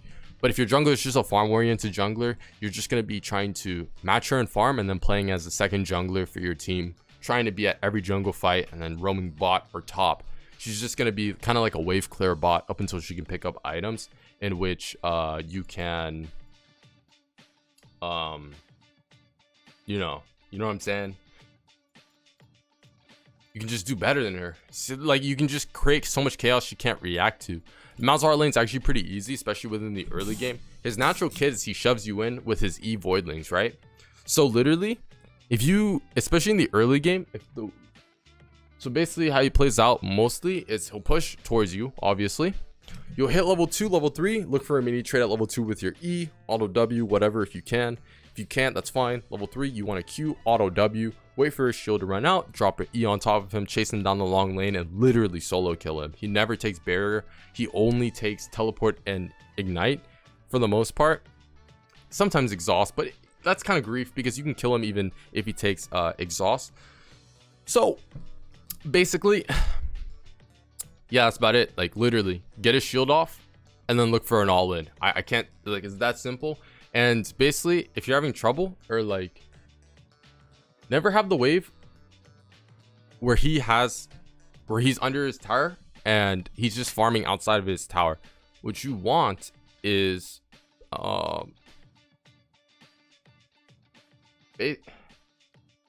basically what you want is to freeze outside of your tower, especially pre-6, post pre-6, and a little bit after post-6.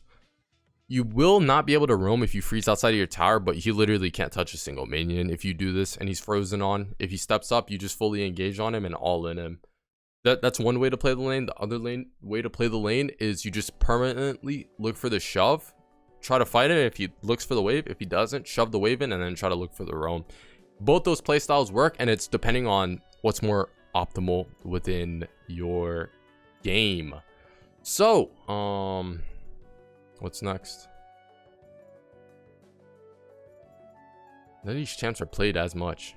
Okay, we're on N, so we're like halfway through, I'm guessing. The Nico lane's pretty annoying. If she goes AD, short trades are like your best friend, because in long extended auto trades, she'll just end up destroying you. Press the attack and her W on hit. AP Nico, how this works is if you can dodge her Q or dodge her E with your E on top of her, and stay on top of her and W/Q. Just work with your mobility, dodge her abilities with your E, and then stay on top of her. Yeah, you should be able to win this lane out. Being honest, mid-range sharks are ideal because she can W away, and yeah, let her shove you in levels 1 to 3 and then turn level 3 under your tower. She holds a lot of pressure within the early levels and don't get chipped out too low, and you should be fine. It's pretty self-explanatory with that lane. Nocturne, you aren't ever gonna see. I don't want to waste your time. That's the thing. Like, I literally don't want to waste your time. The Nocturne lane, you're just not gonna see. If he becomes more meta, I'll cover it. But like, Nunu, you're not gonna see. He got nerfed a lot, so 1v1 you actually destroy him. He gets less healing from enemy champions, and you can basically kill him with ignite. So yeah, that's that. Orianna, she shoves you in. Let her shove you in pre-level 3 like usual. Standard mage lane. Oh man, I covered this so much. It's literally dodging her Q. She's going to be really extended within the lane. Easy to get ganked by a jungler because she's a mobile mage. She's really tradable at level 3, and you can all in her if you're able to get an engage off. Yeah, that's about it. Post level 6, landed mid to a long range shark, and she can't dodge it because she has no mobility. Really easy stuff. If she takes barrier, it's going to be harder, or exhaust, but generally speaking, Orianna does outscale you, and with all the durability changes, don't let her get to that late game. That's all I gotta say. Create chaos on the map, and you should be fine. Used to be a counter last season, but with all the changes now, it's kind of neutral. Pantheon lane, hard counter to you. Only tip of advice I literally can give: get shoved in the early levels. Dodge whatever his empowered thing is. If he empowered W's you with 5 stacks, E his empowered W if you want to win 1v1. He empowers his Q, E his empowered Q. I can't say anything else. The longer the lane goes, he can probably get 2 rotations of his spells off, which is really annoying. 2 rotations of his empowered spells, so you can't E the second one. But if you E his empowered thing, you probably win the trade. I'm being honest, especially if he doesn't build resistance. If he does, it's tough. But again, try to get a gank if you can. But if you can't, it is winnable 1v1. It's just hard. And what I just explained for the Pantheon, yeah, that's just it. I mean, it is a hard counter though, so he'll hard win. He should hard win, but that's like your outplay moment. The Pyke lane you're not going to see as often, but basically speaking, it's E his E if possible. If he engages on you like that, realistically speaking, he's going to use his E for when you E. But if you Q auto W, you win the trade right there. Right there, and then you can all in him. Mini trade into all in, and you'll always win. You'll out trade him 1v1, but the thing is, he always tries to look for roam, so always try to push him in and ping for whenever he does roam. Take tower platings, and then try to get that gold lead and snowball that into other leads, so that way his roams aren't as impactful. You should win 1v1, but you will lose if he just out roams you all game and acts as a second jungler for his team. The Kiana lane, if you're in low elo, this should be easy. A lot of misplays, let her shove you in. It's pretty standard stuff. Or you can even get the shove off and then just try to E one of her Qs and it's game over. The higher the elo you go, the more likely she is to take grass elemental. Waste your time, dodge your E with whatever her grass elemental is or her E. It's a pain. Post level 6, she's very much so all-inable, especially if you land a mid to max range shark. And yeah, I'm being honest, it's really hard to explain this lane. It's really reactive of what she does and your ability to E her Q. But other than that, she's very much so all-inable. And post durability rework, platinum below Fizz should destroy her. But post durability rework, Fizz should destroy her pre-plat. But even post durability rework, she's a hard lane matchup. The higher the rank you go. But generally speaking, it should be easy for you. Traditionally, yeah, Fizz is a counter to Kiana until it's a good Kiana player and she knows how to play around Fizz. So, you know what I'm saying? Rumble, traditional counter to you. Stat checks you with overheat and shields whatever burst you have with your E. Basically, my basic thing I can say is, you know, you can try to get shoved in, turn level 3, burst him before he gets his overheat. Because once he gets his overheat, no matter what you do, his auto attacks will do too much, and he's probably already used his abilities to damage and shield him. So you gotta burst him before he gets his overheat. I really can't say much more than that. And then try to play for 2v2s and roams, because 1v1 is really rough. Rise lane, with all the changes, he's garbage. He's garbage. He's like a standard mage lane I covered. Just let him shove you in and then try to look for an all-in at level 3. He's garbage. Don't ever play it. Don't ever play that champion. Don't ever play that champion. He's not playable right now, but in the future, he probably will be. And Seraphine lane, same thing as Lux. Literally, go over what I covered with Lux. Same thing as Seraphine. Don't want to wait. I don't want to waste your time and just say the same thing over and over again. Swain lane. The Swain lane. Basically, he outscales you, but pre-level 6, he'll shove you in. Turn level 3 under your tower on the bounce wave back out to his tower. Q auto W. You're going to be within range. You can trade him really easily. E on top of him. Flops down, chase him down the long lane with auto attacks. You want to E his E if possible. And if you do that, you're golden. I mean, you should be able to hard win these trades. And post level 6 are on top of him. If you are going to all in him, you need your ignite. 100%. Yeah. And that's about it. I mean, he just gets too tanky in the mid game. You can't one-shot him, and his consistent damage ends up doing too much where you can't handle. So just try your best not to let that happen. Try to make chaos in the early game, whether that's 2v2 roaming or just solo killing him. Like, those are the things you just need to do. The Silas lane, hard. Like right now, Silas is very strong, borderline broken. Like, I don't know how else to say it. With all the buffs he's gotten too, he will demolish you if you don't solo kill him pre-level 6. I'm being honest. The higher the rank you go, the more busted he is, because players know how to actually utilize him. He will E your E, W sustain all your damage, and just is really bad. In lower elo, he's just good. And he just gets too much tankiness with his Kindle Gem and healing where you can't do anything. Basically, I will say, there's 2 ways you can play this lane. You either start W, trade him. Every time he looks for a minion, W him and walk behind your minions. So that way he can't E you. Slow push the wave. Get deep vision at level 2 after the wave crashes under his tower. And then just play for the wave. And then just try to maneuver your minions. So that way he can't land an E on top of you. And then you're always jabbing him with your W. And then always playing for piles so you can be at the 2v2s first. Or try to look for roams, right?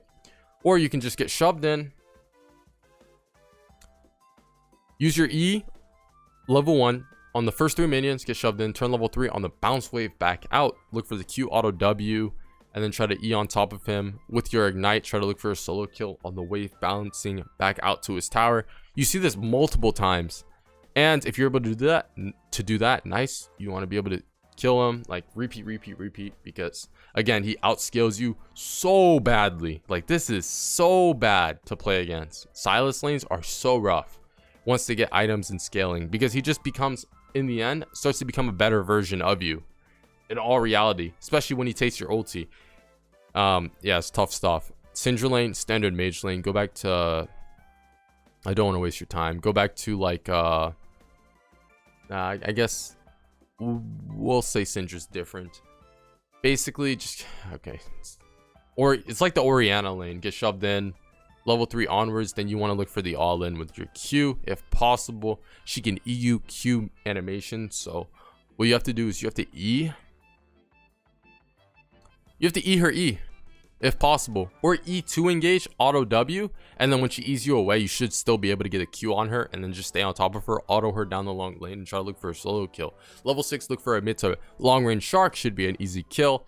Always be worried about a jungler gank because that's the only thing that will disrupt your plan from looking for solo kills. The Talia lane, ever since the rework happened, it's like a medium difficulty matchup. Fizz should be a counter, but with how strong Talia is in general, it's just tough stuff. Early game, literally it's what I said about Syndra. It's the same thing about Talia, but you do want to E her W if possible. Talon lane, if he goes bruiser-ish, it becomes hard. He outscales you for the most part. If he goes lethality, it's an easy lane, knowing that he's so burstable. No matter how fed he is, level 6, if you land a long range shark, as long as he doesn't have like eclipse yet, he's just one-shot burstable. And the goal in the early game is E his second part of his W, so that way he can't get his passive off. And I mean, you should just hard win these trades. But Talon has among the strongest level 2s within the game, so always get shoved in, and on the bounce wave back out when it hits your tower and you turn level 3 and the wave is pushing towards his tower, that's when you're gonna have the even levels. And then at level 3, that's when you want to trade him. Q auto W, whenever he uses his W, on the W rake coming back to you, use your E, and then you should be able to win those trades really easily. Post level 6, land a mid to long range shark, and game over for him. And yeah, that's about it. Tristana, you're not going to see Tristana. The higher ranked players, never use your E deep within the lane, because she's going to W on top of you and then use her E and then spam auto attacks on you and you're dead. So don't use your E middle of the lane. I'm being honest. That's like the only advice I can give. And then she functions kind of like a Lucian in a way, or Action. So yeah, that's about it. The Twisted Fate lane's pretty easy. I don't want to click on these champs anymore. Twisted Fate lane's pretty easy. Basically, yeah, get shoved in, turn level 3, and then same thing as the standard mage lane. Honestly, if you E his gold card, he's done for. I'm being honest. The lane's that simple. You E his gold card, he's done for. He always takes teleport or ignite, which means that he's very much so solo killable within the lane. He's gonna push you in. You're gonna turn level 3 under your tower.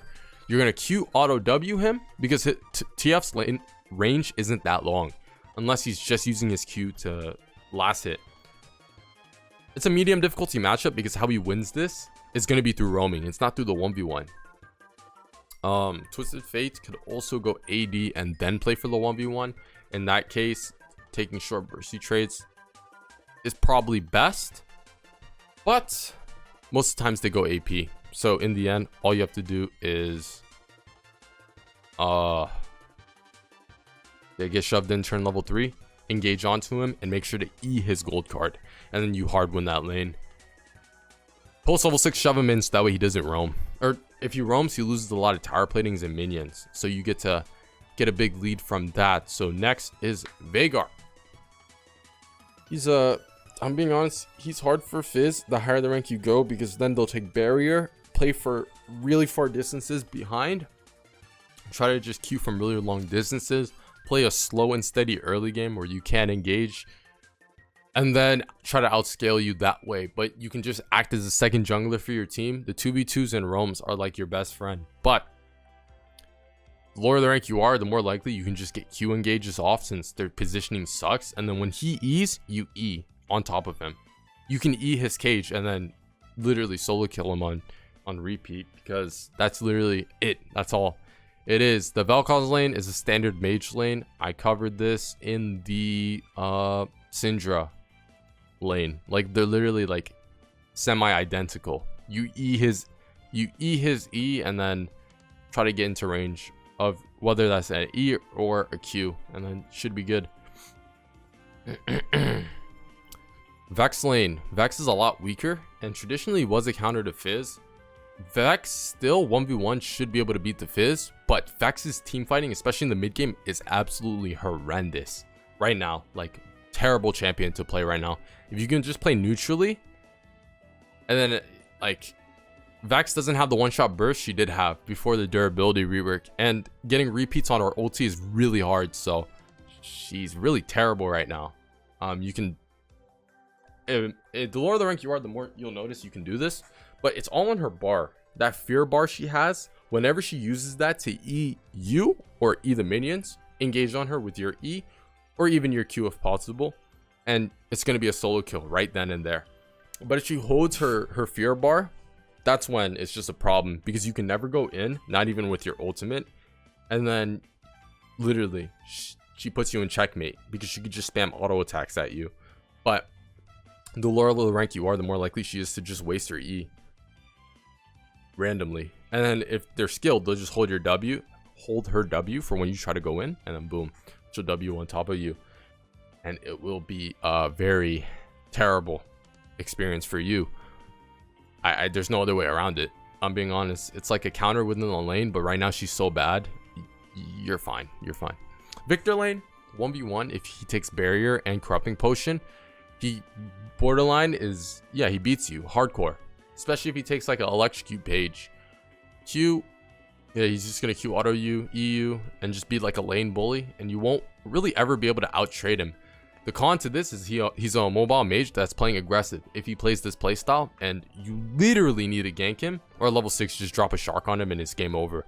But if he goes the TP with D ring route, standard mage thing. Whatever I said about Syndra applies to Victor if he takes the D ring. And then you want to E whenever he uses his E or W within the early game pre-6. And then post-6, same thing I said about the Syndra lane. It's like the most standard mage lane. The Vladimir lane, Vladimir sucks right now, but if you do play against him, let him shove you in. Don't touch a single minion until you turn level 3. Or like, don't take too much damage from Vladimir's Q. Level 3, Q auto W. E, Vladimir's going to pull your E, flop down, auto attack, Q, chase him down the long lane, push the way back out to his tower, and then try to look for an all-in with the ignite whenever he's at like mid HP. Ignite him before he uses his W, so when he does lose the HP he loses for using his W, your ignite tick would be enough. But I mean, very much so, if you are able to get one solo kill, Vladimir is very prone to getting bursted, and typically he's a champ you need ignite to get solo kills with, or like you need your ignite as Fizz to solo kill the Vladimir. So if you're able to do that, bada bing bada boom, you should be chilling.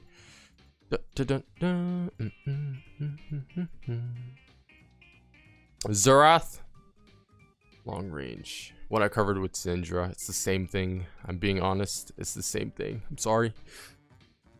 Standard mage lane. Yasuo in low elo, it's a counter. Not in low elo, it's like a medium to easy matchup. In high elo, it's a counter. Reason being is it's the way they position and how they play waves, which that doesn't happen in low elo. If he just shoves you in, you hit level 3, level 2, you can mini trade him with like a Q auto W, back away into your minions. If he chases you into your minions, use your E and flop down on top of him and use your minions as a way to get extra damage off within trades and try to look to all in him off that. Your minions will be helping you.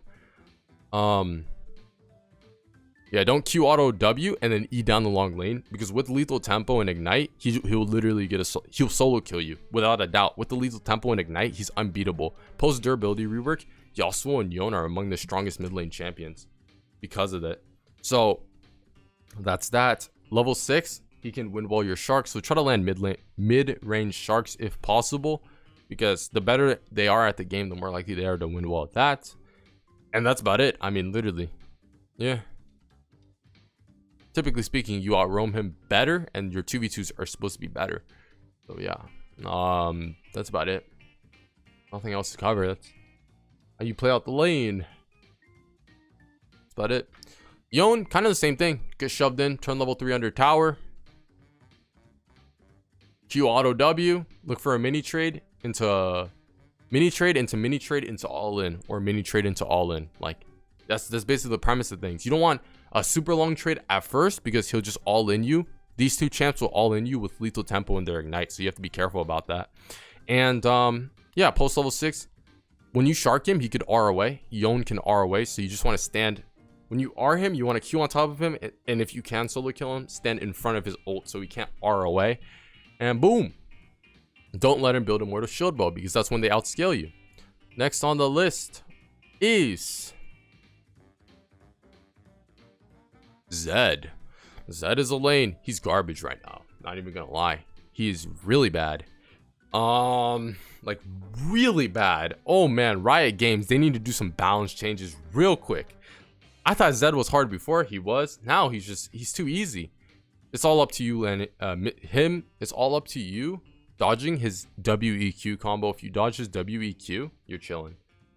Literally. I don't want to, like, pre-level 6, if you do that, he deals no damage. Harder said than done.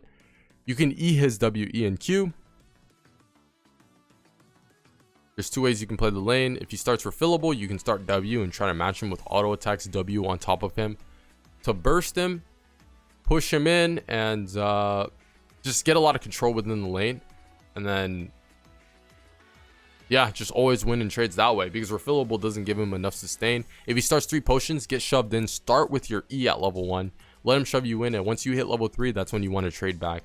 Q auto W, of course, whenever he gets in range at level 3, and then E whenever he tries to Q or WEQ, whatever he may try to do. E on top of him, chasing down the long lane, try to look for a solo kill if possible. Level 6, save your E for when he Rs at all time. At all time. If you use your E on the minion, he will all in you with his ultimate. Don't let that happen until you get Zonius, in which then you can use your E, because then you have Zonius as a way to stop his ulti at the last second. Yeah, that's about it. You should have a lot of control within the lane to solo kill him within the early game, and even to come back after you build like Zonias and such. Zillion lane, really annoying, kind of like the Lux lane I covered. Yeah, like the Lux lane I covered. Try to E his Q if possible, but he just tries to play back and play for his team. The Karma lane, Karma or Lux lane, same thing. This Ziggs lane is going to be like the Syndra lane I covered, or the Orianna lane. Zoe, oh man, last lane I'm covering though. Basically the whole premise of Zoe, especially the higher the rank you go, is you can't play aggressive pre-6 at all, because if you do, she'll use your ignite against you and then chase you down the long lane with your own flash and then solo kill you. So basically post level 6, you want to R her at mid to long range, and it's a guaranteed solo kill, assuming she doesn't have locket, exhaustor barrier in her W. Yeah, if she uses her R randomly for like a wave, you can R on top of that. Wherever she R, she's gonna R back, and it should be an easy kill there. I'm being honest, you have to give a lot of pressure to this champ pre-6, because yeah, that's it, you know what I'm saying?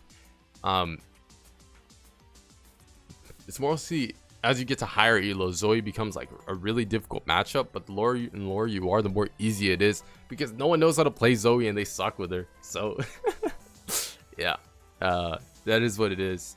So last lane is Zyra, and she kind of functions like the Orianna lane I showed. Except she's like way easy. If you get a Zyra mid, it's like free low.